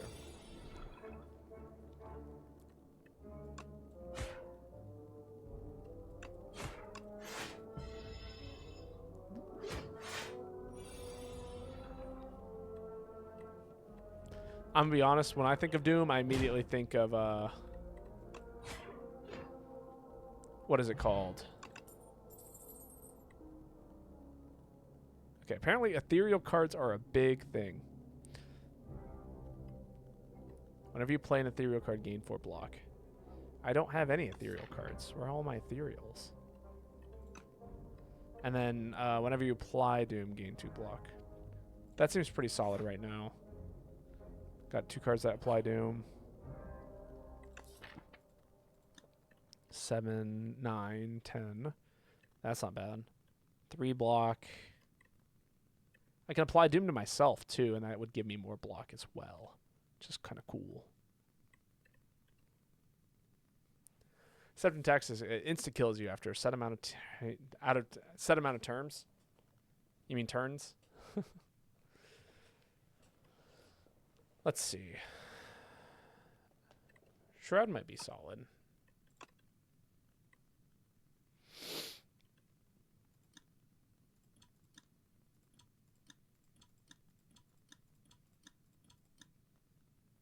Borrow time is also pretty good.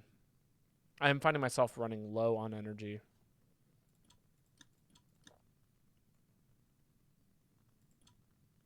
Yeah, let's. I'm gonna upgrade Shroud.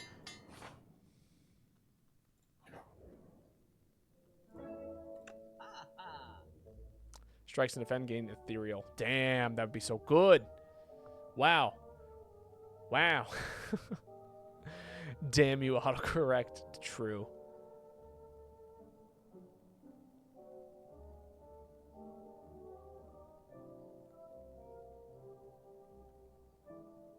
Discovery's actually kind of nice here.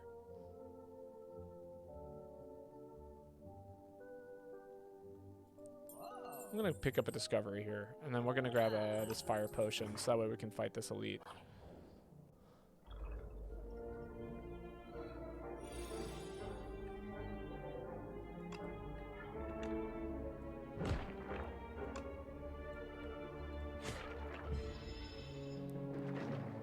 Solid. I do like how you can slowly ramp up Austy's HP and it almost functions as like another form of block.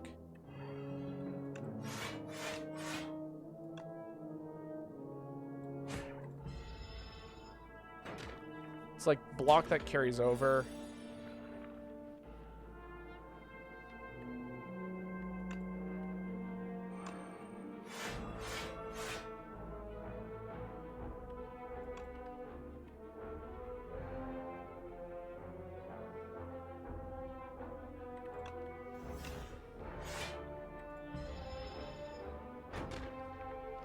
Gains 7 aggro? Is that what that said? The end of the enemy's turn, if a twin slime has 7 or less HP dice. No, okay. I must have misread that.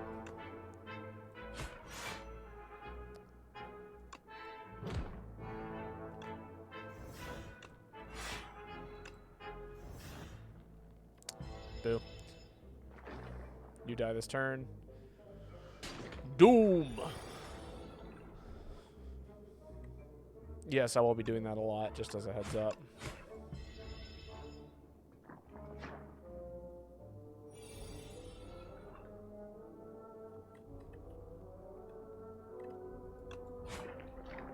Alright. I see the vision.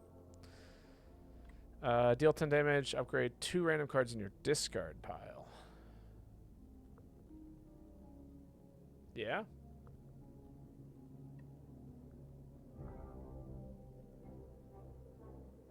Defile's pretty good. Do we have a big block card? Not really.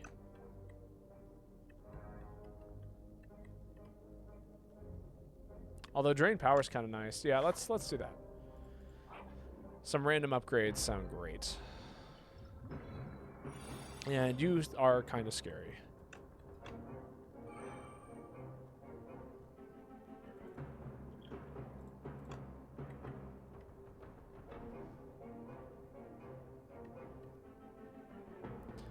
Aussie deals 10 damage to a random enemy.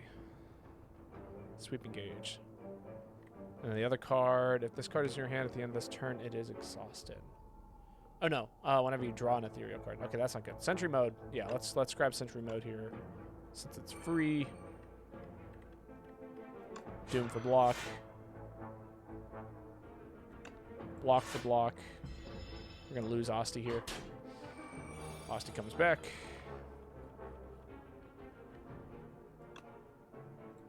Sweeping gaze. Ethereal. Asti heals 5 HP. Gain 3 energy, draw 2 cards at the start of your turn, apply 3 doom to yourself. Sounds good. What's in my discard pile? Bright Side Unleashed.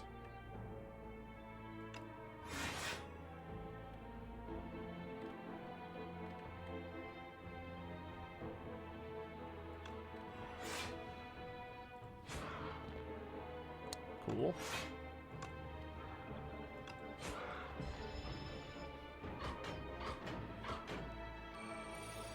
Cool. It does feel like I'm chipping away from 2 different angles, which is super cool.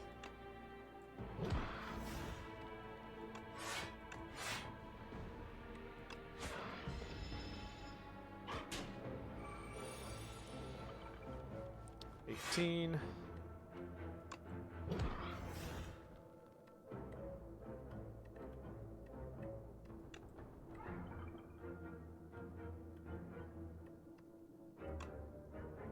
$10. Yeah, we'll keep applying Doom to myself so I can just play all these cards.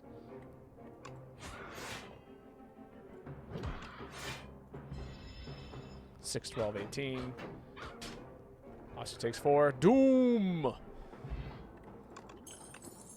Bronze Scales is good. End of days. Apply 29 Doom to all enemies. Kill enemies with as much Doom as HP. Wow. Wow. Yeah, you picked that up.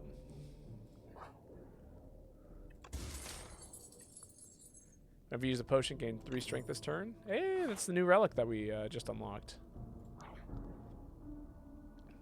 And the sunken statue. You spot an aged statue, half submerged in a pond. Its hands gently rest atop a stone sword. Something is also glittering at the bottom of the pond. Votive offerings, perhaps? You could really use some money. I could really not use some money, I think. Yeah, money's not important right now. I'm kind of interested in the sword. Yeah, that's going to be a good upgrade. Borrowed time is going to be a good upgrade. Sword of Stone. Transforms into a powerful relic after defeating 5 elites. You wrest out the sword of the statue's hands and the whole thing crumbles apart. It's too dangerous to pick up whatever was glittering at the bottom of the pond now. Inspecting the sword, you sense an incredible dormant power. Fun. Fun, fun, fun, fun, fun. Alright, well, now I'm encouraged to take on elites. Can I fight an elite right now? I've got fire potion, 2 swift pots. I think we can risk it. Damn. That waffle would have been great.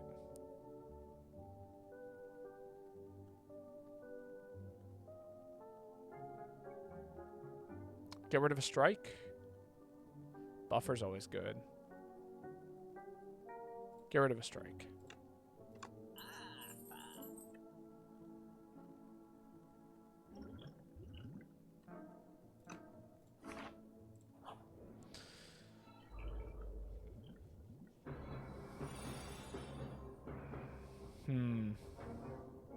Shroud.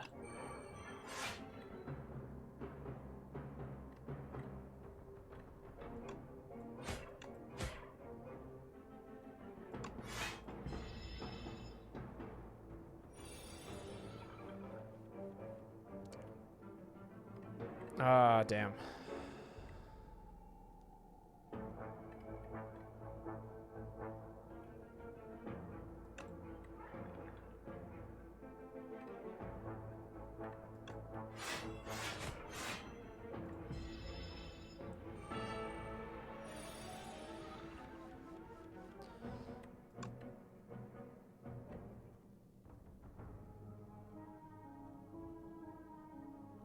Apply 10 doom plus an additional 5 doom for every 10 doom this enemy already has on it.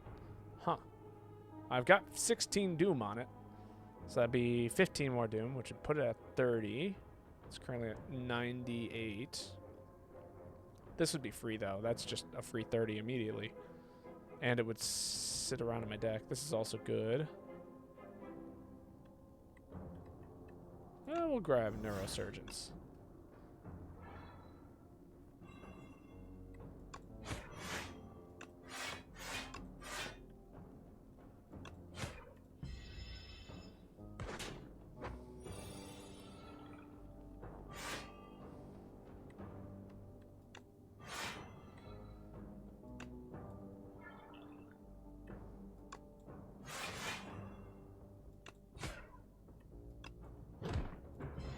Alright, and then I think we kill the next time I draw End of Days. Sick. Doom!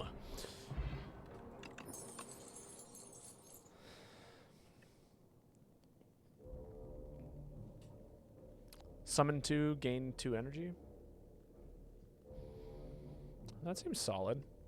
Asti deals 12 damage. This costs 0 if Asti has attacked this turn. Ooh, that's also good.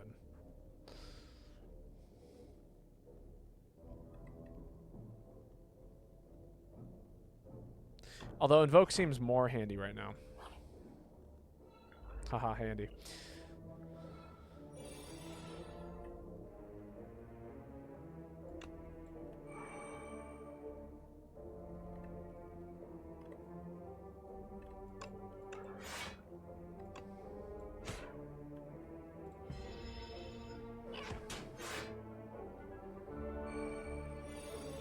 Solid. Discovery, Reaper form. Whenever attack deals damage, they also deal that much doom. Add 3 souls to your draw pile. Cool. Whenever you play a soul, a random enemy loses 6 HP. Reaper form, right? It's gotta be Reaper form.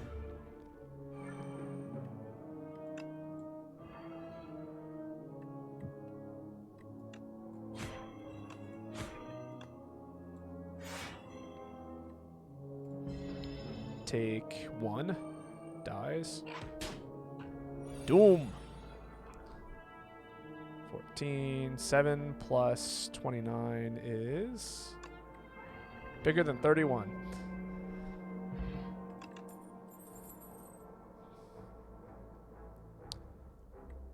Asti deals 11 damage, applies 2 vulnerable to all enemies. Defy. Ethereal, gain 6 block, apply 1 weaken. I think we skip these. Oh, come on, Doom. Yes, end of days. Die.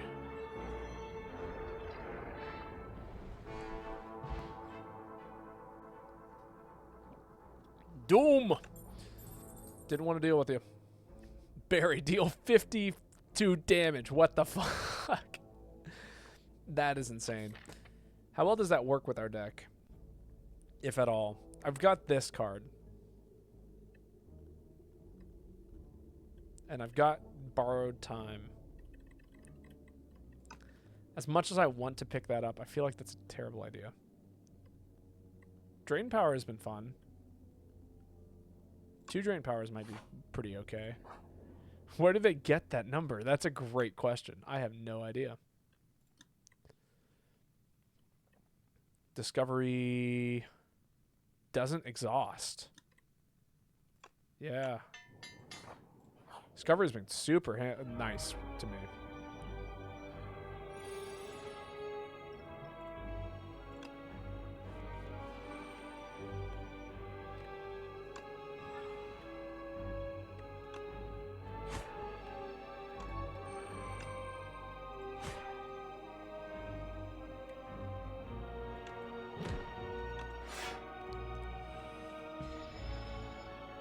Alright, gotta get you down to 150.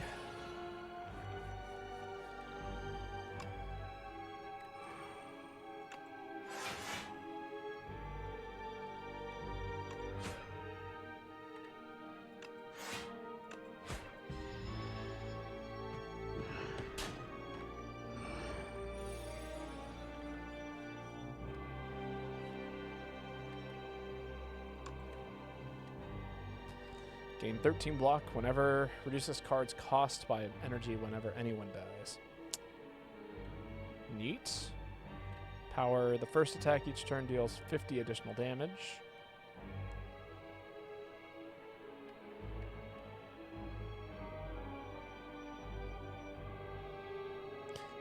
Yeah, I get the feeling that Austy's going to be dying a lot this combat, so big block is good.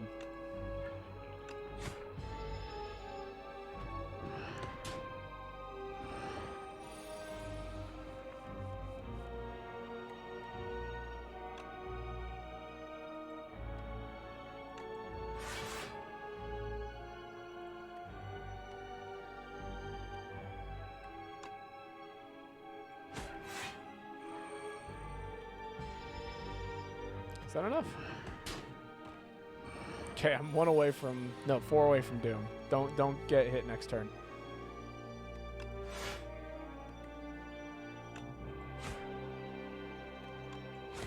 $60.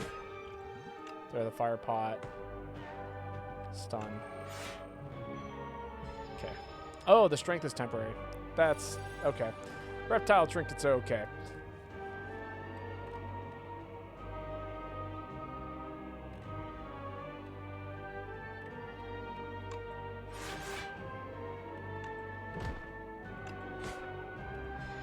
Borrow time is no good anymore. Don't have enough HP to really utilize it.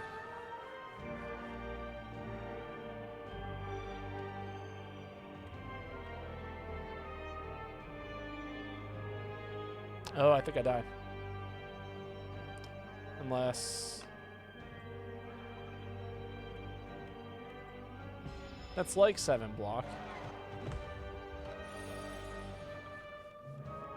Alright, I fear I die this turn if I'm not careful.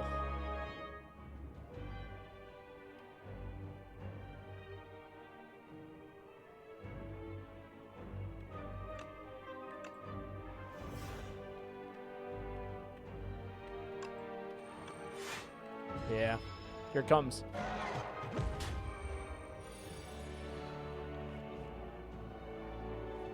Oh, I have 6. Okay, never mind. I only have 6 Doom on me. I'm still alive.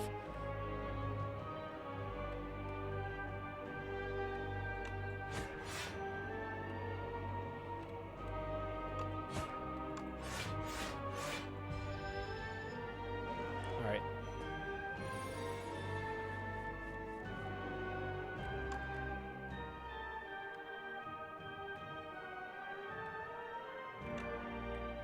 Oh, I can't play that.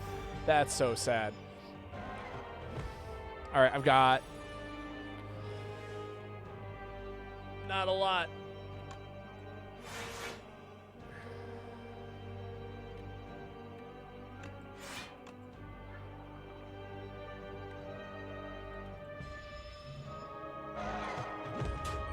Holding on, just barely. I believe. I would not. Oh, wait, actually. Hold up. Yeah. Never mind, we're there.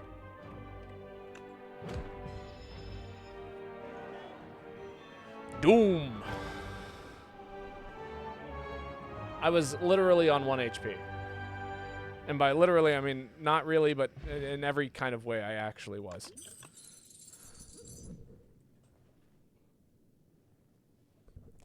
Deal damage equal to the enemy's Doom exhaust. That sounds pretty good. Sentry Gaze was, or Sentry Mode was also pretty good. Demise is all right. We are stacking up Doom. Time's Up might be the move. Basically, it cuts an enemy's HP into a third. If I've been doing good Doom things. Bobelievers unite. Insane. I had no right to win that. All right. Given the fact that I have this sword, I would love to take elites. It's going to be hard to get the sword online, but it's possible. If we go this way, right? So we've done 1 elite combat with the sword.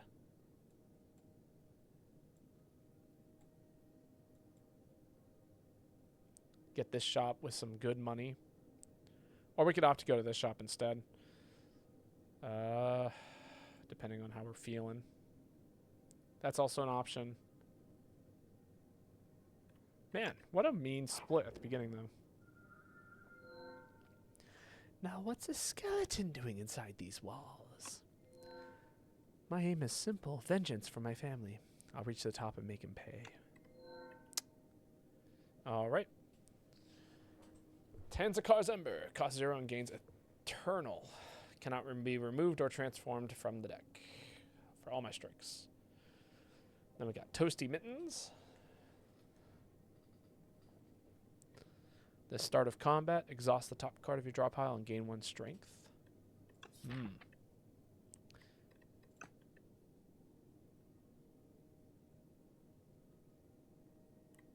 And then Wax Relics. Honestly, this is not bad. Having just these two become 0-cost cards sounds actually quite nice. Because I've removed most of the strikes. Wax Relics.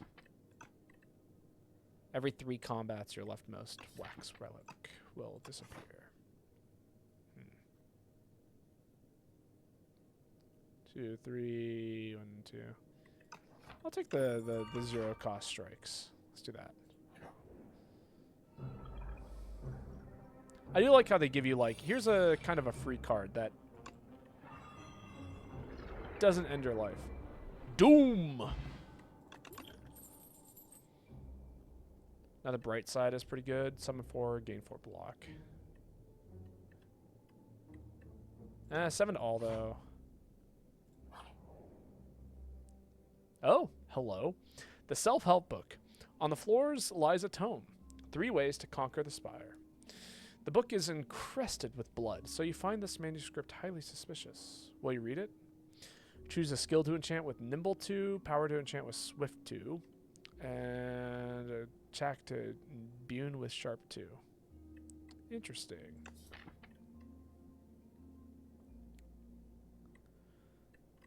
Is it a single attack? Single attack.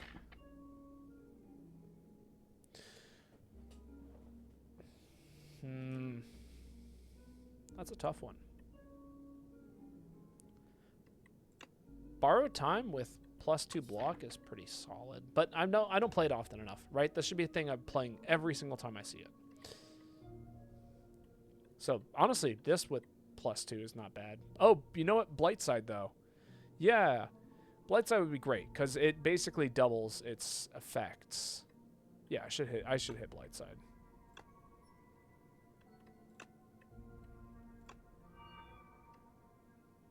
You flip over the book and read the summary. Critics and cultists agree that sharp and pointy weapons are the best way to inflict damage. There's a price sticker on the back of the book, crossed out and marked with a greatly reduced price. Not a greedily, a greatly. Gotta love the shopkeeper.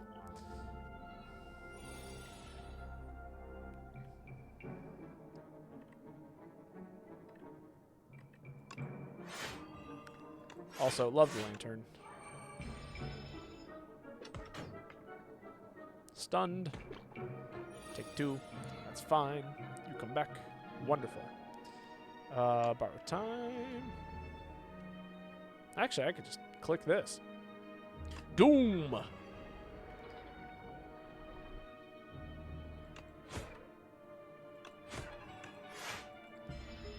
Doom!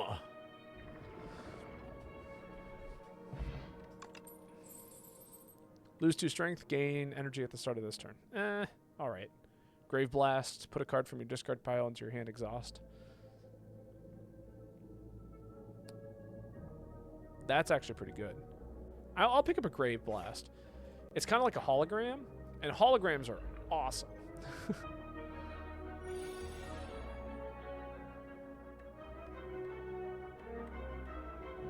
Yeah, because I can do stuff like this, where I go negative pulse, Grave Blast, negative pulse again, Blight Side, Toxic. Take 5. So rude.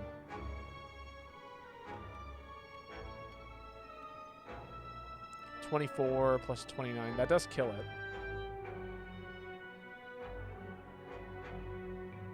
But at what cost? Be taking what? A ton of damage. Unless I can get you close to death as well, right?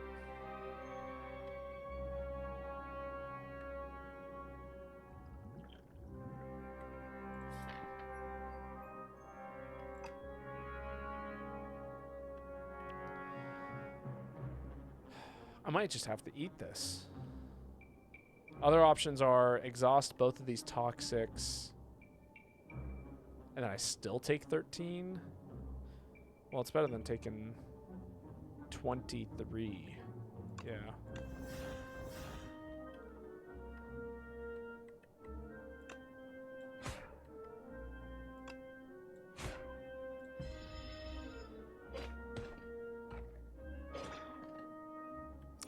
Rude.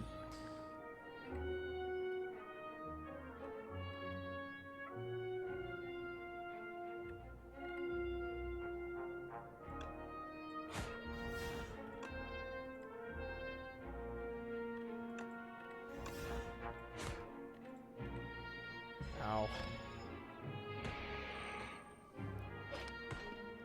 Maybe I should have just taken the 23.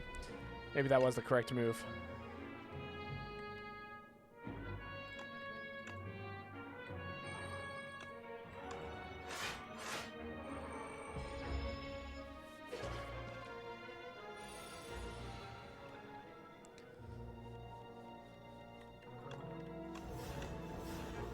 Yeah, we're just going to get rid of all of those immediately.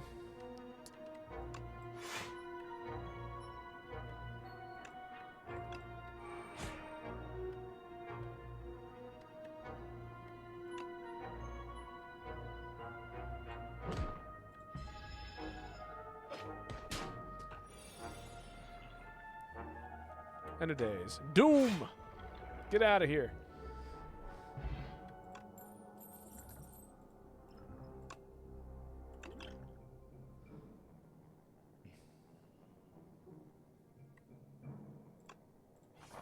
Some energy is always nice. Let's go ahead and upgrade the end of days, I think. Yeah, that gets rid of the exhaust. Retain. Oh, that's pretty good actually as well. Also retain.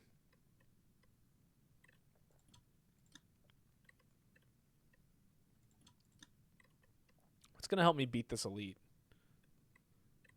right? Because that's what I'm up against. No, I've still got a little ways away from the elite.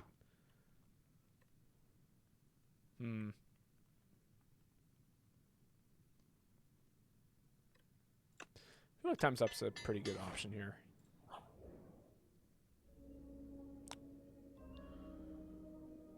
You come upon a faintly glowing key and go to pick it up. I've been looking all over for that key. Now, if you don't mind. This person looks like bad news, but maybe it's just not good to be judgy. He kind of scares the hell out of me. Keep the key. The stranger looks at you menacingly. It seems like only one of you is making it out of here with the key. All right. 100 HP. That's not too bad.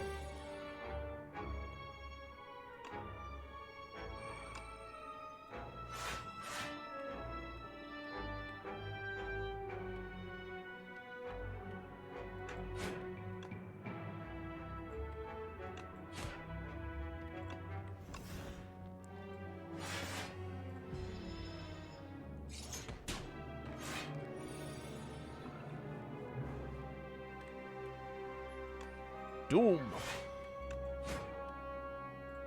And then I think Time Up kills here.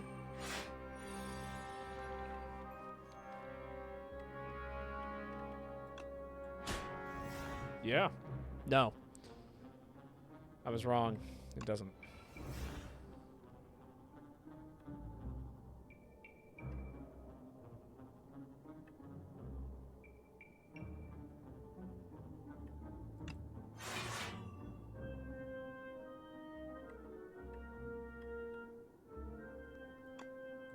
That does. Okay. There we go. And that gets me out of this combat. Doom! Take the key. Add the lantern key to my deck. Unlocks special events in the next act. Interesting. Nutritious soup. Ah, yes.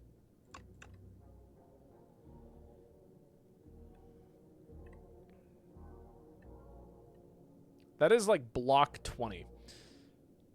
It is 3 costs, but it is like block 20. I know, the key's kind of super freaky, honestly. If you end your turn with no cards in your hand, deal 20 damage to all enemies. Damn. That's pretty cool. Can't use it. Regal Pillow actually might be the move here. Some big healing. Right Hand Man. Also deals 4 damage. Whenever you play a card that costs 2 or more energy, you returned this to your hand from the discard pile. I am playing some pretty big cards. That is some upfront damage. And what are you? At the start of your second turn, gain energy. Ha! Also might be super helpful. Cure all, gain energy, draw 2 cards.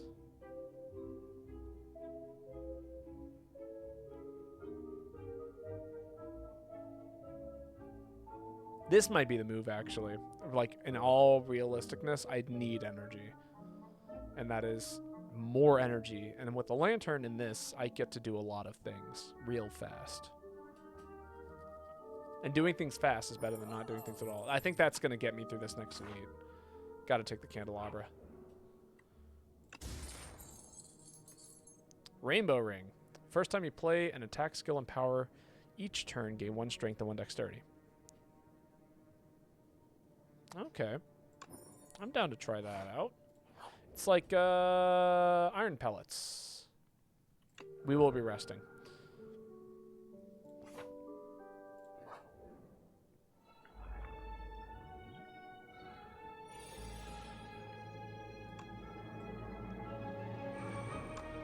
Shroud, Doom, Strike.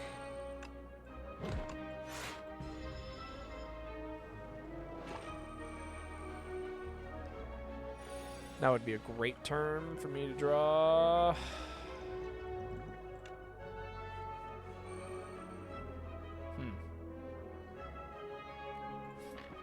End of Days would have been nice. End of Days will still be nice next turn.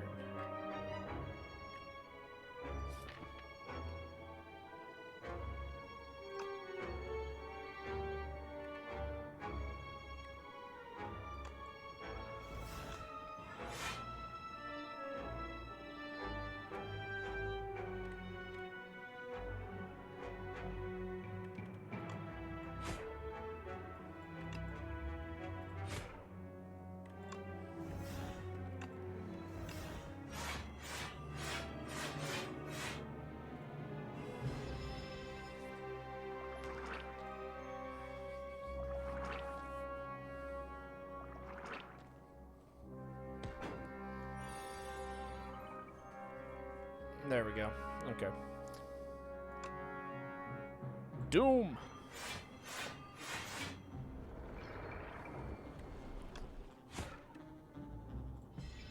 And then, yeah, time's up is gonna kill this turn, which is great.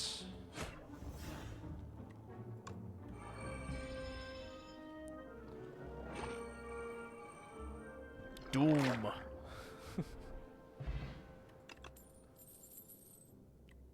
Whenever you play a card that costs 2 more, gain 3 block.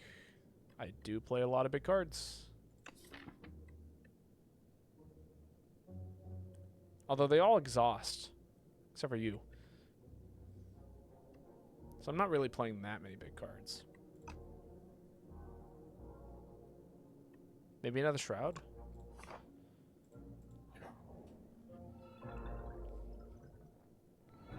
Vital Spark. The first time Infectal Prism takes attack damage each turn, the attacker gains energy. Ah, okay.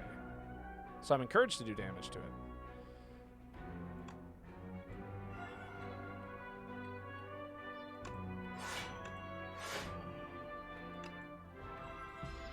Not that I can this turn, but, you know, in general.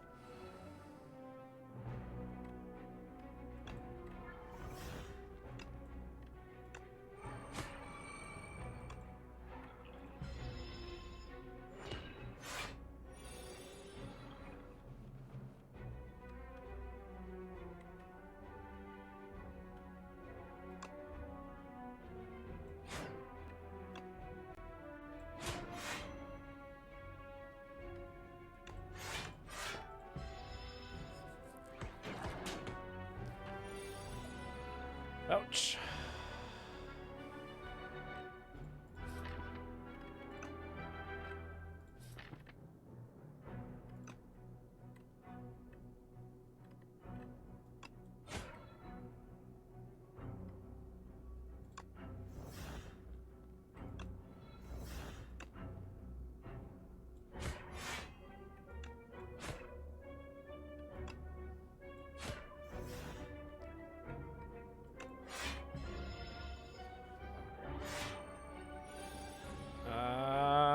Kind of scary. Discovery. Get me out of here.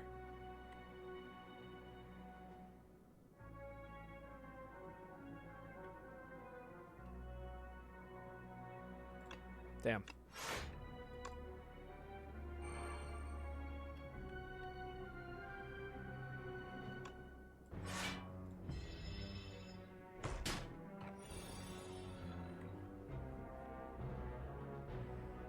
Oh, come on. You gotta die.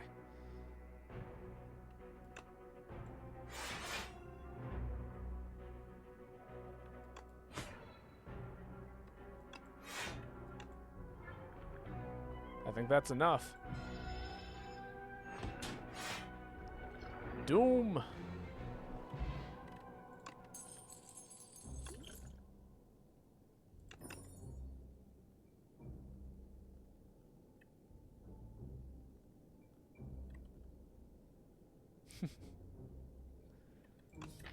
Got some big cards in this deck, don't I?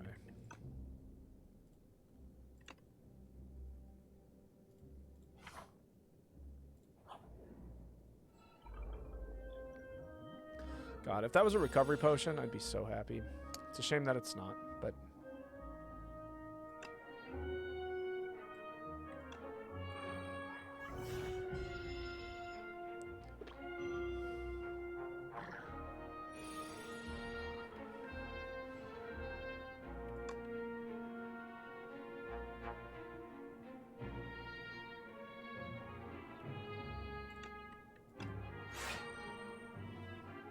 Solid. Doom.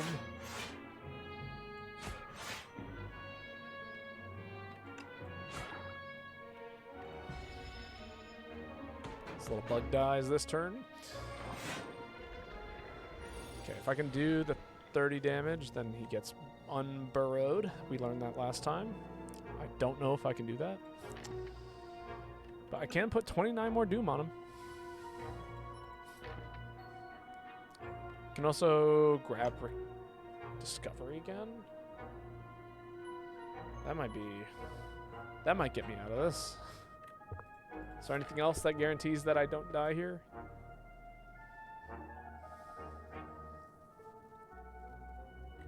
Not yet. Okay, let's see what Discovery's got.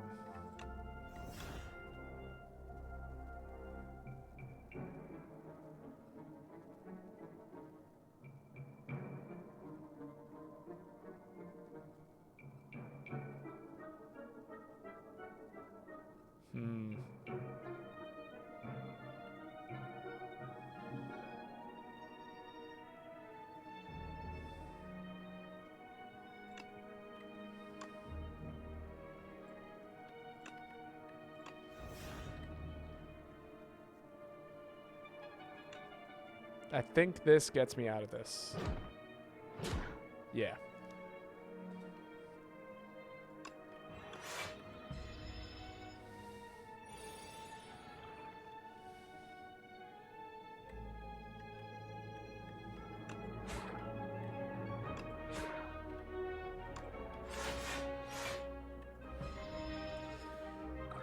That was a pretty lucky roll.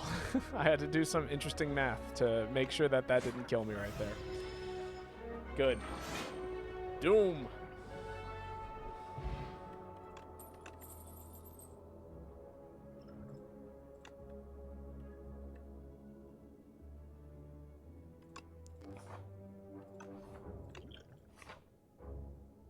Yeah, there's no way I fight that elite, unfortunately. Shouldn't have picked up the sword. It's too strong.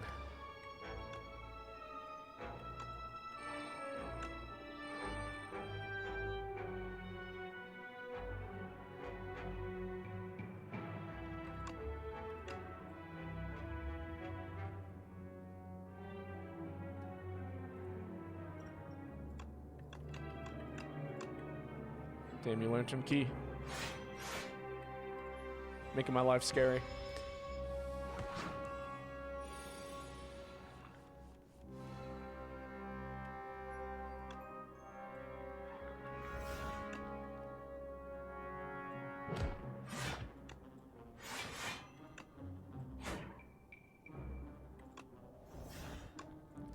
You gotta take the course sword. How do you not? I know, it's so cool. Well, it's the Sword of Stone.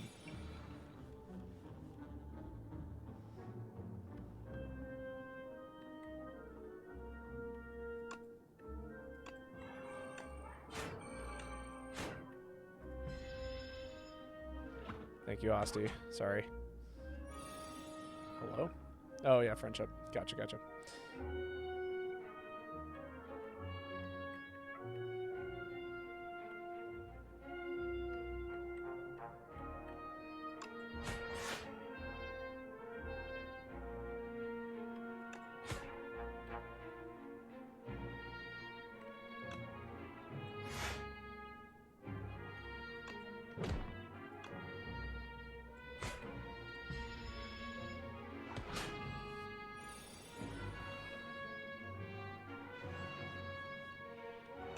Doom.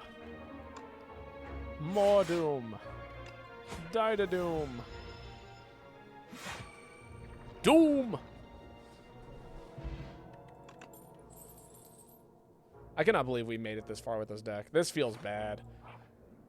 I feel like I've lucked out of like 3 different situations that I should not have ever lucked out of.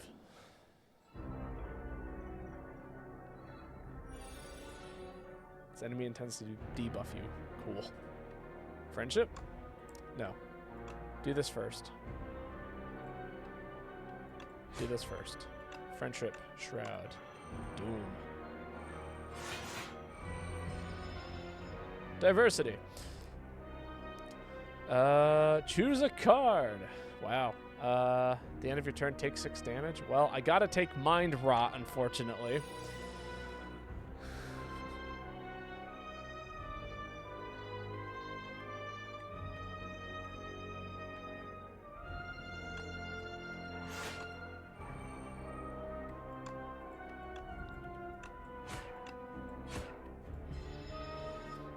You have to take Mind Rot because of Woke. Yes, that's what I've been told. Oh, this is so bad. Gonna definitely need to drink that.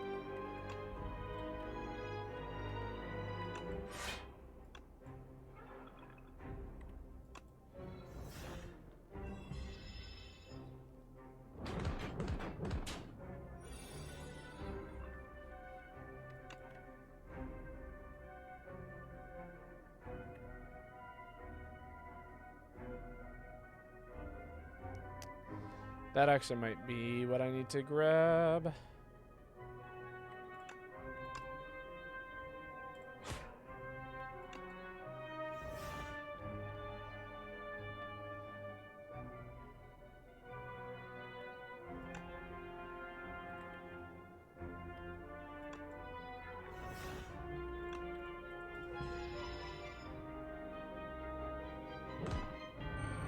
Thank you, Osti.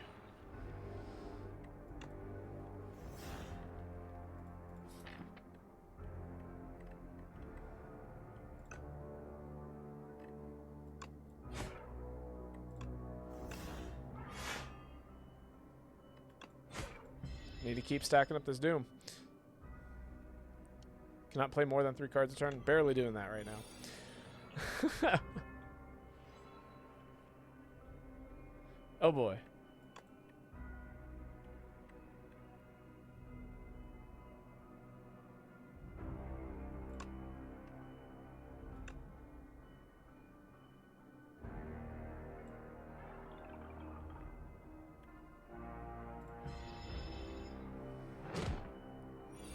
Thank you, Osti.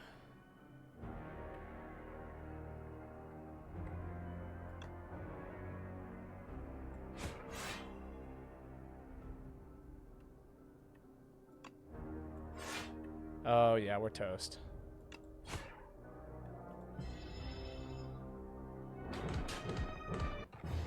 Damn. A cool character indeed.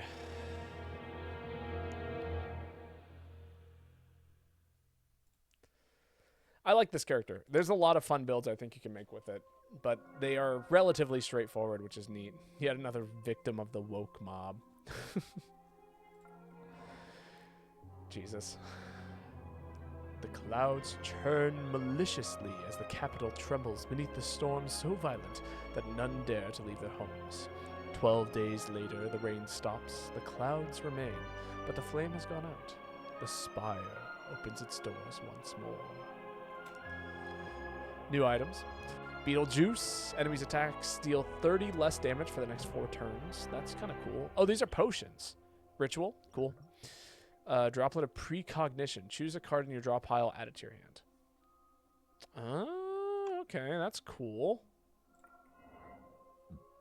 The 12, the Necrobinder. Who is worthy to enter the Exalted Spire? The capital gathers its most brilliant, formidable, and courageous from all the lands. 12 explorers formed an expedition and had advanced inside to make history. None made it back. I will say this. Oh, look at that. You get like a look at some of the previous Spire things. Droplet of Precumulation. No. But like, what is it? I had this thought. Oh, look at that. New cards for this character. Apply 13 Doom. Draw a card. Whenever you play a card this turn, apply 3 Doom to the enemy. At the start of your turn, apply 6 Doom to a random enemy. Cool. And booting up the Defect. The Defect reboots, surrounded by the wreckage of molten metal ash and thousands of dead bugs. Data log corrupt. Its core barely held together, limbs barely responsive. The Defect scavenges broken panels and pieces from other constructs to patch itself together. And there it is. The Defect is now a playable character. Now, I was thinking that there's no way in hell that the what is it called? Prismatic Shard exists in this game. The characters are just way too complicated with their own individual mechanics, and so feeding each character a mechanic from every single other character just to make it work when you pull from other decks. I don't think it's happening. The defect, my beloved. The defect's great. Oh, there's another character here. Oh, this is random character. You can literally play as a random character. That's cool. Would be funny, though. It would be funny, but no, it's just way too complicated. Also, this is called the Regent. Oh, hello. Cool. Oh, cool. It's got different things that represent different things. That's definitely the serpent from... That's Snecko. That's... Oh, that's the orb, the orb thrower. I don't know what this is. I can't think of what this is. Maybe Lagavulin? The Regnant is TMA. Too many announcements? What?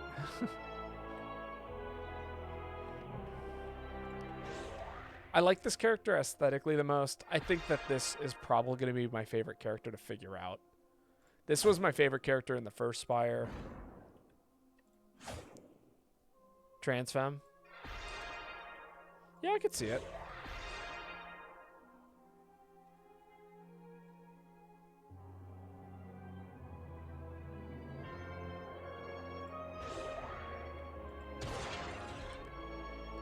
Look at her.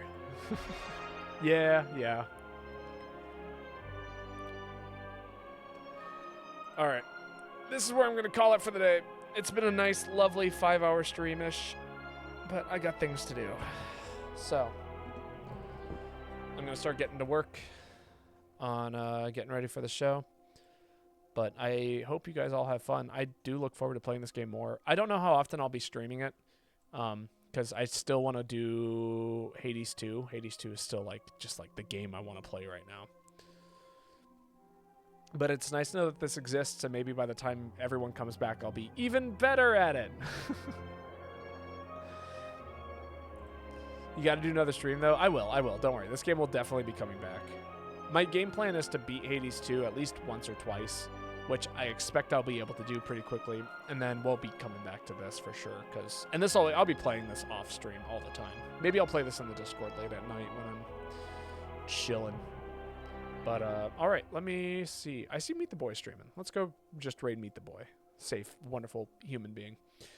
Thank you again. Hope I will see you all sometime next week when I'm feeling better and I've got more time on my hands.